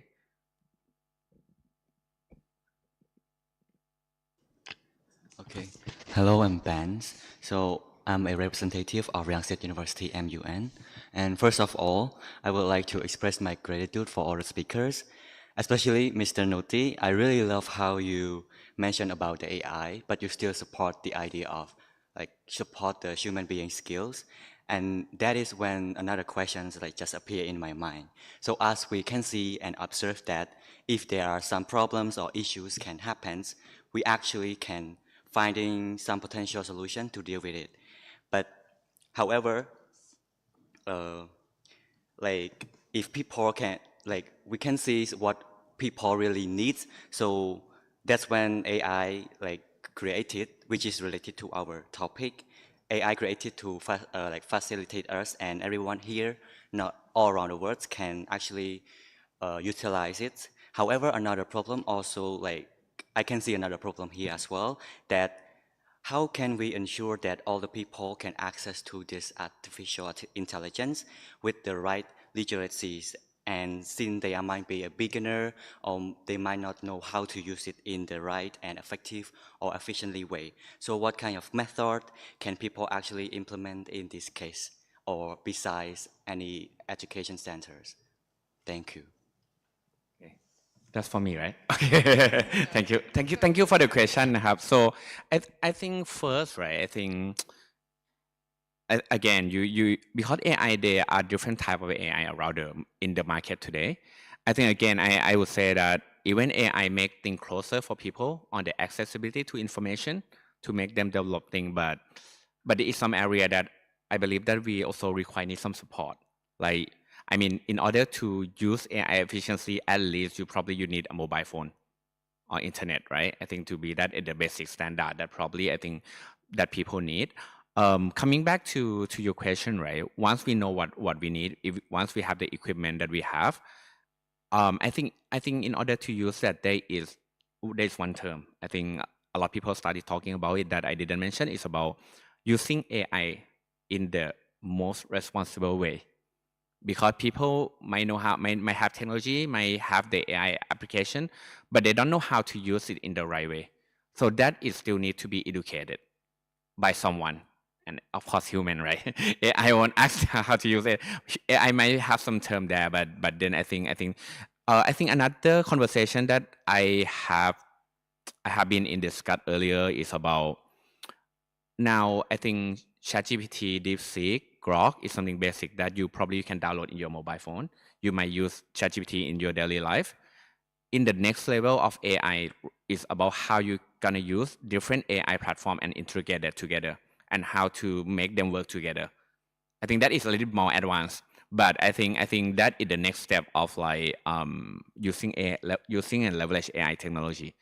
So I think I'm not sure like if I answer your question everything, but I think it's more about yeah, I mean there is some area that you can access by the thing that already have the technology of AI that existing in the market, but there is some other area that you also need to be like developed, including like some of the soft skill, like I think how to use AI responsible, or like how to you understand the law of AI that probably implement very soon. That is something that you also need to have the separate like development. Is that helpful? I was just going to add onto it that LinkedIn has an enormous amount of resources for training and skilling. I've used lots of them to educate myself on AI, and I think that some of them it starts at like prompt, teaching you how to write prompts into like any of these tools to get really refined, to better refine your answers that you're looking for, all the way to really technical training for people who are software developers. So LinkedIn, actually, I'm giving a plug for LinkedIn here, but it's because I've used it as a consumer. There's the range of training from low tech to very deep tech is great. So it's a great resource for AI training. I hope that answers your question somewhat. Thank you so much.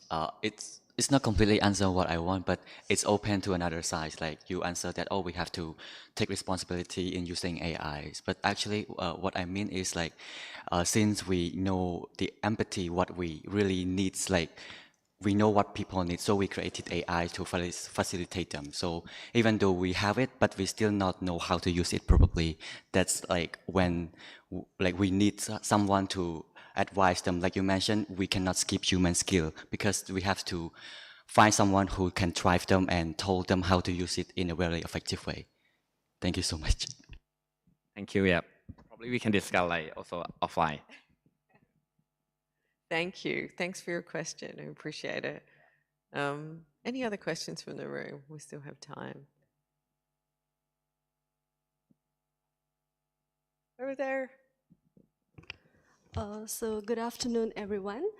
First of all, thank you for the opportunity. And my name is Rashi Shrestha, and I'm representing Asian Institute of Technology.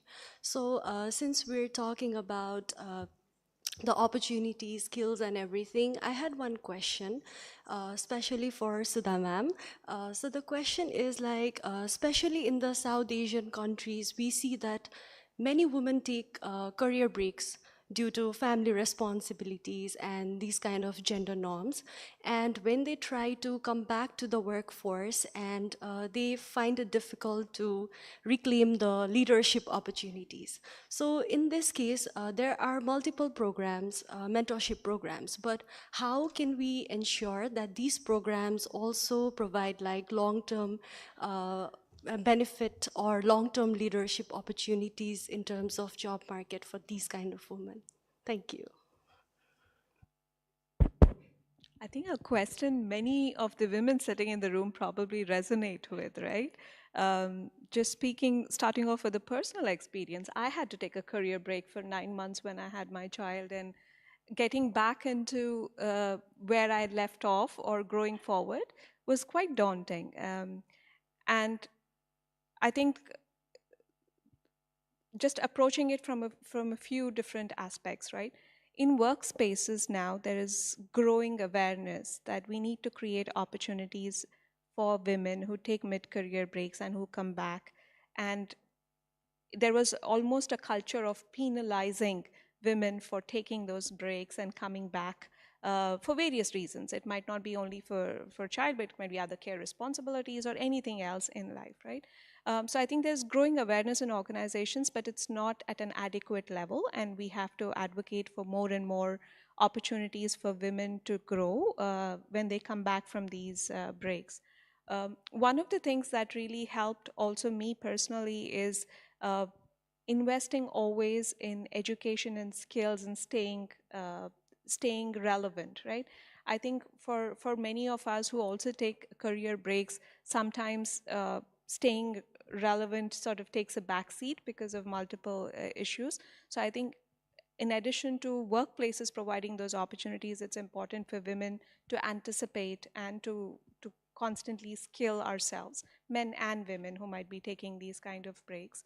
And also, I think another area which is growing tremendously is flexible work opportunities. And I think AI and remote working provides this in a much bigger way than what was not present several years ago. So how do we also capitalize on remote working opportunities and flexible working opportunities more and more for women who have to take breaks or who have to come back as a transition, I think plays an important role as well. But just to give an example of a few private sector enterprises who are also thinking about this, I mentioned a social enterprise called Aga Vale when I was talking about. So it's a very interesting enterprise that a lady named Grace in Hong Kong started precisely for this reason, that women, when they drop off their careers for whatever reasons, it's extremely hard coming back.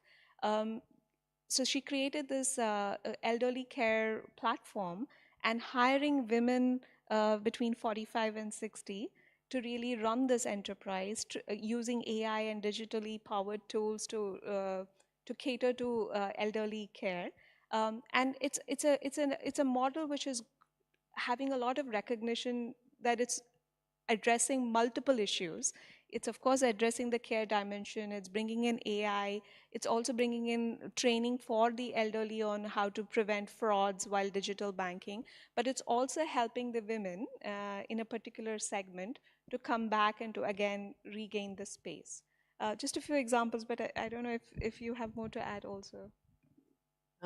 Gosh, I mean, I think speaking at a personal level, I would say that, you know, I have often minimized or not discussed some of the experiences that I have gleaned from sort of having children, running a household, running a small business. Before I joined Microsoft, I had my own small business, and I started that business so that I'd have more flexibility in my schedule, so that I could coach my kids' sports teams, so I could participate in the Parent-Teacher Association boards, so I could do a lot of that stuff, which when I went back into, the more formal corporate world, I guess, didn't actually sort of mention that during recruitment. Looking back now, I'm like, gosh, a lot of the skills that make me an effective professional today are ones that I honed while trying to breastfeed my twins, while I trying to coach a soccer team of 9-year-old boys. Like, it's all of those skills that actually I summon and bring to work, and they actually make a massive difference. And so I've now come to a point where I'm kind of like, you know what, women ought to talk about some of those skills if you've gone out away and done that taken that time, because you shouldn't just sit on your hands I suspect you did a whole bunch of stuff like that that actually helped build skills, not in a conventional way, but certainly in a way that makes you more effective today. So that's my personal plug on that. So. Okay, so I think, sorry, Maybe Noddy, yeah, of course. I feel like I want to add on I'm so something sorry. there. I feel like no, it's okay, but I feel like I think we are getting better, to be honest. I mean, I'm sure everyone agree with me. I mean, like, because I think as LinkedIn, I think my colleague, right, under my team, she's just been on maternity leave for 5 months. That's our program in Singapore, and she got back. She did deliver the job perfectly. But I think it's about, like, first it needs to start with the leadership. I think the leadership need to understand, like, what's the right program to support the women during the time that, probably on maternity, need to take a break, right? And once that program can be evaluated, like, properly, then I think it's getting much easier for the women coming back to the role. I mean, for us, right, we also can be able to hire some contract during that period of time to do the job for the one who will be on leave for like 5 months, 6 months, right? And I think, and because during the panel when I listened to this question, right, it's quite interesting, and I was like, okay, but I feel like we are getting better, right? And then why we are getting better, right? I think because now a lot of women are the CEO, I believe, and like, they are in the management level, so I think they do understand what is needed to be done for the employee. I'm not talking about, like, for just the woman, but for the whole organization. So I'm sure some area might not be there yet, but I think the good news is I think we are getting better every day. Yeah, yeah. Directionally, we're going the right direction. Thank you, Noddy. So we're at time. Yep. Thank you so much, everybody, for being here today and participating in this conversation and adding questions. Very much appreciate it. And thank you very much to our panelists for your insights and your sharing. It's very helpful for me, for everybody in the room, I'm sure. So with that, we'll close this session. Thank you all. Okay. Thank you very much to our panelists and moderator for an engaging discussion on technology and innovation. So the insights shared today remind us how digital solutions can accelerate gender equality and also break down barriers as well. So we still have the seat at the front available. So any of you would like to move, you can move up to the front. And next, move to the next session, Development and Diplomacy Career Talk, a session designed to inspire and guide you on building meaningful global careers. Today, you'll hear from distinguished professionals who have made remarkable contributions in the field of diplomacy and development. They will share their journeys, career advice, and practical tips on pursuing opportunities within embassies, UN entities, and international organizations. Whether you're considering a career in diplomacy, development, or international relations, this session is designed to help you navigate your path with confidence. So let's dive in. Our first speaker is Ms. Nicole Eggers-Westerman, Chief of Human Resources Management Section at ESCAP. Nicole brings a wealth of knowledge and advice on employment pathways into the UN. So please welcome Nicole.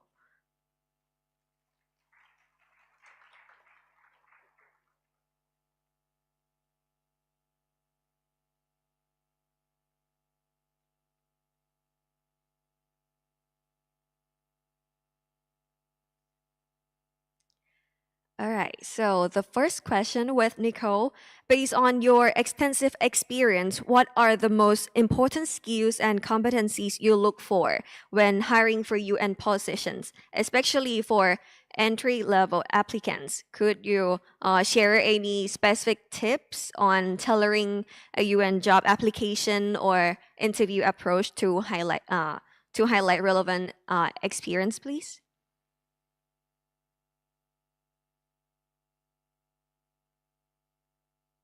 Now?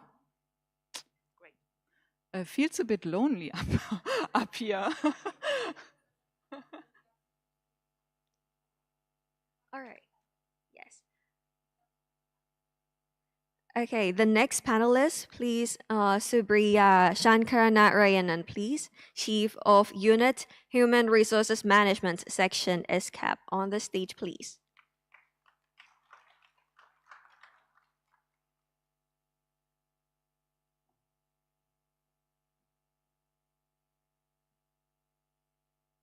And next, Ms. Likili Pitzen, Speaker of the German Embassy in Bangkok, and First Secretary for Cultural Affairs, Press and Climate Action, please.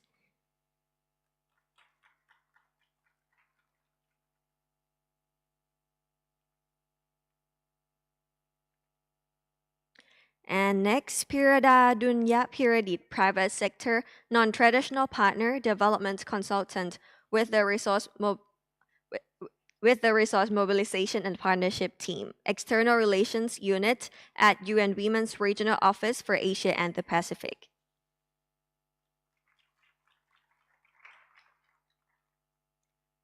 All right, so we're going to start with the first question. Nicole, based on your extensive experience, what are the most important skills and competencies you look for when hiring for UN positions, especially for entry-level applicants? Could you share any specific tips on tailoring a UN job application or interview approach to highlight relevant experience, please? Okay, thank you very much. Good afternoon, everyone. Wonderful to see so many here. Like already our MC said, my name is Nicole Eggers-Westermann. I'm the Chief of Human Resources here in ESCAP. And yeah, I'm happy to talk a little bit and also, be available after the first round of panel contributions to answer questions. So I think regarding the question of what skills we are looking for, especially for entry positions, it's not a straightforward response that I can give you here. I think number one, what is important for everyone who's interested applying in the UN is to look at our values and behavior framework, right? Obviously, the values and behaviors we have in our entity-wide framework, those are things that we ideally want to find in young applicants, in all our applicants, right? So it's important to look at that. I think just to say some of our main values are inclusion, integrity, humility, and humanity. And then certain behaviors are connected to this. But I think I want to talk a little bit about concretely more in a current environment we are in a kind of a bit of a chaotic world, a world where we see a lot of speed on developments in the technological space, insecurity in a world order, things like this, right? What especially we might be looking for in candidates here, and there are different things, right? There are things that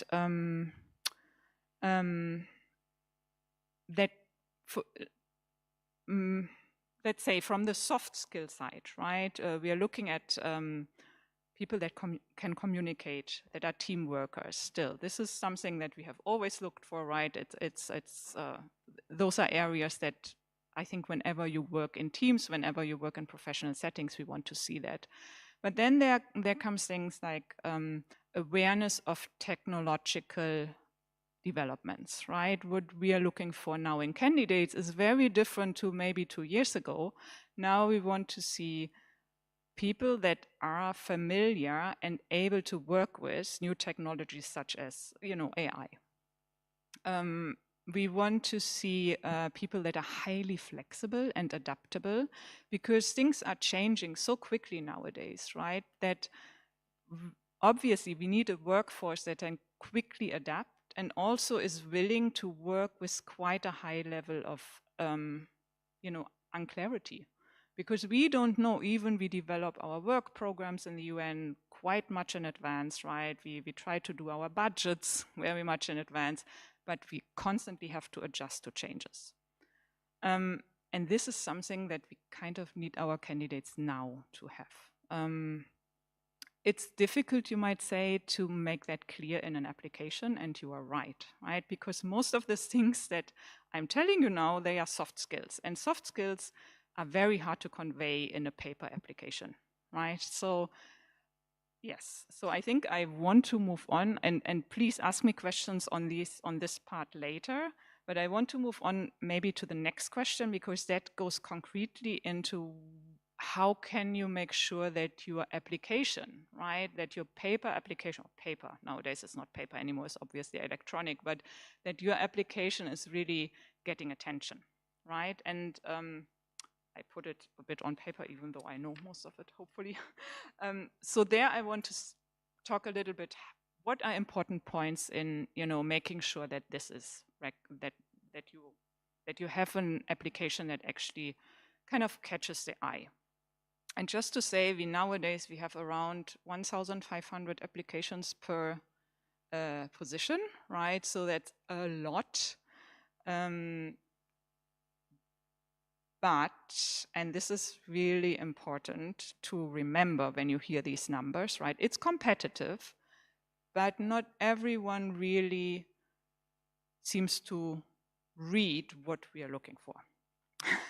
And this is important. When you read our job openings, they seem very, very complicated and long and kind of convoluted, but we are trying to tell you exactly what we are looking for, right? So it's very important to look for certain things in these job applications. And one thing I want to mention, number one, which surprisingly many people kind of are not aware of, is location. Our job openings mention where the positions are located, right? And people have been surprised because they expected to apply to certain areas in the world or certain duty stations, and then realized, oops, that was not actually the right one, right? So number one, look at location. Seems very simple, but you would be surprised. Language requirements, that's an important area. Our language requirements are very clear.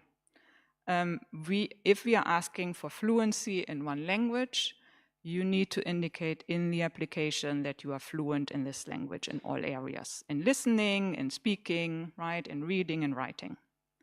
And then one very, very big area is our criteria. If you have looked at a JO, who has seen a JO of the United Nations? Who has seen that in a portal, in a career portal, on our Inspira page, careers.com? Have you seen it? Who has seen it? Anyone? No? Not yet? Okay, some. Okay. So I think probably the things I'm saying, I'm just assuming now, they are probably globally applicable. There are criteria that you are, some of them are desirable and some of them are required. So in the UN, how it works, if you are fulfilling the required criteria, you are moving beyond the threshold of an automatic screening, right? So if you're meeting the required criteria, you're moving on. The desired one are just an add-on later. Required criteria are necessary. If you know that you are not meeting all of the required criteria, you don't need to apply to this position, right? Because you will just not be screened in, right? The automatic system will screen you out. So that, I think that's a really important thing to remember if you want to advance in an application process. Maybe, I think I will make it shorter because I'm not sure if even this is of interest, right?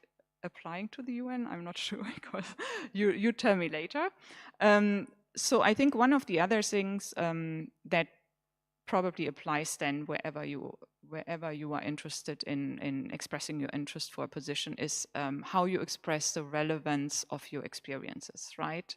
There is a certain expectation raised in a job opening or in a position opening, right? Giving you a clear indication of what the hiring manager is looking for. And you need to make sure that the experience you have is aligned with what the hiring manager is looking for, right? It sounds very simple, but you would be surprised how many people don't do that. Talk about what you did that makes you qualified for this position. And if you can quantify things you have been doing, then try to do that, right? What was the impact, right? Can you quantify the impact you have had with what you did? I think other things that are of interest to us when we are looking at applications from young applicants are things like how diverse is your work experience, right? How diverse are your experiences in general? Have you lived in other countries? Have you worked in international settings? Have you maybe even gained some relevant experience in the private sector? So those are things that make applications interesting to hiring managers. I think the last thing that I want to say here in general, just as an encouragement, right? It's a journey applying in the UN. You heard a lot of applicants for positions.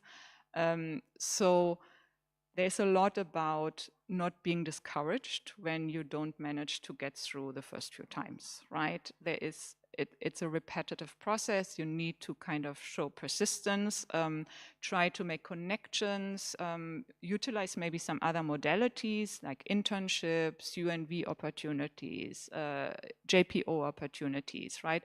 Our career recruitment exam, the YPP, the young professional exam, things like this to widen opportunities. Obviously, I'm talking on behalf of ESCAP here, which is part of the United Nations Secretariat. But there are so many other UN organizations out there, right, that obviously you need to widen the search. Yeah, I think I stop here and rather wait for some questions later. Thank you.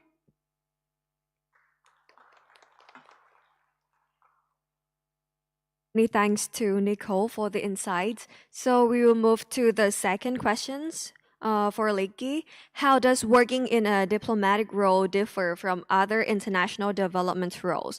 And what skills are particularly vital for embassy work? Could you share some personal lessons from your career path in cultural affairs, press, and climate action that might guide aspiring diplomats, please?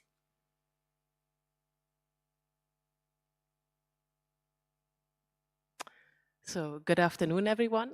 It's actually quite exciting to be here. I just got off a plane from Germany, 14 hours. So this is what I was looking forward to, thinking about coming back. And thank you so much for the question that I think you could either answer very broadly or very deeply and controversially, and both answers would be right. But before I go into it, may I just ask how many of you in the room have worked at an embassy or been to an embassy event before? Raise your hand. Well, that's good. That's interesting. And how many of you have thought about or thinking about working as diplomats or working at an embassy? Okay, that's very nice. Cool. Yeah, this makes me even happier to be here. And yeah, I would like to start out by actually pointing, I think the question was, what is the difference? But I would first like to say something that we have in common, or what unites us, because I believe that whether you work as a diplomat representing a country or if you are working at the UN, either way, you are seen as and you work as a diplomat. Because, I mean, in my case, I work on behalf of the German government representing German interests, meaning I try to find common ground for common interest and friends for Germany. And in the case when you work at the UN or at an UN institution, you maybe not be working for a country, but for a cause.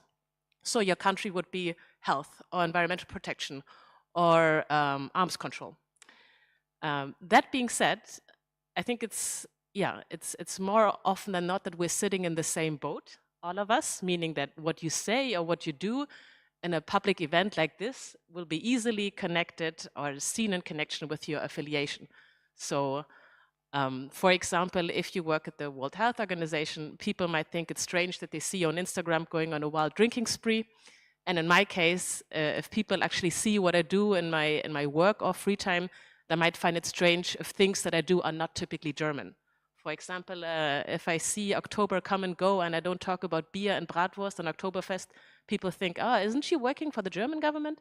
So in a way, it can be seen as a challenge that what you say or what you do, whether you're working or not, will always be seen in connection to your job, which in my case is representing my country. But I would also argue that you can also look at it as a privilege or as a chance, because you get the chance to correct stereotypes, to bust myths, and to actually correct outdated images. For example, Germany is seen as a country where everyone is strict, everything is orderly, and people are always on time. I have to say that our trains are famously late. So am I. I mean, I was here today in time. It's good, but usually I'm quite late. And if you go to one of our clubs, you will see that we have one of the most liberal club cultures in the world. And if you see your university, the focus is on a learning environment that prefers critical thought rather than order and hierarchy. And that brings me to the sub-question, what do I think is important? I would say critical and independent thought is quite important, at least as I have learned, if you're working as a German diplomat, because especially because of our history, it's not only important to adhere to hierarchy and to order, but also to independently and analytically think. This is so important that it has actually been inscribed into law. So once you become a German diplomat or you work at a German embassy, and I would argue this is the same for many other embassies, there's a law that says that no matter what you do, you have to uphold the principles of international law and human rights.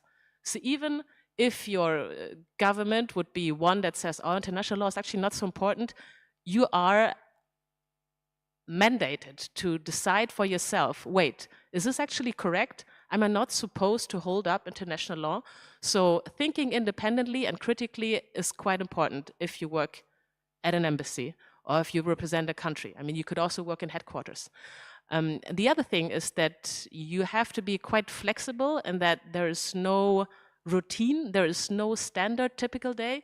You could come in one day and all of a sudden there's a crisis, either because all of a sudden your president decides to visit the country and by accident he offends a very famous person in that country, and then boom, you have an incident.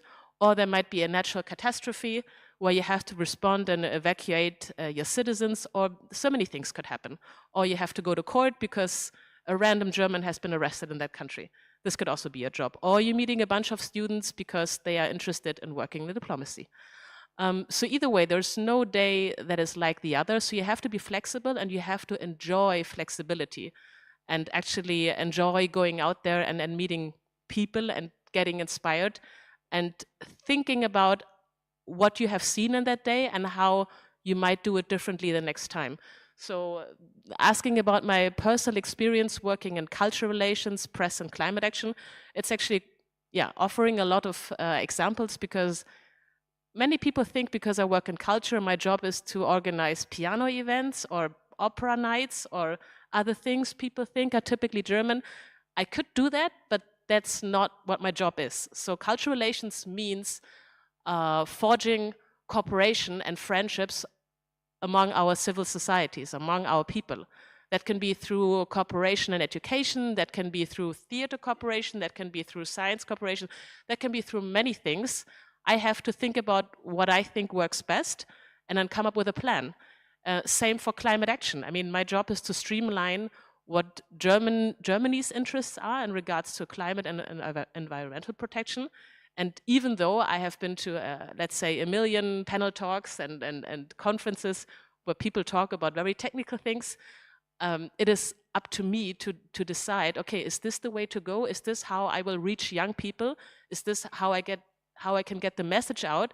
What we're actually doing was already working, where Thailand and Germany work together quite successfully, for example, in rice farming, where you reduce water and you apply solar technologies, etc. So how can you get these contents and messages out? How you can activate people? How can you get a real conversation going?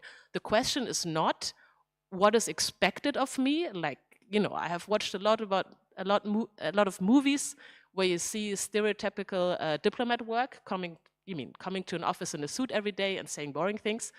And this is obviously not what it's about. It's about what I think I would want this job to look like in order to have an impact. So in that way, I can say it's important to think critically, to be flexible, to be courageous, and to actually think, wait, why did they hire me? I mean, I must be good at something. I must have talents. I must have good ideas. I should come up with a plan and execute on them. So yeah, that's my advice.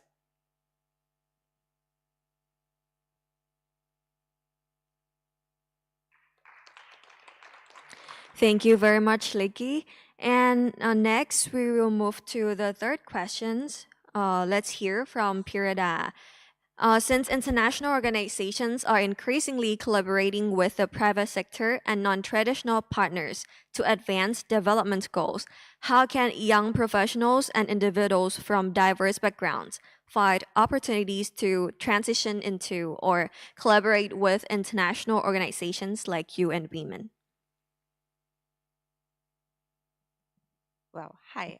Good afternoon, everyone. My name is Prada. I'm supporting in private sector engagement and also non-traditional partner development at UN Women. Just to answer that question, let me just put this way. I feel like, because I feel the development work has been evolving. Issues, a lot of challenges become more complex and it evolving. And then because of that, we are open for people from different backgrounds. And as UN Women and as my works involve a lot with working from diverse stakeholders. As you may know, we work like with government, policymakers, regulators, but one of our focus is to work with private sectors, corporations, philanthropic organizations, foundations, and intermediary institutions. When we talk about what is diverse, and then for us, we also include organizations that drive change in innovative way. And just, I'm not sure how it can be useful, but for us, like, hold on. Okay. Many assume that this career in this field is really limited to program and project implementations or humanitarian work. But today, we actively seek for diverse professionals, business leaders, young professional innovators who bring fresh perspective and a new approach to drive meaningful change. And there's no single path but many ways to get involved.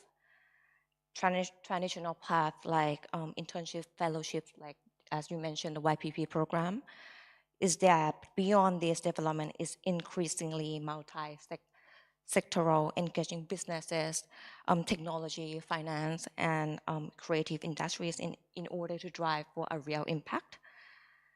What I am saying here is like the future of development is open to everyone. There's a place for all who want to make an impact.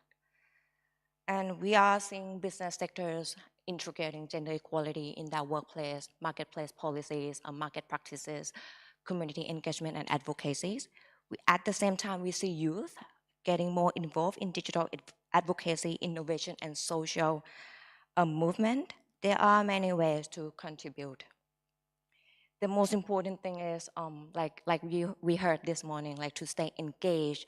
And if you are already here today, and it means that you are already part of the movement. So the question is not whether there's a path for you, but rather what role will you play? Thank you.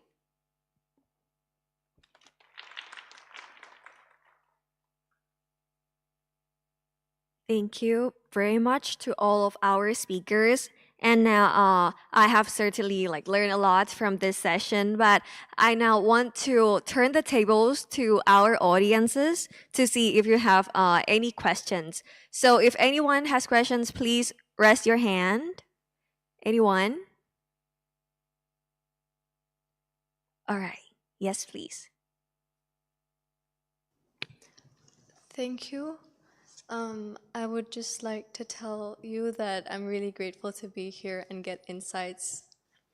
My question is, how challenging is it, and how do you address issues, especially issues that are more violent, diplomatically with a country that you want to keep a friendly relationship with, yet come to a solution that favors you? My question is, how challenging is it, and how do you address issues, especially issues that are more violent, diplomatically with a country that you would like to keep a friendly relationship with, yet come to a solution that favors you?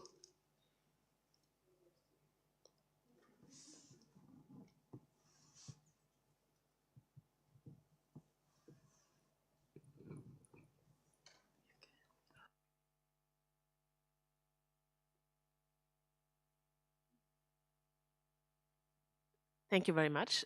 Just so I get the question correctly, can you specify, so you're saying how you keep diplomatic relations with a country if there's, let's say, an ongoing political dispute, or what is the issue at hand? Like any conflicts between a country that you had a friendly relationship with, how would you manage to come to a solution that favors your country without ruining the relationship if there is a political dispute? Ah, okay.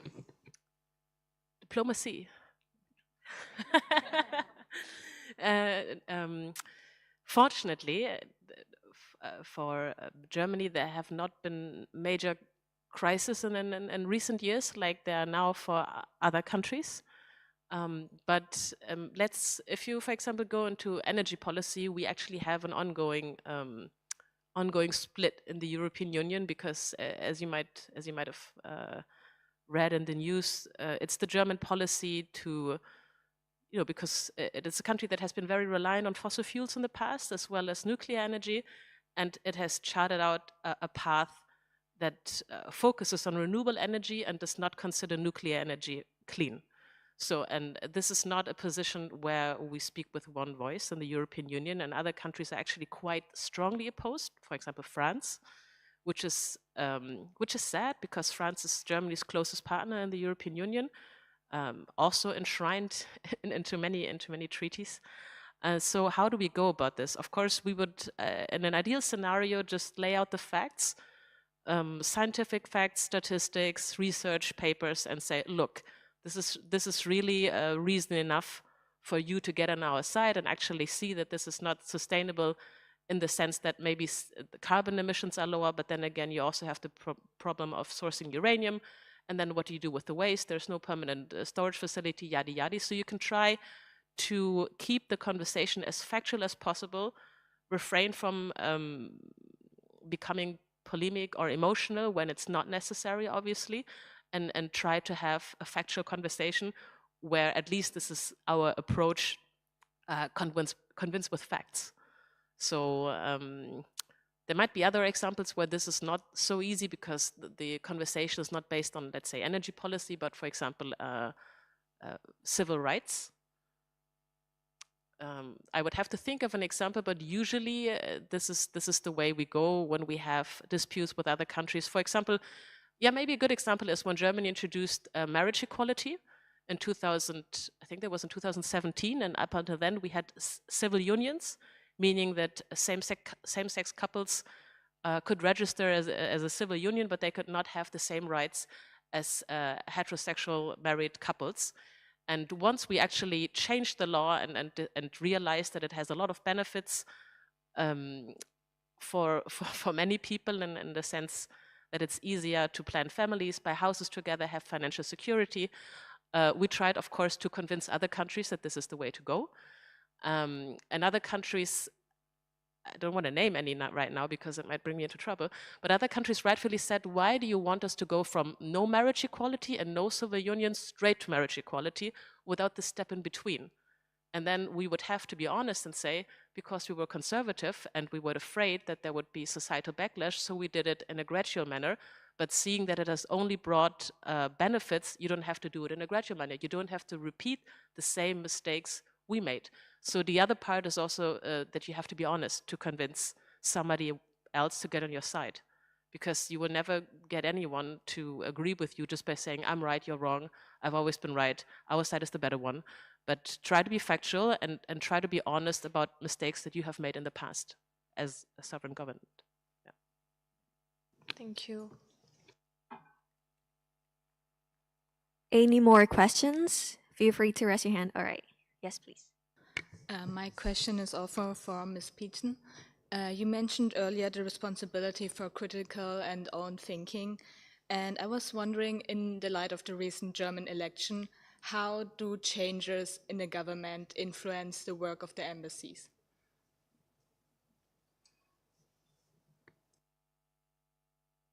That's a very good question. I would like to know this as well, because for everybody in this room, Germany just had elections on February 23rd, and right now the the two parties most likely to form a government have announced that they will start coalition talks, and it will not be the same parties that have previously formed the government, except for one party. So right now, we are all awaiting what the result of these coalition talks will be, and for them to come up with a plan how they actually want to set the goals for Germany's foreign policy, for Germany's domestic policy, because right now, to be honest, we don't know, because the two parties that will now form a government actually have different goals in their election campaign that they put out there. So, and not all of these goals are compatible. So now it's negotiation time, and all we know is that by Easter they should come to a conclusion, so that us diplomats know what we will have to represent as the new interests of the new German government. Of course, there are certain goals we have set that are also how to say, substantiated by law. For example, Germany's climate neutrality law, that we want to reach climate neutrality by 2045. You would have to change the law to amend this again, and this is quite unlikely at the moment. Again, I don't want to predict the future, which is impossible right now. Other areas where the government has put out plans without writing them into law are not as secure. For example, the previous German government had the principle of a feminist foreign policy, meaning that foreign policy is not only guided by economic interests, but also by values, especially with regards to negotiation and peace talks, by demanding that women should be represented, because in all countries in the world, women make up half of the population. And this also extends beyond this. But either way, we had a whole plan of how we want to put feminist foreign policy into action, which was put out by our still acting Minister of Foreign Affairs, who will not be member, very likely not member of the new government. So right now, certain things are up in the air. But of course, as we have an orderly transition, this is one of the issues where, of course, the outgoing government will try to negotiate this goal to be maintained by the new government. So part of the answer is we don't know, and the other part of the answer is we're working towards having having some certainty. Because as diplomats, your job is, I mean, I've recently read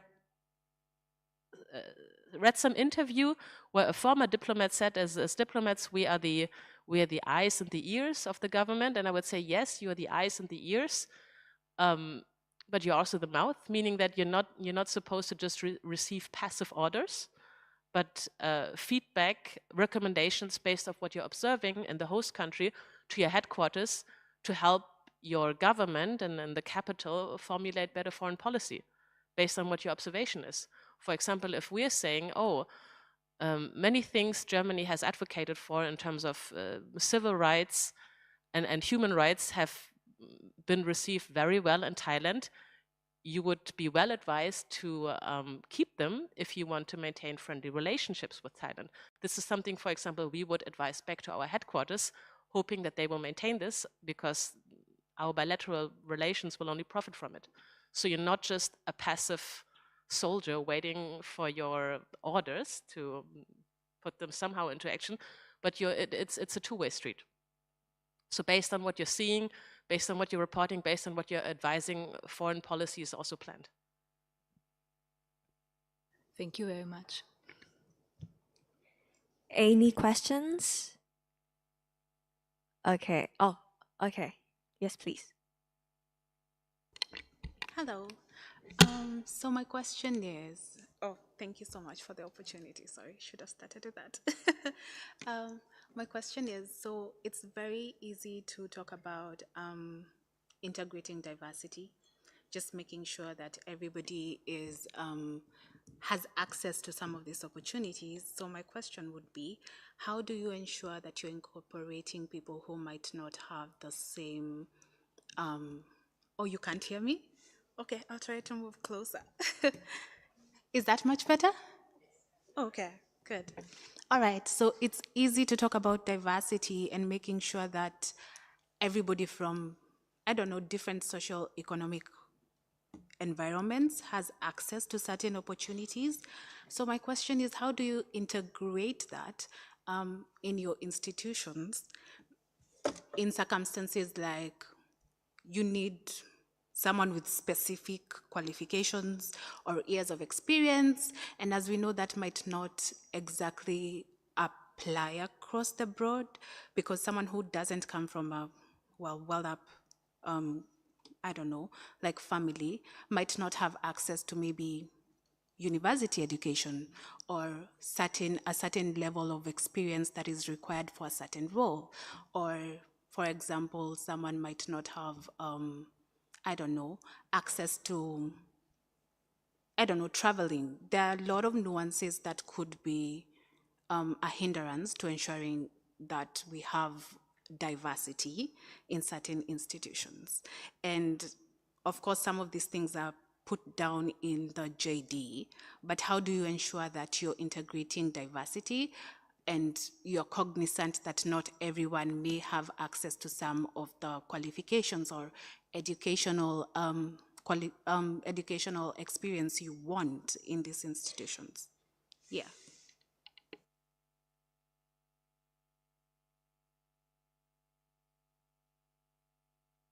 Thank you. Thank you for the question. Maybe I start from the HR side.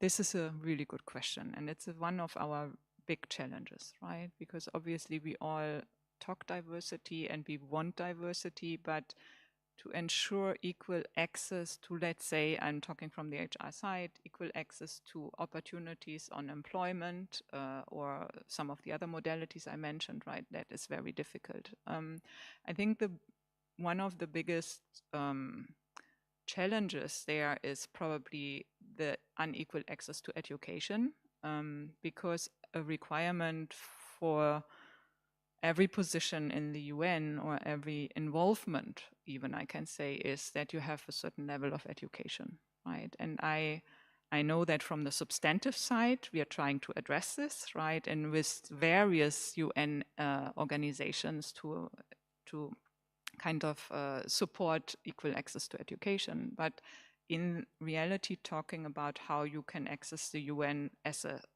personnel, there is this big, I don't know, big wall you have to overcome in actually showing us that you have the education, right? So on the other hand, I want to say that we obviously are trying to make sure that our outreach and our programs are going into a lot of different areas, right? We are purposefully trying to build talent pipelines to underrepresented member states, right, where possibly economic situations or access situations are making it much more difficult to access employment in the United Nations.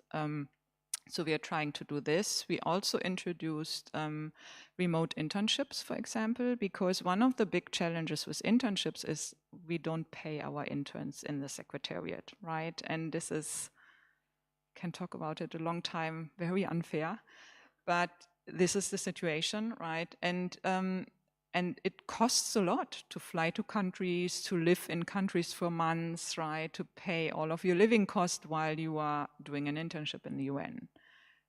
But now we offer internships remotely. You might not have the same experience in being in the office and being present around the people in the office, but at least you have an experience working on UN matters with UN colleagues together, and no cost is incurred, right? This is like little things that we are trying to overcome some of the access challenges. But it is a big challenge.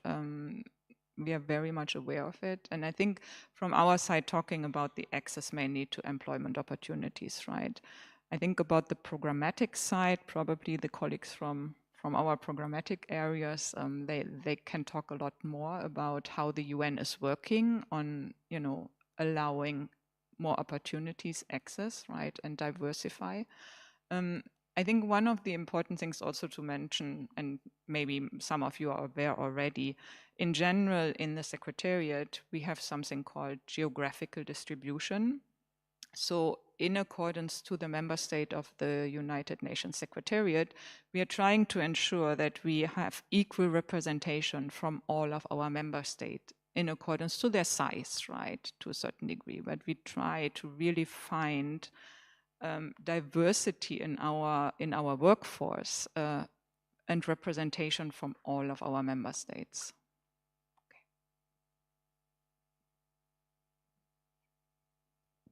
Thank you very much. And thank you all questions from our participants. One more? All right, okay. Hello.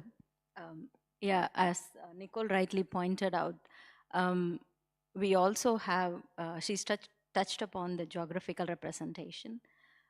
We also have a program called YPP, which is targeting all the unrepresented and underrepresented countries, where we are trying to bridge this gap in the diversity program. You can read about YPP program in our career portal, UN career portal. Yeah, thank you.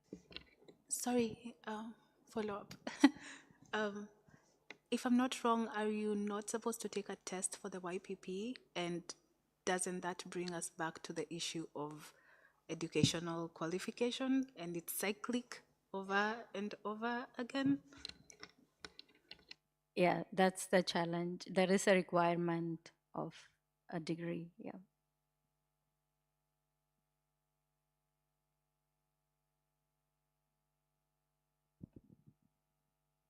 I think that's a question that basically, yeah, that is hovering over all our heads, because I think essentially you would have to make education at the very lowest level more equitable, because you cannot say, oh, we want to make it more accessible for people who already have a university degree by doing more outreach. I'm sure the UN is very successful in doing great outreach in very different areas and fields, but at the end of the day, one, you have to make education more accessible and more equitable, and two, you also have to do something about stereotypes. I mean, I can only speak on about the German case because I was just recently looking at statistics. Again, I love statistics. Because 25% of the population is people who have a migration background, meaning that either one of the parents is not German by birth. If you look at our parliament, I think with the new incoming Bundestag, with our new parliament, that's 12%. So obviously we have not reached, how to say, proportionate representation yet. And there's many different hypotheses as to why that is. One certainly is that many talented people, even if they get access to education, don't see themselves in that role because they don't have any role models, they don't have any idols speaking in the public space. I know for the German public service, for our diplomatic service, that's a huge problem. We would like to be more diverse, but many people would say, I don't see somebody like myself working in the diplomatic service. I think if you want to represent Germany, you have to be blonde and have blue eyes, right? I mean, it's not for me, isn't it? And so the same with politics. So one is you have to make education more accessible to have actual social mobility. And two is you need to do away with stereotypes and actually give people, young talented people, someone to look up to and see that they actually have equal chances. So yeah, it sounds easier than easier said than done, but I think the problem is actually quite intricate and you need to do many things at the same time. But right now, I think for many for many countries, not tapping the full potential is a huge problem.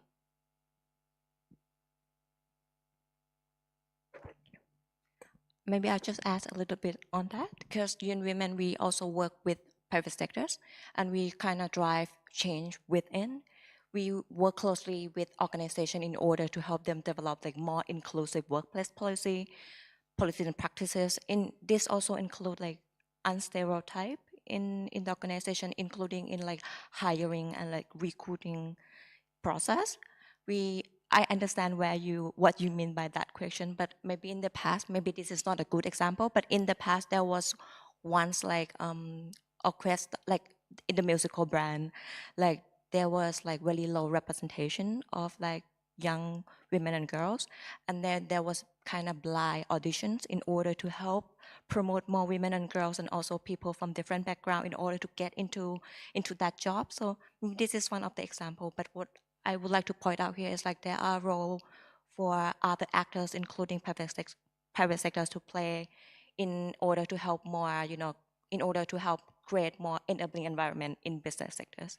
Yeah, I just want to add to that. Thank you. Thank you very much. And now we run out of time. So thank you to all of our speakers very much for sharing such an insightful experience and advice. So please give them a big round of applause. And next, we're going to move to the next session. So in the next session, I will now turn to Rapiporn Pimchaipong, Senior Enterprise Lead for Thailand Market, who is going to walk us through how to give our LinkedIn profiles a glow up and help us stand out in today's market. So please repeat, over to you.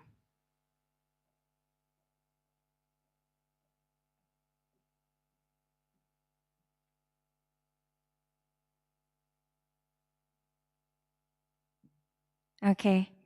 Hi, everyone. Thank you so much for being here. My name's Rapi. I'm actually Enterprise Lead at LinkedIn. I'm handle Thailand Market. I probably meet and greet and probably get a chance to talk to you earlier because we are doing some series, try to get and capture what you have inspire what's very impactful from the event today. So thank you so much for any of you that helped me to finish that the series matters for today as well. All right, let's get into that. And I do have a few, quite a number of slides. I try to go slowly, but just for your information, I have a flight to catch. So if I skip some slide or if I rush into any slides, please understand the reason why I'm doing that as well. All right, so first of all, why I'm here and what's the objective of today. So I'm going to run you the details of the slides that we're doing for our LinkedIn members. We connect all the opportunities, and this slide we call the job seekers, how to build your network and advance your career on LinkedIn. All right, these are the agendas of today. Basically, I break it into very small little points, into 6 points here. So first of all, I'll walk you through why LinkedIn, who we are. You might have heard about it. We got speakers, panel, in the morning, afternoon section, and here again, who are we, right? So why LinkedIn? And then I'm going to walk you through how to optimize the LinkedIn profile if you already have one. If not, you can do it today, and then you can optimize it later. All right, and of course, after you have that, how you're going to use it. Growing, maintaining your professional network. And of course, at the end, you can search and apply for a job, getting opportunities that are available on LinkedIn. Millions of jobs are on LinkedIn, by the way. And of course, there are some extra credits. If you're interested, you can do not just apply for a job. There will be some connection, something that you can gain from our platform as well. And of course, I'll try to have some time for Q&A and wrap up. All right, so that's the schedule, very tight, but we're going to get together and then I have to leave by 20-30 minutes. I'll promise to do my best. All right, so first of all, why LinkedIn, who we are? We actually build professional network, connect the jobs.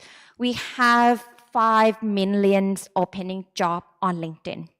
There's 68 million employers on the platform. If you see these two numbers, they are actually helping each others. You could be one of them.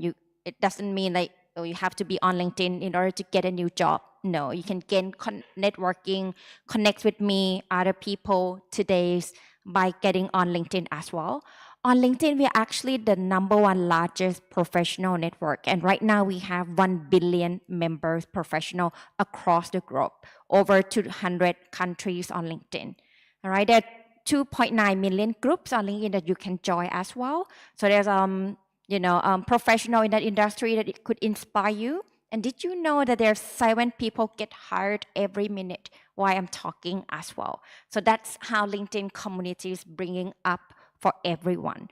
All right, so how to optimize your LinkedIn profile. So first of all, you get to understand that LinkedIn profile is actually different than the resume. Resume is when you actually send to your employer when you apply for the job, right? Like it's a paper, it's a file, PDF files. LinkedIn is something different. It's tell the recruiter more than that. And sometimes you're just sitting here, someone reaching out to you. Actually, I got a few connections today that, oh, okay, they found me today just typing the name and then connect with me. So actually, they're more on the LinkedIn profile, not just your experience, but they can actually see you, who you are, what your interest, everything actually can tell from the LinkedIn profile as well. First thing when they look at your LinkedIn profile is actually your photo. So you can tell them, like you actually, if you're comfortable, you can smile on the photo. You don't need to go to any studio, any expensive things. You can use your selfie and make sure that you actually only one person on the picture because you want to be focused. All right, smile if you feel comfortable. Just make sure that it's high quality of the photo so that people can see your face clearly. Make sure that you actually at the right angle. I know that maybe your left is slightly more beautiful than another, but make sure that they see your face more than the side face. All right. After you get the picture on the LinkedIn profile, actually LinkedIn can give you the whole stories. Not just your face, you actually can put in the locations where you're living right now, which is could be Thailand. So you want to get any opportunities that opening in Thailand, in Bangkok, which industry that you're interested, what kind of work experience that you have, what kind of internship experience that you have been doing or have done it, what kind of volunteer job that you have done, what are things that you're doing, everything will be in here for you. So you can put everything and change with the pencil icon on the top right. So make sure that you keep up to date because every time you're on LinkedIn, the recruiter actually be able to search and then they filter all those keywords and then they will be able to find you on LinkedIn as well. So next, after you key in all your details, you can see here that actually you and others are on the list, right? It's your face, your name, your title, but below that is actually your headline. So you actually can tell all your story, how you want the recruiter to know about you, what kind of thing that can represent your personal brand. So everything you can return on that as well. You could have a slice of your personal touch. Like for example, I'm a yoga or I'm a yoga teacher, I'm a coffee person. Those kind of things, that would be a good open conversation when the recruiter call you as well. Okay, so after you already told your story, you already tell them about your job, volunteer experiences, there are things that you actually could do, could be like your accomplishment. There are things like, for example, if I'm saying that I lead a team, you probably could say I lead a team of 10 people. I have actually grow Thailand market. Instead of saying that, I actually could do something quantity and say, actually, I have grown Thailand business 200% from 500K USD to 1 million USD, just for example. So make sure that all those terms are relevant in that industry. If you're actually looking for skills like in marketing role, add keywords like SEO, marketing campaigns, anything like that. All right, so have that into your story as well. I think there's some question or some inquiry earlier regarding the career break. It's common at LinkedIn. People have career break because they are parenting, they're moving to another country, they're volunteering something. At LinkedIn, just make sure that you have everything on the list and you put in a career break. And during the career break, you can mention the reason why you're doing the career break. What are the skills that you have learned? Because during the career break, it doesn't mean you stop learning.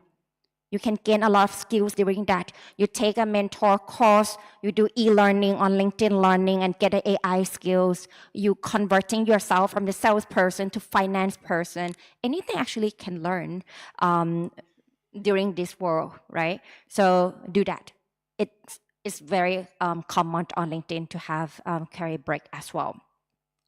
Next, after you add everything, there will be function for you to add in skills. At LinkedIn, there are 41,000 skills on our platform. For your profile, you can add up to 50 skills.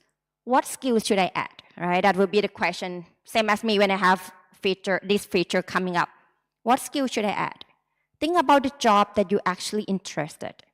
If you don't know what kind of skills that job would be needed, go to that job in the linkedin.com and you write it down. Okay, this job required this, this, this.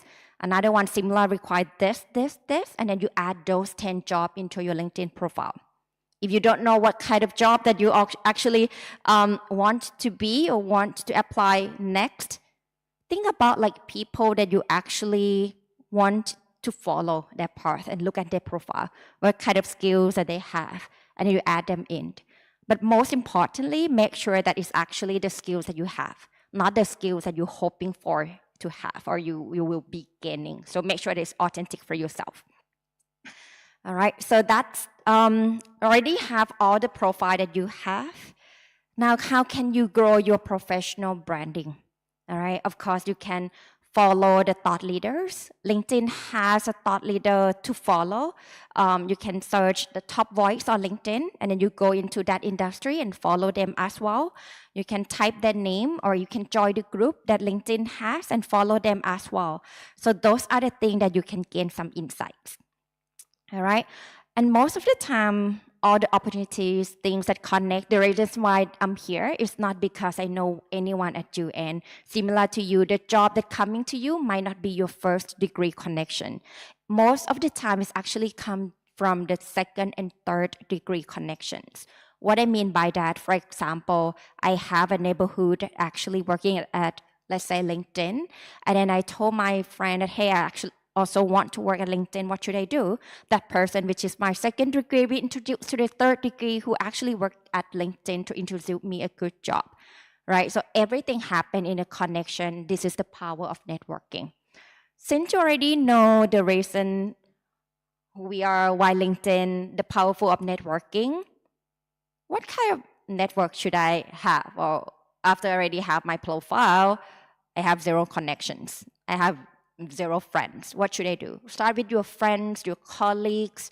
You can search their name and then you add them, connect with them on the LinkedIn.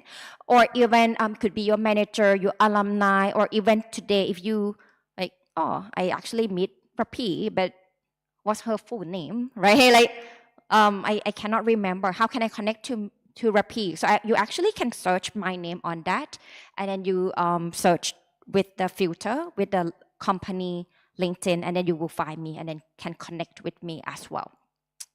All right, so there's a lot of things that you can search, so everything will be in here. You search by the name, company, locations, any keywords, and then you will find those people. All right, so once you find them, like for example, you find me and then you want to make sure that I connect with you, what should I do, right? So maybe you could mention like, hey, Rapi, I actually met you at LinkedIn, UN International Women's Day. Love to connect. And you can type that in and then you click send. So that I realized that, oh, okay, this person, maybe I didn't meet in person, I didn't really talk, but they met me and want to connect. So I'll definitely accept the connections and we can connect. This could apply not just for me, not just for anyone that being here today, but it could be for your interview as well. You can ask any of your maybe alumni that work in this same company that you want, in the company that you want to apply for reference or any advice. Make sure that it's kind of friendly so that they will accept your connections as well. Same thing as referral. All right, so everything can do in here, and then all the referral after they send you recommendations later. You can ask for recommendation, and then after this, they accept your recommendation, write you a recommendation. It will pop up to your LinkedIn profile right away. So the recruiter, anyone that read your profile, they will be able to see all the recommendations. And please don't forget to give it back to anyone that you feel that this person actually helped you in a way, someone that actually mentor you during your work, your student life. Those things actually could give it back to the communities as well. So what's the value, right, when we have a connections? Connection is something that I would say you cannot put it in like uncountable. So what should I do with that? Stay in touch, I would say. So first thing first, stay in touch. What I mean by that, when they get promoted, when there's something changed, any birthday, once in a while, you graduate that person. You, hey, happy birthday, or hey, I saw that you get promoted, congratulations, things and so forth. You can engage with their posts as well. Like, I saw this person being here and there. You can engage with that, resonate to that. And of course, you can write recommendation to others as well. Okay, so those are the things that you actually could do. Another thing though, I know that right now, job is hard to get, things that get harder, jobs that I want to be in the future are not opening yet. Competition is all over the places. LinkedIn actually has a filter which we call open to work. Some of you might already know. Open to work filter is actually to tell other members that you're actually open for any opportunities. There are two things that we have. We have a hashtag that's showing on your face in the green color that, hey, I'm actually open to work.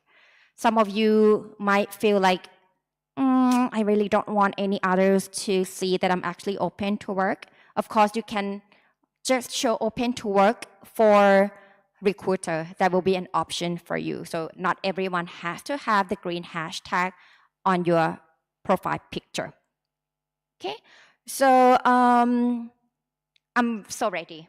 Now I want to search for opportunities. So you can go to the job, search for the job that you're interested by using any keywords, any title, function, or even search with the company that you aim to go for your next play. All right, and after that, what should I do? Easy, apply. All right, so there will be an apply button. Make sure that you click apply on that. And then if there's no job that you want to go for open yet, but you really want to go to Microsoft, you can go to Microsoft page and follow the page, go to the job tab and set a job alert to make sure that you are the first one to apply for the job. And of course, you can go to the live tab to understand the culture of the company. But just to note, not every company has the live tab for that anyway. All right. I found a job. Well, first I actually got my LinkedIn profile. I found a job, but I'm not a top applicant. All right. LinkedIn actually have LinkedIn Learning. And there are some in-demand skills in LinkedIn Learning that you actually could go and learn for free until 2025 as well. So you can go to the opportunity.linkedin.com, and then there will be soft skill like generative AI, sustainability, cybersecurity, project management, and many more. So you actually can browse on that and gain in-demand skills for yourself. Okay, and of course, you see apply, you can click easy apply. If you go to other company link, you can go for that and then start to apply for the job. Okay, I already applied to the job. This is my story. So okay, I saw everything. Luckily, there's a job that I really want. I saw it, I click apply. LinkedIn actually help you to prepare for interview as well. So if you go to visit linkedin.com/interview-prep, there will be a content for you that you actually could do an interview. All right. So I think that's all about, I'm trying to wrap it up. Everything extra credit will be in here. I'll just skip to the last page so that you can actually scan and get everything done for you to take home, which is here. So the first one, get new in-demand skills, search and apply for a job and apply for interview. So that's the first one. The second one is actually the free LinkedIn learning for the Rock Your Profile, which is similar to what I'm doing right now, but you can go back, pause, and make sure that you capture all the keywords that you should do, and then you can pause them. It's a Rock Your Profile LinkedIn learning course. All right, I think I'm actually on time. Thank you so much, everyone. If you have any questions, I'm actually try to be here for a few minutes and then connect with you on LinkedIn. Thank you. Thank you, Rapi, very much, our speakers, for this insightful session. So next, the final session. In this session is really an interesting session. So if any one of you would like to move to the front, we still have the available seats at the front. Please feel free to move at the front now, because in the next session will be the session about empowering women and girls in agri-food system. And in this session, we also have the Minister of Agriculture of Thailand with us here as well. In this final session, we'll focus on agri-food system, a vital sector where innovations can empower women and girls. We'll hear regional insights on how transformative changes in this space can accelerate progress toward gender equality. And I'm pleased to hand over to our speakers. But for now, if you would like to move to the front, we still have the available seats. Please feel free to move at the front. All right, so I'm pleased to hand over to our speakers, Mahina Hassan, to lead us through this final session. So please welcome.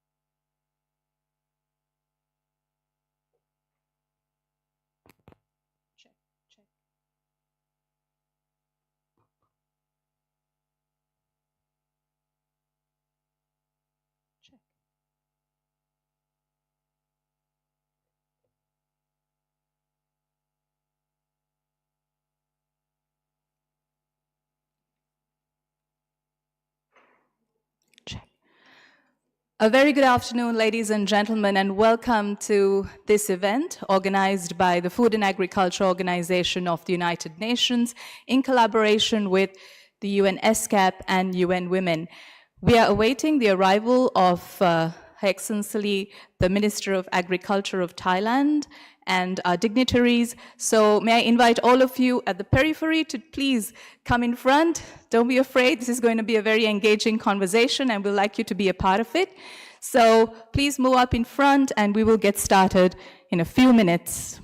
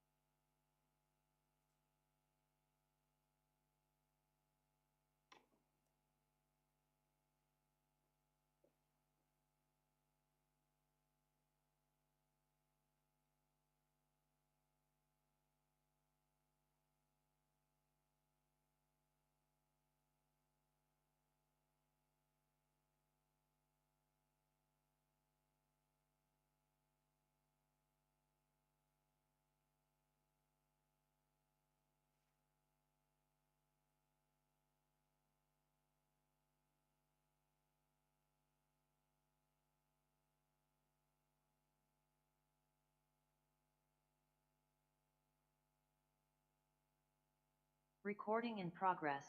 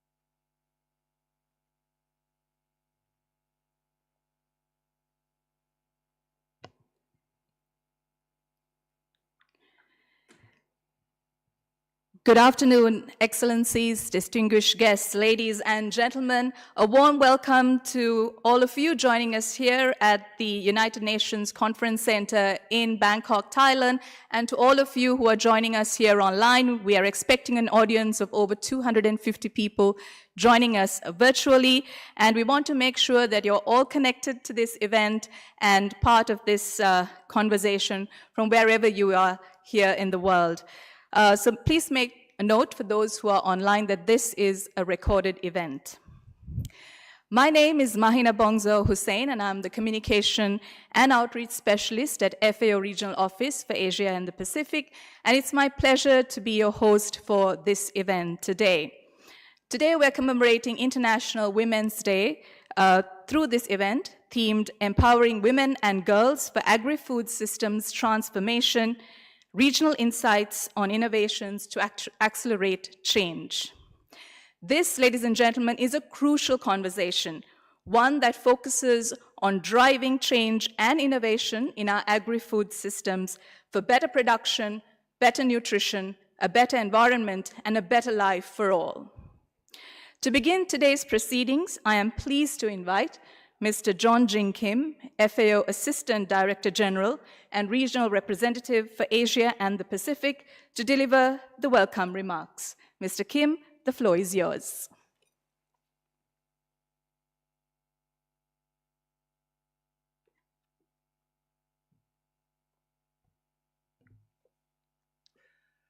Your Excellency, Narumon Pinyon Shinwat, Minister of Agriculture and Cooperative of Thailand. Ms. Lin Yang, Deputy Executive Secretary of ESCAP. Ms. Maria Husberg, Deputy Regional Director, UN Women. Ms. Chai Chai, Chief Gender Equality, Social Inclusion and the Social Development Division of ESCAP. Mr. Miguel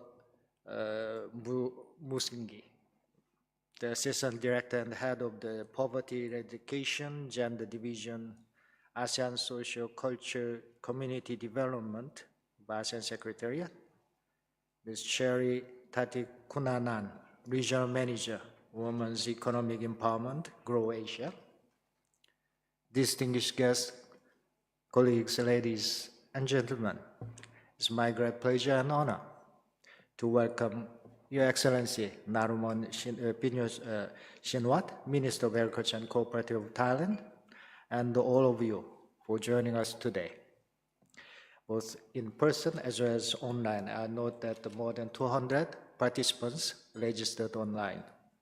to observe this year's International Women's Day. I appreciate our collaboration with ESCAP and UN Women to observe this day with the theme for all women and girls, rights, equity, and empowerment. 2025 marks 30 years since the adoption of Beijing Declaration and the Platform for Actions in 1995, and the decade of progress on the 2030 Development Agenda for Sustainable Development Goals. The Beijing Declaration has been the foundational roadmap for advancing gender equality, and it remains the cornerstone of global gender advocacy and action. Women make up a significant share of the agricultural workforce in Asia and the Pacific. In many countries in this region, more than half of workforce for farming, basically, they are women. Yet, they continue to face diverse barriers, such as limited access to lands, financial services, market, technologies, and the decision-making spaces. Addressing these challenges is crucial for advancing equality and improving the effectiveness and the sustainability of agri-food system transformation. At FAO, our goal is to achieve food security for all and ensure that people have access to the food necessary for active and healthy lives. Ensuring equal opportunities for women and men in sustainable agriculture and rural development is crucial to this mandate. To drive gender equality, FAO focused on 4 key objectives. 1, securing equal access and the control over the natural and the productive resources so that women and men can contribute to and benefit from sustainable agriculture. 2, promoting equal rights and access to the services, markets, technologies, and the decent work, and that both women and men receive fair employment and economic opportunities. 3, reducing the work burden of women by improving access to technology, infrastructure, and equitable distribution of responsibilities, including at the household level. 4, ensuring women and men have the equal representation and the decision-making power in rural institutions and organizations. Distinguished guests and ladies and gentlemen, while we celebrate the progress and innovation achieved so far, it is important to recognize that the journey toward equality is yet to complete. We must continue to join forces to ensure that the progress we have made is sustained. FAO is committed to working with our partners and the member nations to turn commitments to actions. There are valuable examples that we can learn from and build on. I hope that today, the roundtable discussions taking place here will highlight these examples, regional experiences, and best practices to promote gender equality in agri-food system. Innovative strategies, solutions tailored to each country's context are key to accelerate agri-food system transformation across Asia and the Pacific region. in achieving 2030 agenda. Gender equality and the women empowerment must be at the center of all work, not just today, but every day. I look forward to a very insightful and fruitful discussion today. I wish you all a very happy International Women's Day 2025. Thank you very much.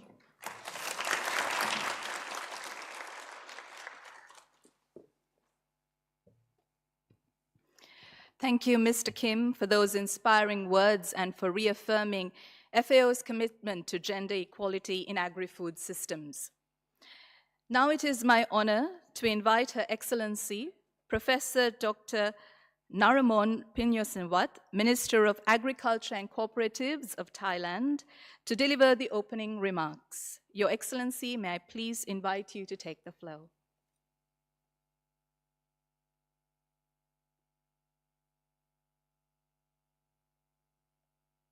Sawadee Ms. Lin Yang, Deputy Executive Secretary of the ESCAP, and JJ, the Assistant Director General and FAO Regional Representative for Asia and the Pacific. Distinguished guests, ladies and gentlemen, it is my great honor to join you today in celebrating International Women's Day 2025 under the theme of Empowering Women and Girls.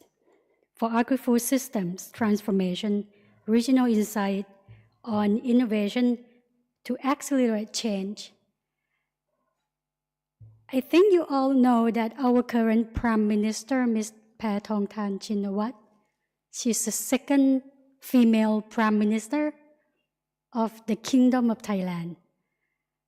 But I think you don't know that I'm also the second female Minister of Agriculture and Cooperatives. Out of the past 69 ministers, I'm the second one. And also, this is the first time of our cabinet that we have the largest share of female ministers. We have altogether 8 female ministers out of 36 in the cabinet. So I'm very proud of that Thailand has moving toward the direction and in line with your theme. Thailand stands firmly committed to promoting gender equality and enhancing the role of women in agri-food systems, recognizing their invaluable contributions to economic growth, food security, and sustainable development. The role of women in agri-food system, women form the backbone of the agri-food system in Thailand. As in many other parts of the world, women farmers, entrepreneurs, and food producers play a crucial role in ensuring food availability, nutrition, and community resilience. Despite their significant contributions, many still face challenges such as unequal access to land, to financial resources, to education and technology. Addressing these challenges is essential for sustainable and equitable agri-food transformation. To accelerate the transformation of agri-food systems, Thailand, by Ministry of Agriculture and Cooperatives, has been implementing specific initiatives aimed to close the gender gap in line with the FAO's guidelines, such as promoting group formation and skill development for women farmers. We have a training program for women in agricultural entrepreneurship and supporting gender equality in access to resources and decision-making. Furthermore, I would like to urge the regional and global cooperation as transforming agri-food system require regional and global collaboration. Thailand encourages stronger partnership among member states, international institutions, and private sector actors to share best practices, exchange knowledge, and implement scalable solutions that benefit women in agri-food systems. In conclusion, as we celebrate International Women's Day, let us reaffirm our commitment to fostering an inclusive and sustainable agri-food system that empowers women and girls. By investing in innovation, policy reforms, and capacity building, we can create a future where women thrive as leaders, entrepreneurs, and change makers, and hopefully the next female Minister of Agriculture and Cooperative to come.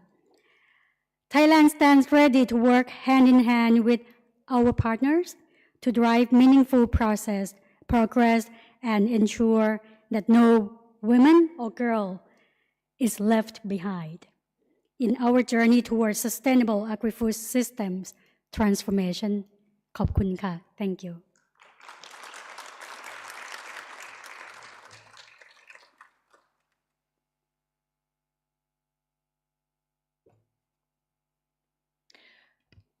Thank you, Your Excellency, for your valuable insights and for underscoring the crucial role that women play in the agri-food systems and the importance of empowering them with the necessary knowledge, skills, and resources.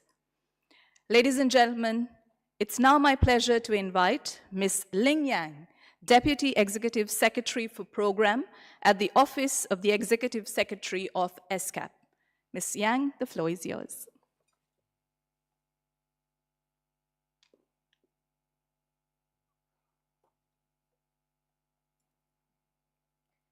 Thank you, moderator. Your Excellency, Madam Naruman Pinyu Singwat, Minister for Agriculture and Cooperatives of the Kingdom of Thailand. My dear colleague and very well-respected big brother, Mr. J.J. Kim, Assistant Director General and Regional Representative of FAO. Excellencies, dear colleagues, friends, and online participants. It's an honor to be here today to advance a shared commitment as noted in the theme, empowering women and girls. The UN Gender Equality Acceleration Plan calls for urgent action to dismantle systematic barriers that keep women from fully participating in and benefiting from economic opportunities. This is particularly important in agri-food systems, where women play a significant role in food production, but continue to face challenges related to poverty, food insecurity, and climate impacts. As my colleague JJ noted, today's event is part of the one-day celebration by the UN system and collectively support by the UN entities at the regional level to advance this joint commitment. I thank FAO for joining this commitment and joining this call. Poverty eradication requires a holistic approach that addresses income security, access to productive assets, and social services. Women in agri-food systems are more likely to be employed in informal, low-wage jobs with limited protections, making it harder for them to escape poverty. Ensuring equal pay, land ownership rights, and targeted rural investment can significantly reduce poverty levels and drive economic empowerment for millions of women. Yet too many women farmers and food workers remain invisible in economic policies, excluded from financial support, and vulnerable to climate disruptions. Social protection is a game changer. Yet today, a substantial number of rural women in developing countries lack access to basic social protections, such as maternity benefits, pensions, and income support, we must urgently scale up gender-responsive social protection programs that provide income security, recognize the unpaid care work, and ensure that women in agri-food systems can adapt to climate risks and market shocks. ESCAP, as the most inclusive and key regional platform, plays a strategic role in fostering policy innovation and policy coherence, strengthening regional cooperation, and leveraging data to drive change. Through multi-stakeholder partnerships, digital solutions, and gender-responsive policies, we can unlock economic opportunities for women and girls, ensuring that no one is left behind in the transformation of agri-food systems. This year, as we commemorate the 30th anniversary of the adoption of the Beijing Declaration and the Platform for Action, we look forward to working with the FAO and the whole UN family to support women's empowerment in the Asia and the Pacific region. Let us work together to turn commitments into concrete and bold actions that empower women and build a future free from hunger and poverty. I thank you so much for your attention.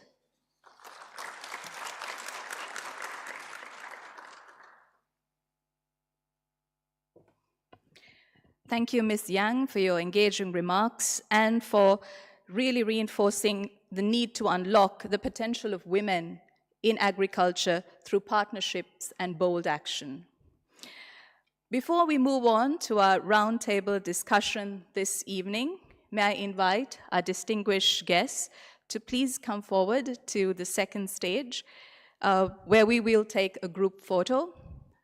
May I invite Ms. Jongjin Kim, Her Excellency Professor Dr. Narumon Pinho-Senwat, Ms. Ling Yang, and Ms. Maria Holzberg, the Deputy Regional Director of UN Women, to join this group photograph.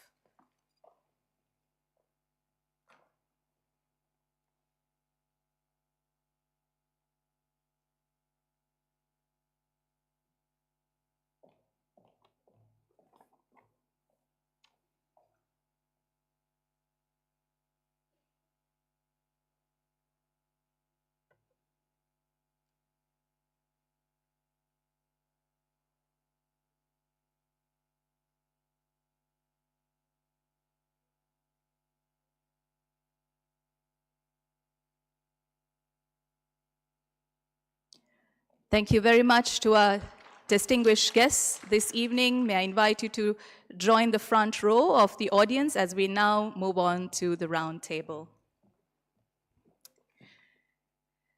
Today, we will be focusing on delving deep into insights on innovations to accelerate change and to empower women and girls in agri-food systems.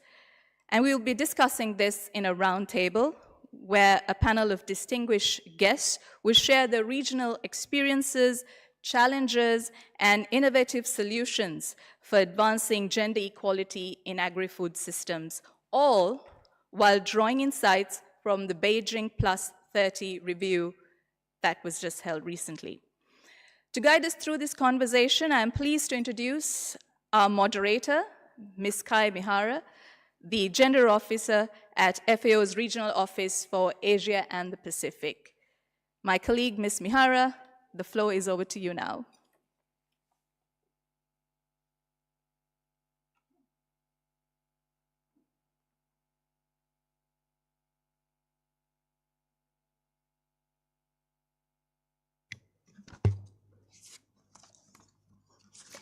Thank you very much, Mahira. Thank you to the Minister for Agriculture and Cooperatives and Ms. Lin Yan for setting the stage with such valuable insights. These honorable speakers are a great example of how women in decision-making spaces can drive change. Now I am delighted to welcome you all to our roundtable discussion where we will explore key takeaways from the Beijing Plus 30 review, regional expenses, and innovative strategies driving gender equality in agri-food systems. We are fortunate to have with us a panel of distinguished speakers who bring a wealth of expertise and experiences from across the region. Now I'd like to invite Ms. Chai Chai, Chief of Gender Equality and Social Inclusion Section, Social Development Division of ESCAP, who will share insights from the Beijing Plus 30 review process.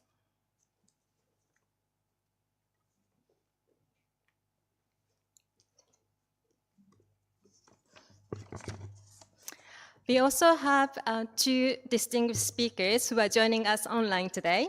Mr. Miguel Musungi, Assistant Director and Head of the Poverty Eradication and Gender Division of ASEAN Secretariat, who will highlight regional experiences and innovations in promoting gender equality in agriculture. Then we also have Ms. Cherry Tadeo Kunanan, Regional Manager, Women's Economic Empowerment of Grow Asia, who will speak on leveraging partnerships to invest in women. FAO has an official partnership with Grow Asia, and I'm delighted to invite Ms. Cherry to this event. The discussion will be divided into two main rounds. In the first round, I will be asking some questions to our guest speakers who will have approximately 5 minutes each, hopefully, to answer these questions. This will be followed by a short Q&A session, as long as the time allows. The audience attending online are able to share their questions or comments through the chat function, and my colleagues will be sharing these comments and questions with me. With that, let us dive into the first part of a round table discussion. Ms. Chai Chai, let us start with you. So Ms. Chai Chai will make a presentation on empowering women in agri-food systems transformation based on the learnings and findings from the Beijing Plus 30 review process. Ms. Chai Chai, the floor is yours. Thank you, Madam Moderator. Okay, thank you. Yeah. So, dear participants, it's really an honor, pleasure to join all of you in this panel discussion. And I know some of you have attended our commemoration of International Day, Women's Day. And thank you for staying on with us in this conversation. I'm not going to repeat what has been discussed since morning, but I hope you were as inspired as I was since morning by our change makers, youth champions, as well as ambassadors from around the world who shared their views, innovative practices in promoting gender equality. I also understand we have a lot of participants online, right? So a warm welcome to all the participants, both in the room and online. All right, so this conversation is taking place at a very important time because right now we are at the 30 years juncture after adopting the Beijing Platform for Action. You might know this Platform for Action on Gender Equality adopted at the 4th Women's Conference. It's considered as the most visionary global framework in promoting gender equality. And 30 years on, we are still using it because it's progressive and because almost all points contained in these documents are still valid. And you can see the foresight of all the champions and advocates who drafted this platform 30 years ago. And we just did our regional review in terms of the progress and the challenges in Asia Pacific on gender equality and women's empowerment in November last year. So the picture you have seen on the screen gives you a flavor. Altogether, 46 governments from Asia Pacific attended the conference. 250 civil society organizations, and 20 UN and international organizations attend, altogether over 1,000 participants. The outcome of this conference will feed into the global review on Beijing Platform for Action, which actually is going to take place next week in New York as part of the Commission on the Status of Women. These are the 12 critical areas of concerns contained in Beijing Platform for Action. If you haven't reviewed it, I suggest after the meeting, take a quick look. It basically covers all aspects concerning gender equality and women's empowerment. Since its adoption in 1995, the platform has guided the global gender equality efforts. But the 12 areas, sometimes it's a bit too much for government to review and provide data. So we clustered them into 6 thematic areas to also coincide with the 2030 agenda on sustainable development for review purpose, and also for ease of collecting information and inputs from the government. I won't be able to delve into everything we reviewed in the past year through survey, through our dialogue with government and civil society.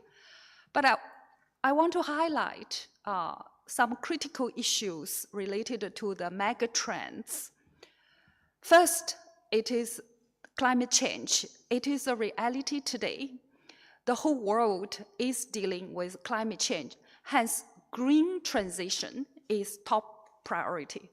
Whatever we do, whatever we plan, including on agri-food system, we must keep this trend in mind. And actually, from the speeches of opening speakers, you heard a lot of talk about the transition. It is highly related to this one.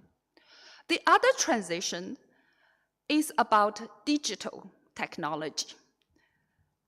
It's perceived as a threat because many people may be left behind. If you are not catching up, you are not using AI and other latest technology. But in the meantime, it's an opportunity. It may help us bridge the gap, including gender gaps, if we use it properly, if we ensure women's participation in the utilization and in innovation of digital tools. Third transition I want to highlight is about care economy. Because for women, especially for women in rural areas, their day-to-day life is linked to care infrastructure, such as cooking, cleaning, and even collecting fuel and water, these basic things. If we don't pay attention to care infrastructure and care services, most women in rural areas basically are stuck with such basic jobs to sustain life.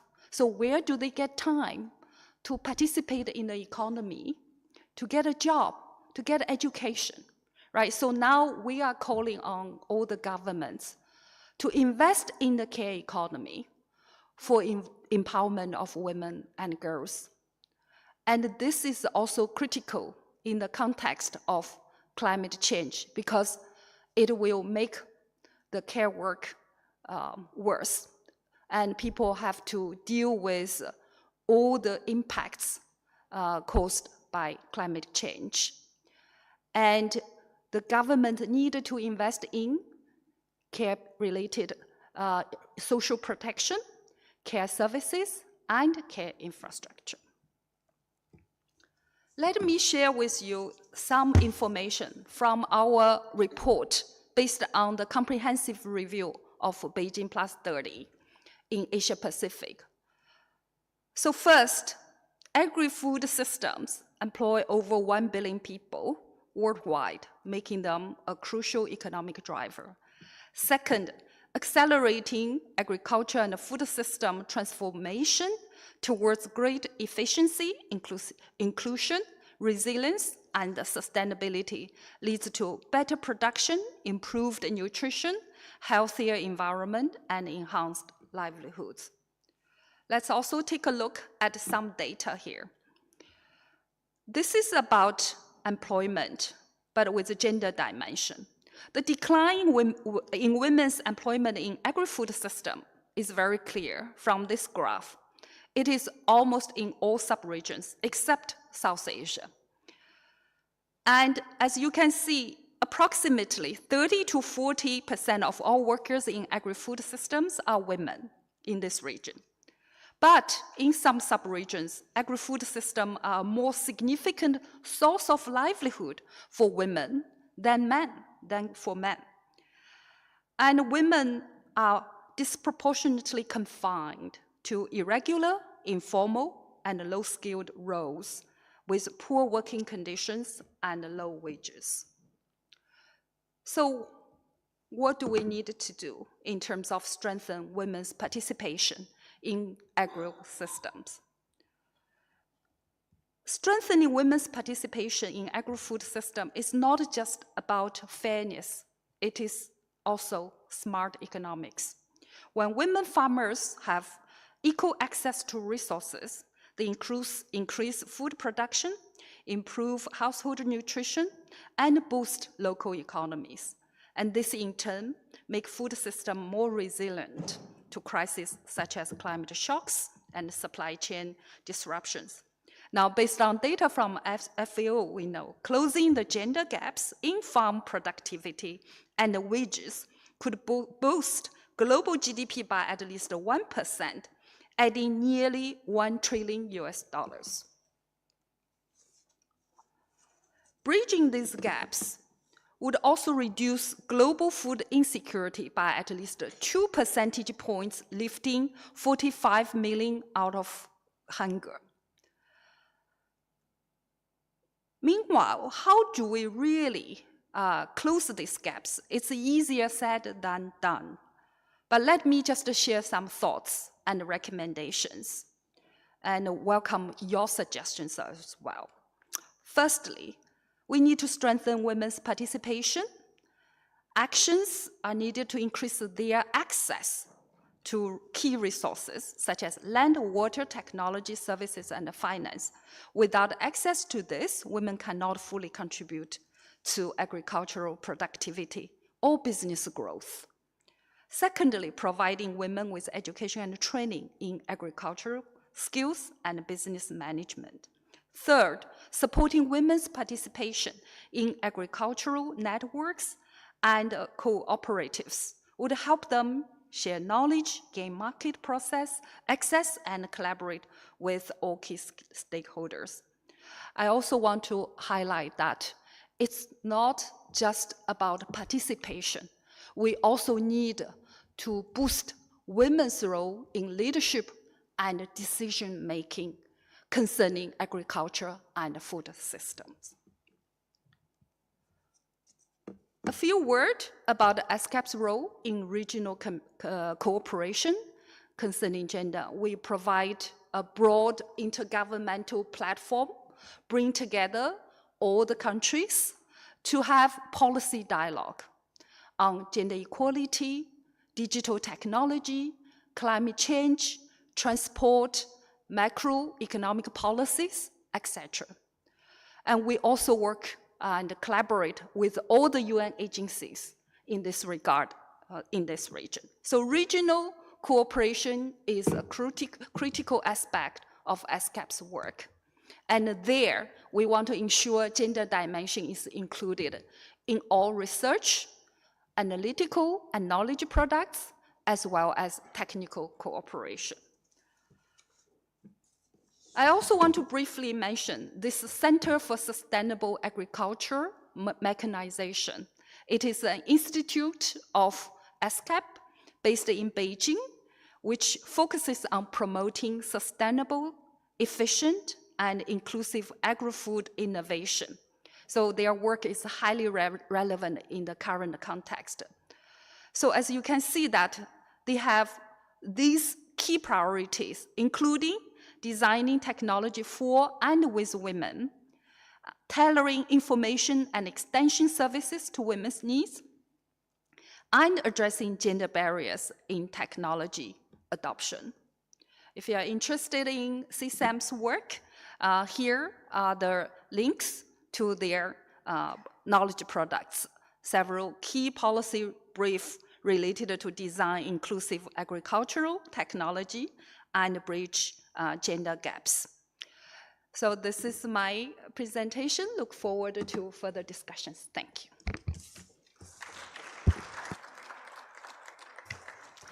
Thank you very much, Ms. Chai Chai, for your insightful and comprehensive presentation. Without further ado, I'd like to move on to the next speaker, who is joining online, Mr. Miguel Misungi, Assistant Director and Head of the Poverty Eradication and Gender Division of ASEAN Secretariat. So Mr. Miguel Misungi, could you please outline experiences and innovations in the region to promote gender equality within agri-food systems? The floor is yours. Thank you. Thank you very much, and good afternoon, everyone. I hope that you can hear me clearly. Excellency Narumon Pinjusinwat, Minister for Agriculture and Cooperatives of the Kingdom of Thailand, Mr. Jong Jin Kim, Assistant Director General and Regional Representative of FAO Regional Office for Asia and the Pacific, and Ms. Lin Yang, Deputy Executive Secretary for Program, Office of the Executive Secretary of ESCAP. Excellencies, ladies and gentlemen, good afternoon. Congratulate the FAO Regional Office for Asia and the Pacific for co-hosting with UN Women and UN ESCAP the webinar to commemorate International Women's Day 2025.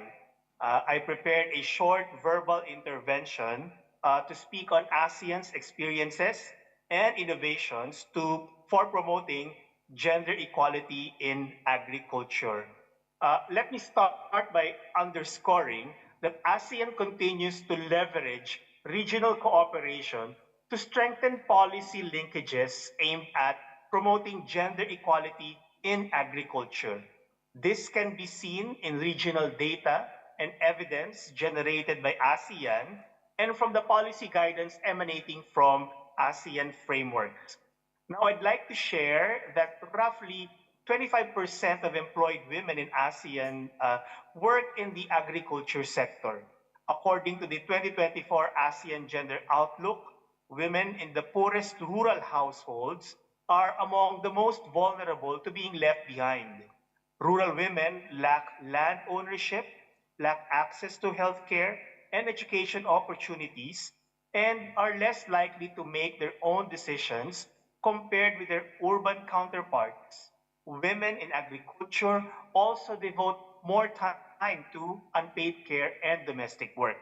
Now, the ASEAN ministers on agriculture and forestry, or called AMAF, adopted the AMAF's approach to gender mainstreaming in the food, agriculture, and forestry sectors. During the 40th AMAF meeting back in 2018 in Hanoi, Vietnam. Now, the AMAF reaffirmed the need to mainstream a gender perspective and analysis, which include targeted actions and investments in the formulation and implementation of policies, plans, and programs of all the food, agriculture, and forestry sector in ASEAN. AMAF further encouraged more investments to close resource gaps for achieving gender equality and the empowerment of all women and girls. Now, the AMAF also developed the ASEAN guidelines on promoting responsible investment in food, agriculture, and forestry, also back in 2018. The guidelines explicitly incorporate and reflect gender considerations as well as concrete recommendations to steer gender-responsive investments in agriculture. Now, some of the key provisions of the guidelines include the following. Guideline 2 provides that responsible investments in agriculture helps to achieve equitable, sustainable, and inclusive growth in a manner that reduces poverty, ensures gender equality, and women's empowerment, and lessens inequality within and between ASEAN member states. The guidelines encourage the development of strategies to ensure the inclusion of women and marginalized groups in investment projects and outgrower schemes, taking into due account existing power imbalances.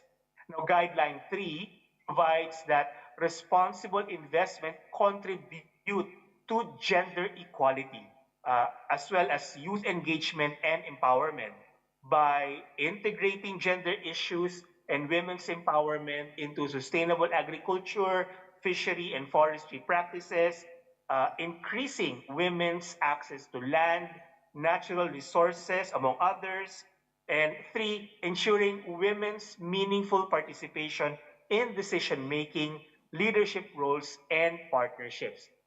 Now, Guideline 7 provides that responsible investment increases resilience and contribute to the mitigation and adaptation to climate change, natural disasters, and other shocks.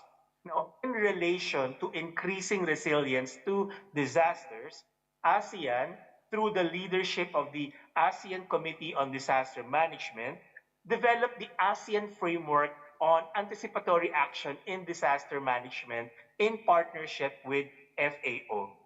The protective intent of the anticipatory action is relevant for women, persons with disabilities, older persons, and children who are more likely to suffer from discrimination and gender-based violence in times of disasters.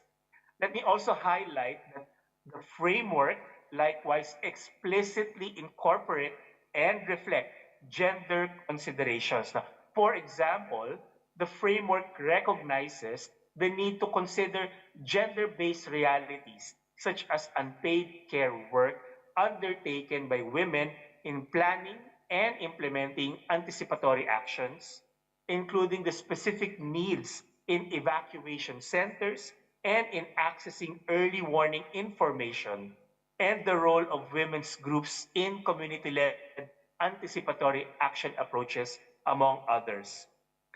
Ladies and gentlemen, this ends my brief intervention for this afternoon. I hope that you find the information I shared useful. Thank you very much. Thank you so much, Mr. Musungi, for sharing regional experiences and innovative approaches and initiatives in the region.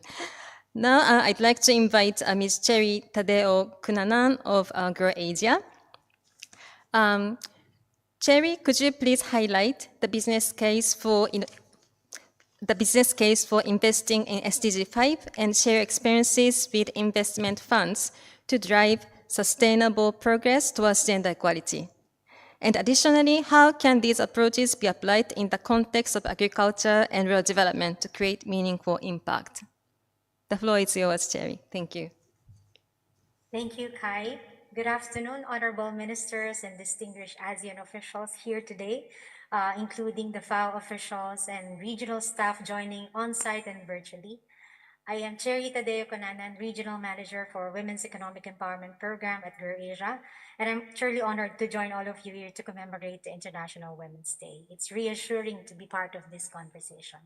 And as Kai said, I represent Grow Asia. We are a multi-stakeholder platform brokering strategic partnerships for market-driven solutions for inclusive, resilient, and sustainable food systems in Southeast Asia through our 5-country chapters in Cambodia, Vietnam, Indonesia, Papua New Guinea, and the Philippines.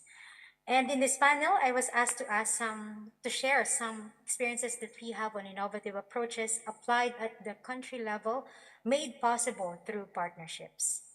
As we know, recent events like the pandemic put the existing problems in the agricultural sector at a greater disadvantage, and further worsened by investment inequalities, siloed efforts from stakeholders, and shrinking aid support recently for certain domains like gender equality.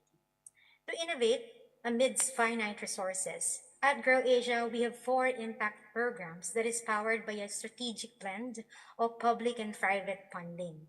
So this innovative model allows us to leverage public sector resources and maximize its impact by integrating private sector contributions.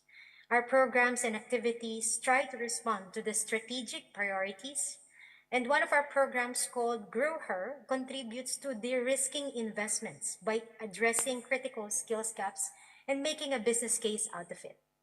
Relevant to the interventions we've heard from the previous speakers a while ago, we've seen that a gendered approach, sustainable business models, and technology-driven solutions work together to build a resilient and investment-ready value chain. So some of the activities that we do to attract investing in women are documenting good practices through case studies relevant to what Sir Musni has said about responsible ASEAN guidelines on responsible investing.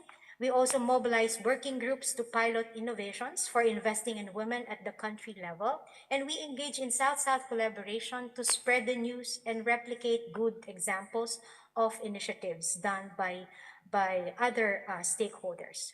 For example, in Indonesia, we have what we call a Grow Her Cacao project. This project mobilized public and private finance to drive impact and reduce risk.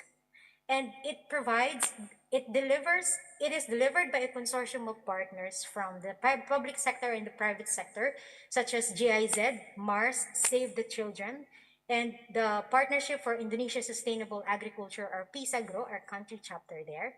And it empowers 4,000 women cocoa farmers in the last mile communities of South Sulawesi, Indonesia, by providing them the right blend of resources so that they can better exercise their rights and get represented at important decision-making spaces at the home and in their communities.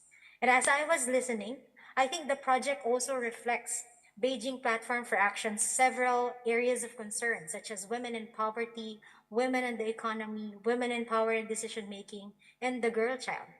So this model exemplifies impact of strategic investments and the effectiveness of strong community engagement.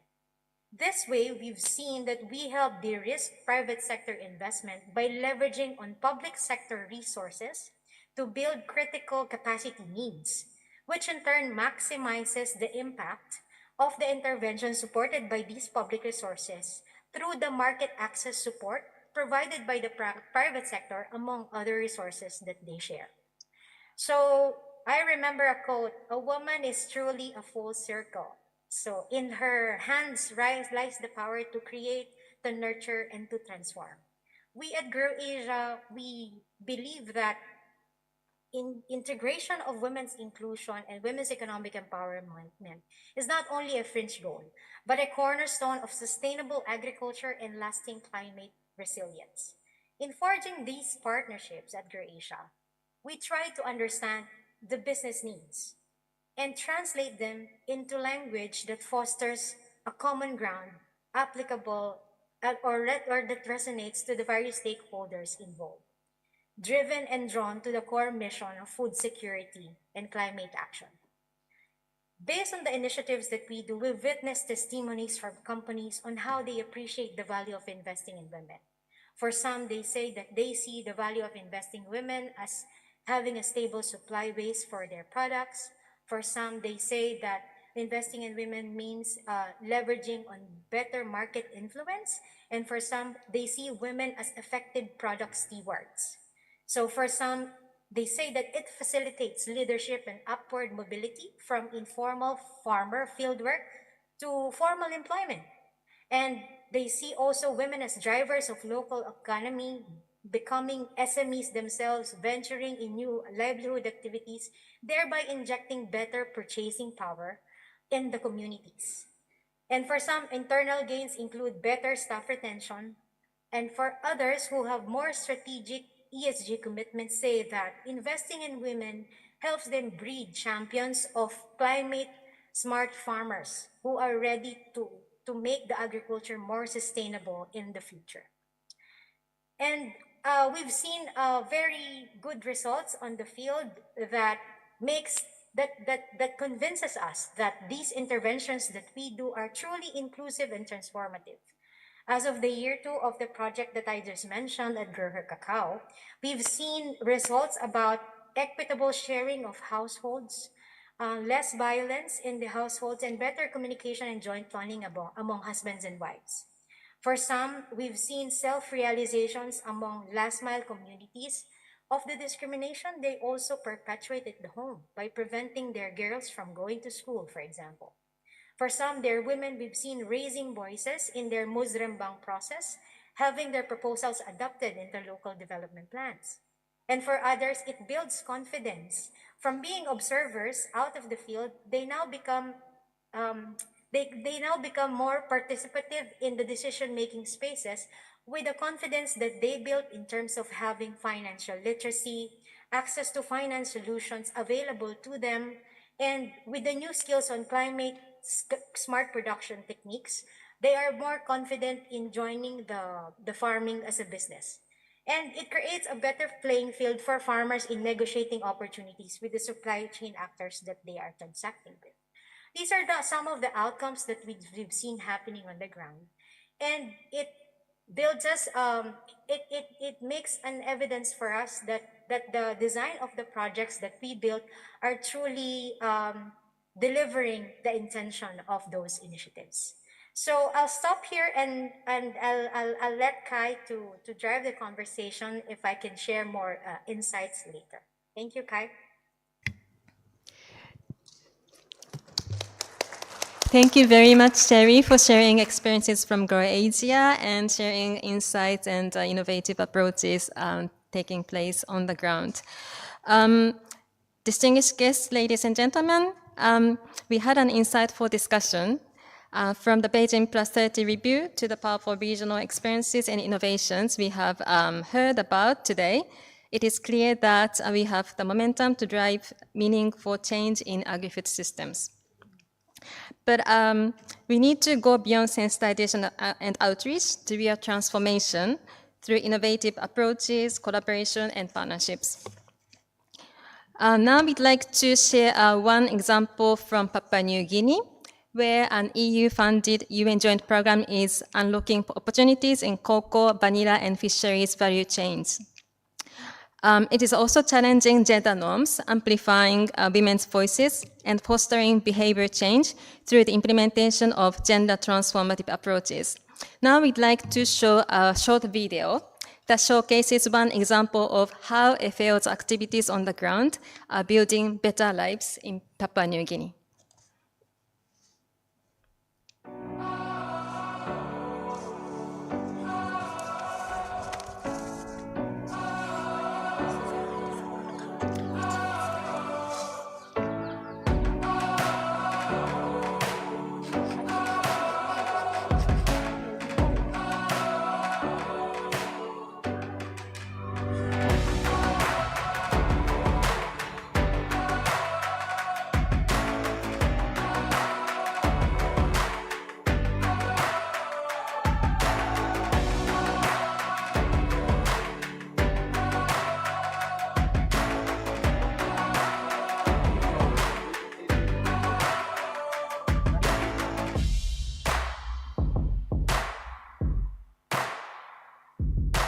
Inside this group now, we have some Igat some come up. By the time Martin suppose some group of big club, all see the permanent building and go.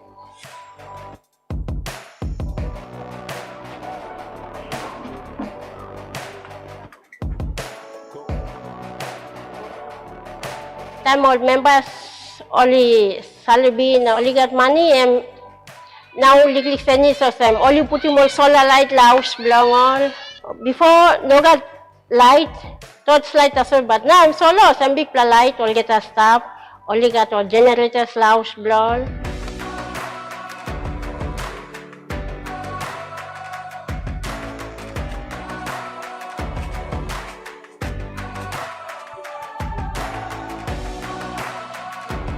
Now, me stop, me looking most all married too, all sa talk. la wani santin inside la group. Na wani santin la walk about now long or some work long. Open your bank account so walk about long. Time all la go la salibin and would marry man watim also go watim.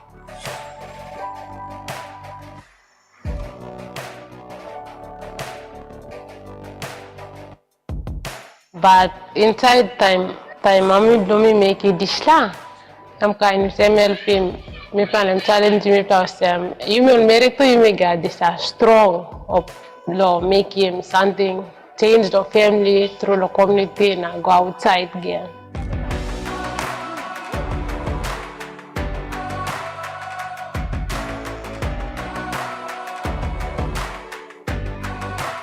We would like the women folks to be empowered.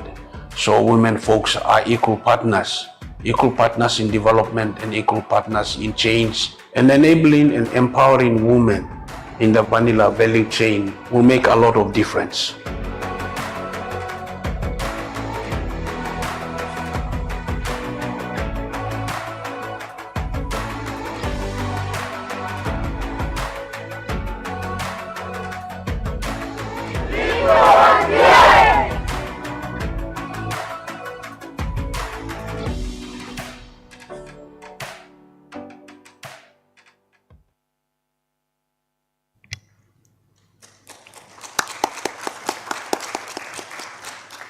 Thank you.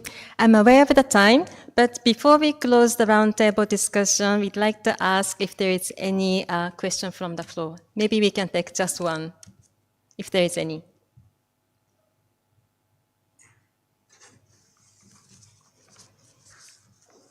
Okay, so now we will close the roundtable discussion. Thank you once again to all the panelists for sharing their experiences and insights, and also to everyone who contributed to this discussion. Thank you very much for your time. Now I'd like to hand over to Mahina, our MC. Thank you. Thank you, Kai. As we wrap up this insightful roundtable, ladies and gentlemen, it's my pleasure to invite Ms. Maria Holzberg, Deputy Regional Director of UN Women, Asia and the Pacific, to share her closing remarks.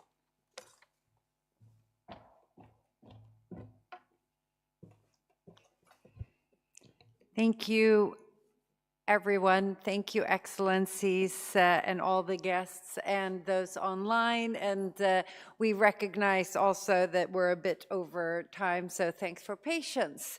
But we are over time because a lot of very important content has been discussed and shared today. And I do see that this is reaffirming the key fundamental truth that women and girls are not just stakeholders in agri-food systems, but also architects of the transformation. I think you saw that in the video and have heard it through the through the speakers. So, as Chai mentioned, women comprise, they don't compromise, 30 to 40% of the agricultural workforce in Asia and Pacific. That's 1 billion. The agri-food systems employ 1 billion people. So if we talk about leaving people behind, and women are often left behind as has been expressed, then we are leaving behind these 30-40% of the 1 billion. That's a lot of people being left behind.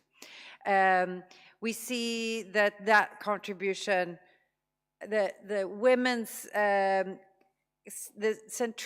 are central to food production, sustainability, and resilience, as outlined. We also heard from Miguel from ASEAN talking about making this connection with crisis, and either through climate-induced emergencies or pandemics or conflict, that disparities then deepen and making women more vulnerable as both food producers and consumers. So there's a UN Women report that shows that by 2030, under what we call the worst climate path scenario, 16 million more women than men will be pushed into food insecurity. So we are grappling with resilience, but we're also grappling with a crisis, and we're grappling also with the opportunities, because we are here at a defining moment in history.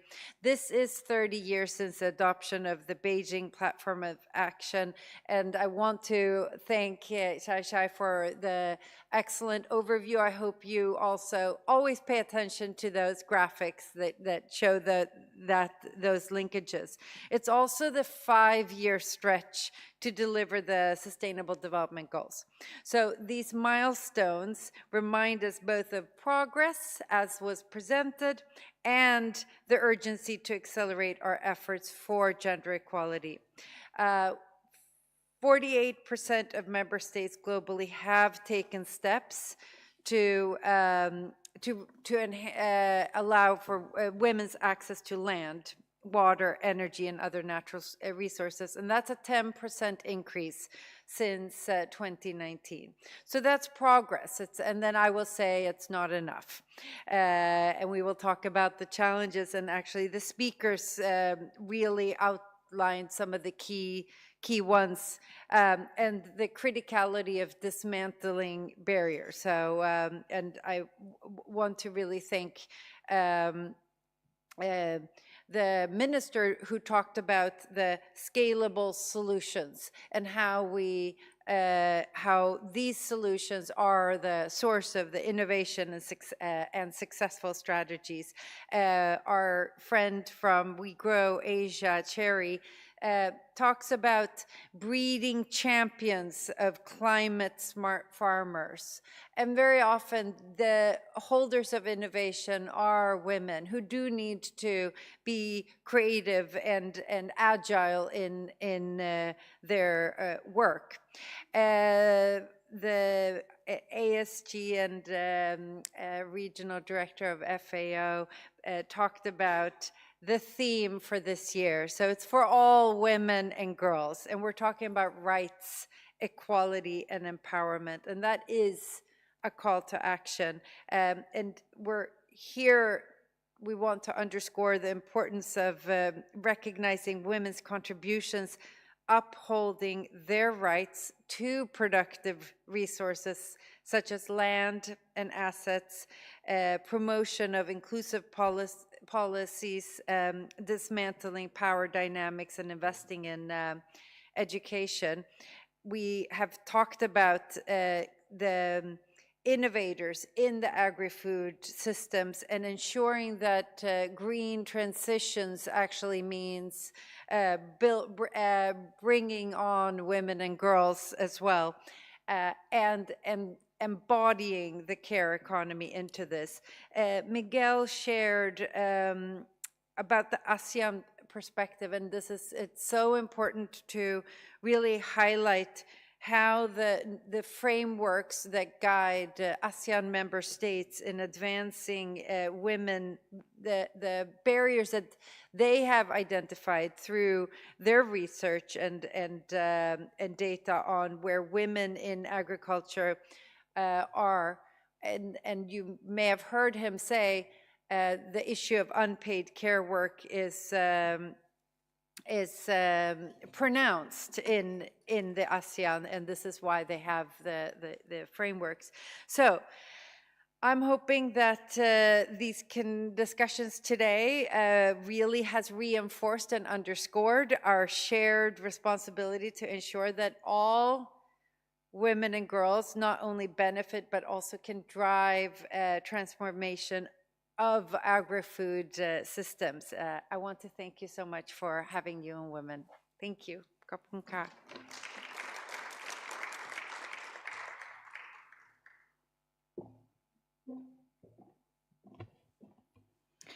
Thank you, Ms. Holzberg, and we at FAO value this opportunity to partner with UN Women and the UN ESCAP to commemorate International Women's Day 2025.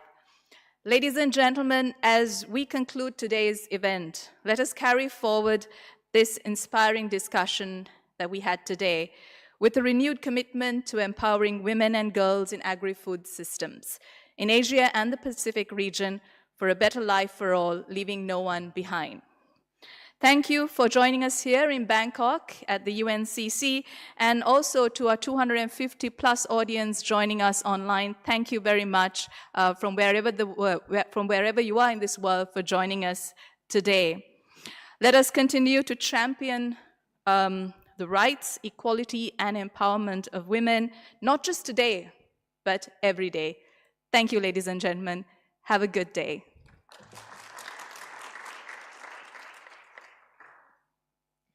What a way to end the Asia Pacific Regional Commemoration of International Women's Day 2025. And before we all leave this room, I want to take this opportunity to give a heartfelt thank you to everyone, our participants. Your energy, curiosity, and also commitment have made today, this day truly unforgettable. And together, we've learned, shared, and envisioned a world where all women and girls rise. Let's carry this energy forward today, tomorrow, and always. Thank you very much for being part of this transformative journey.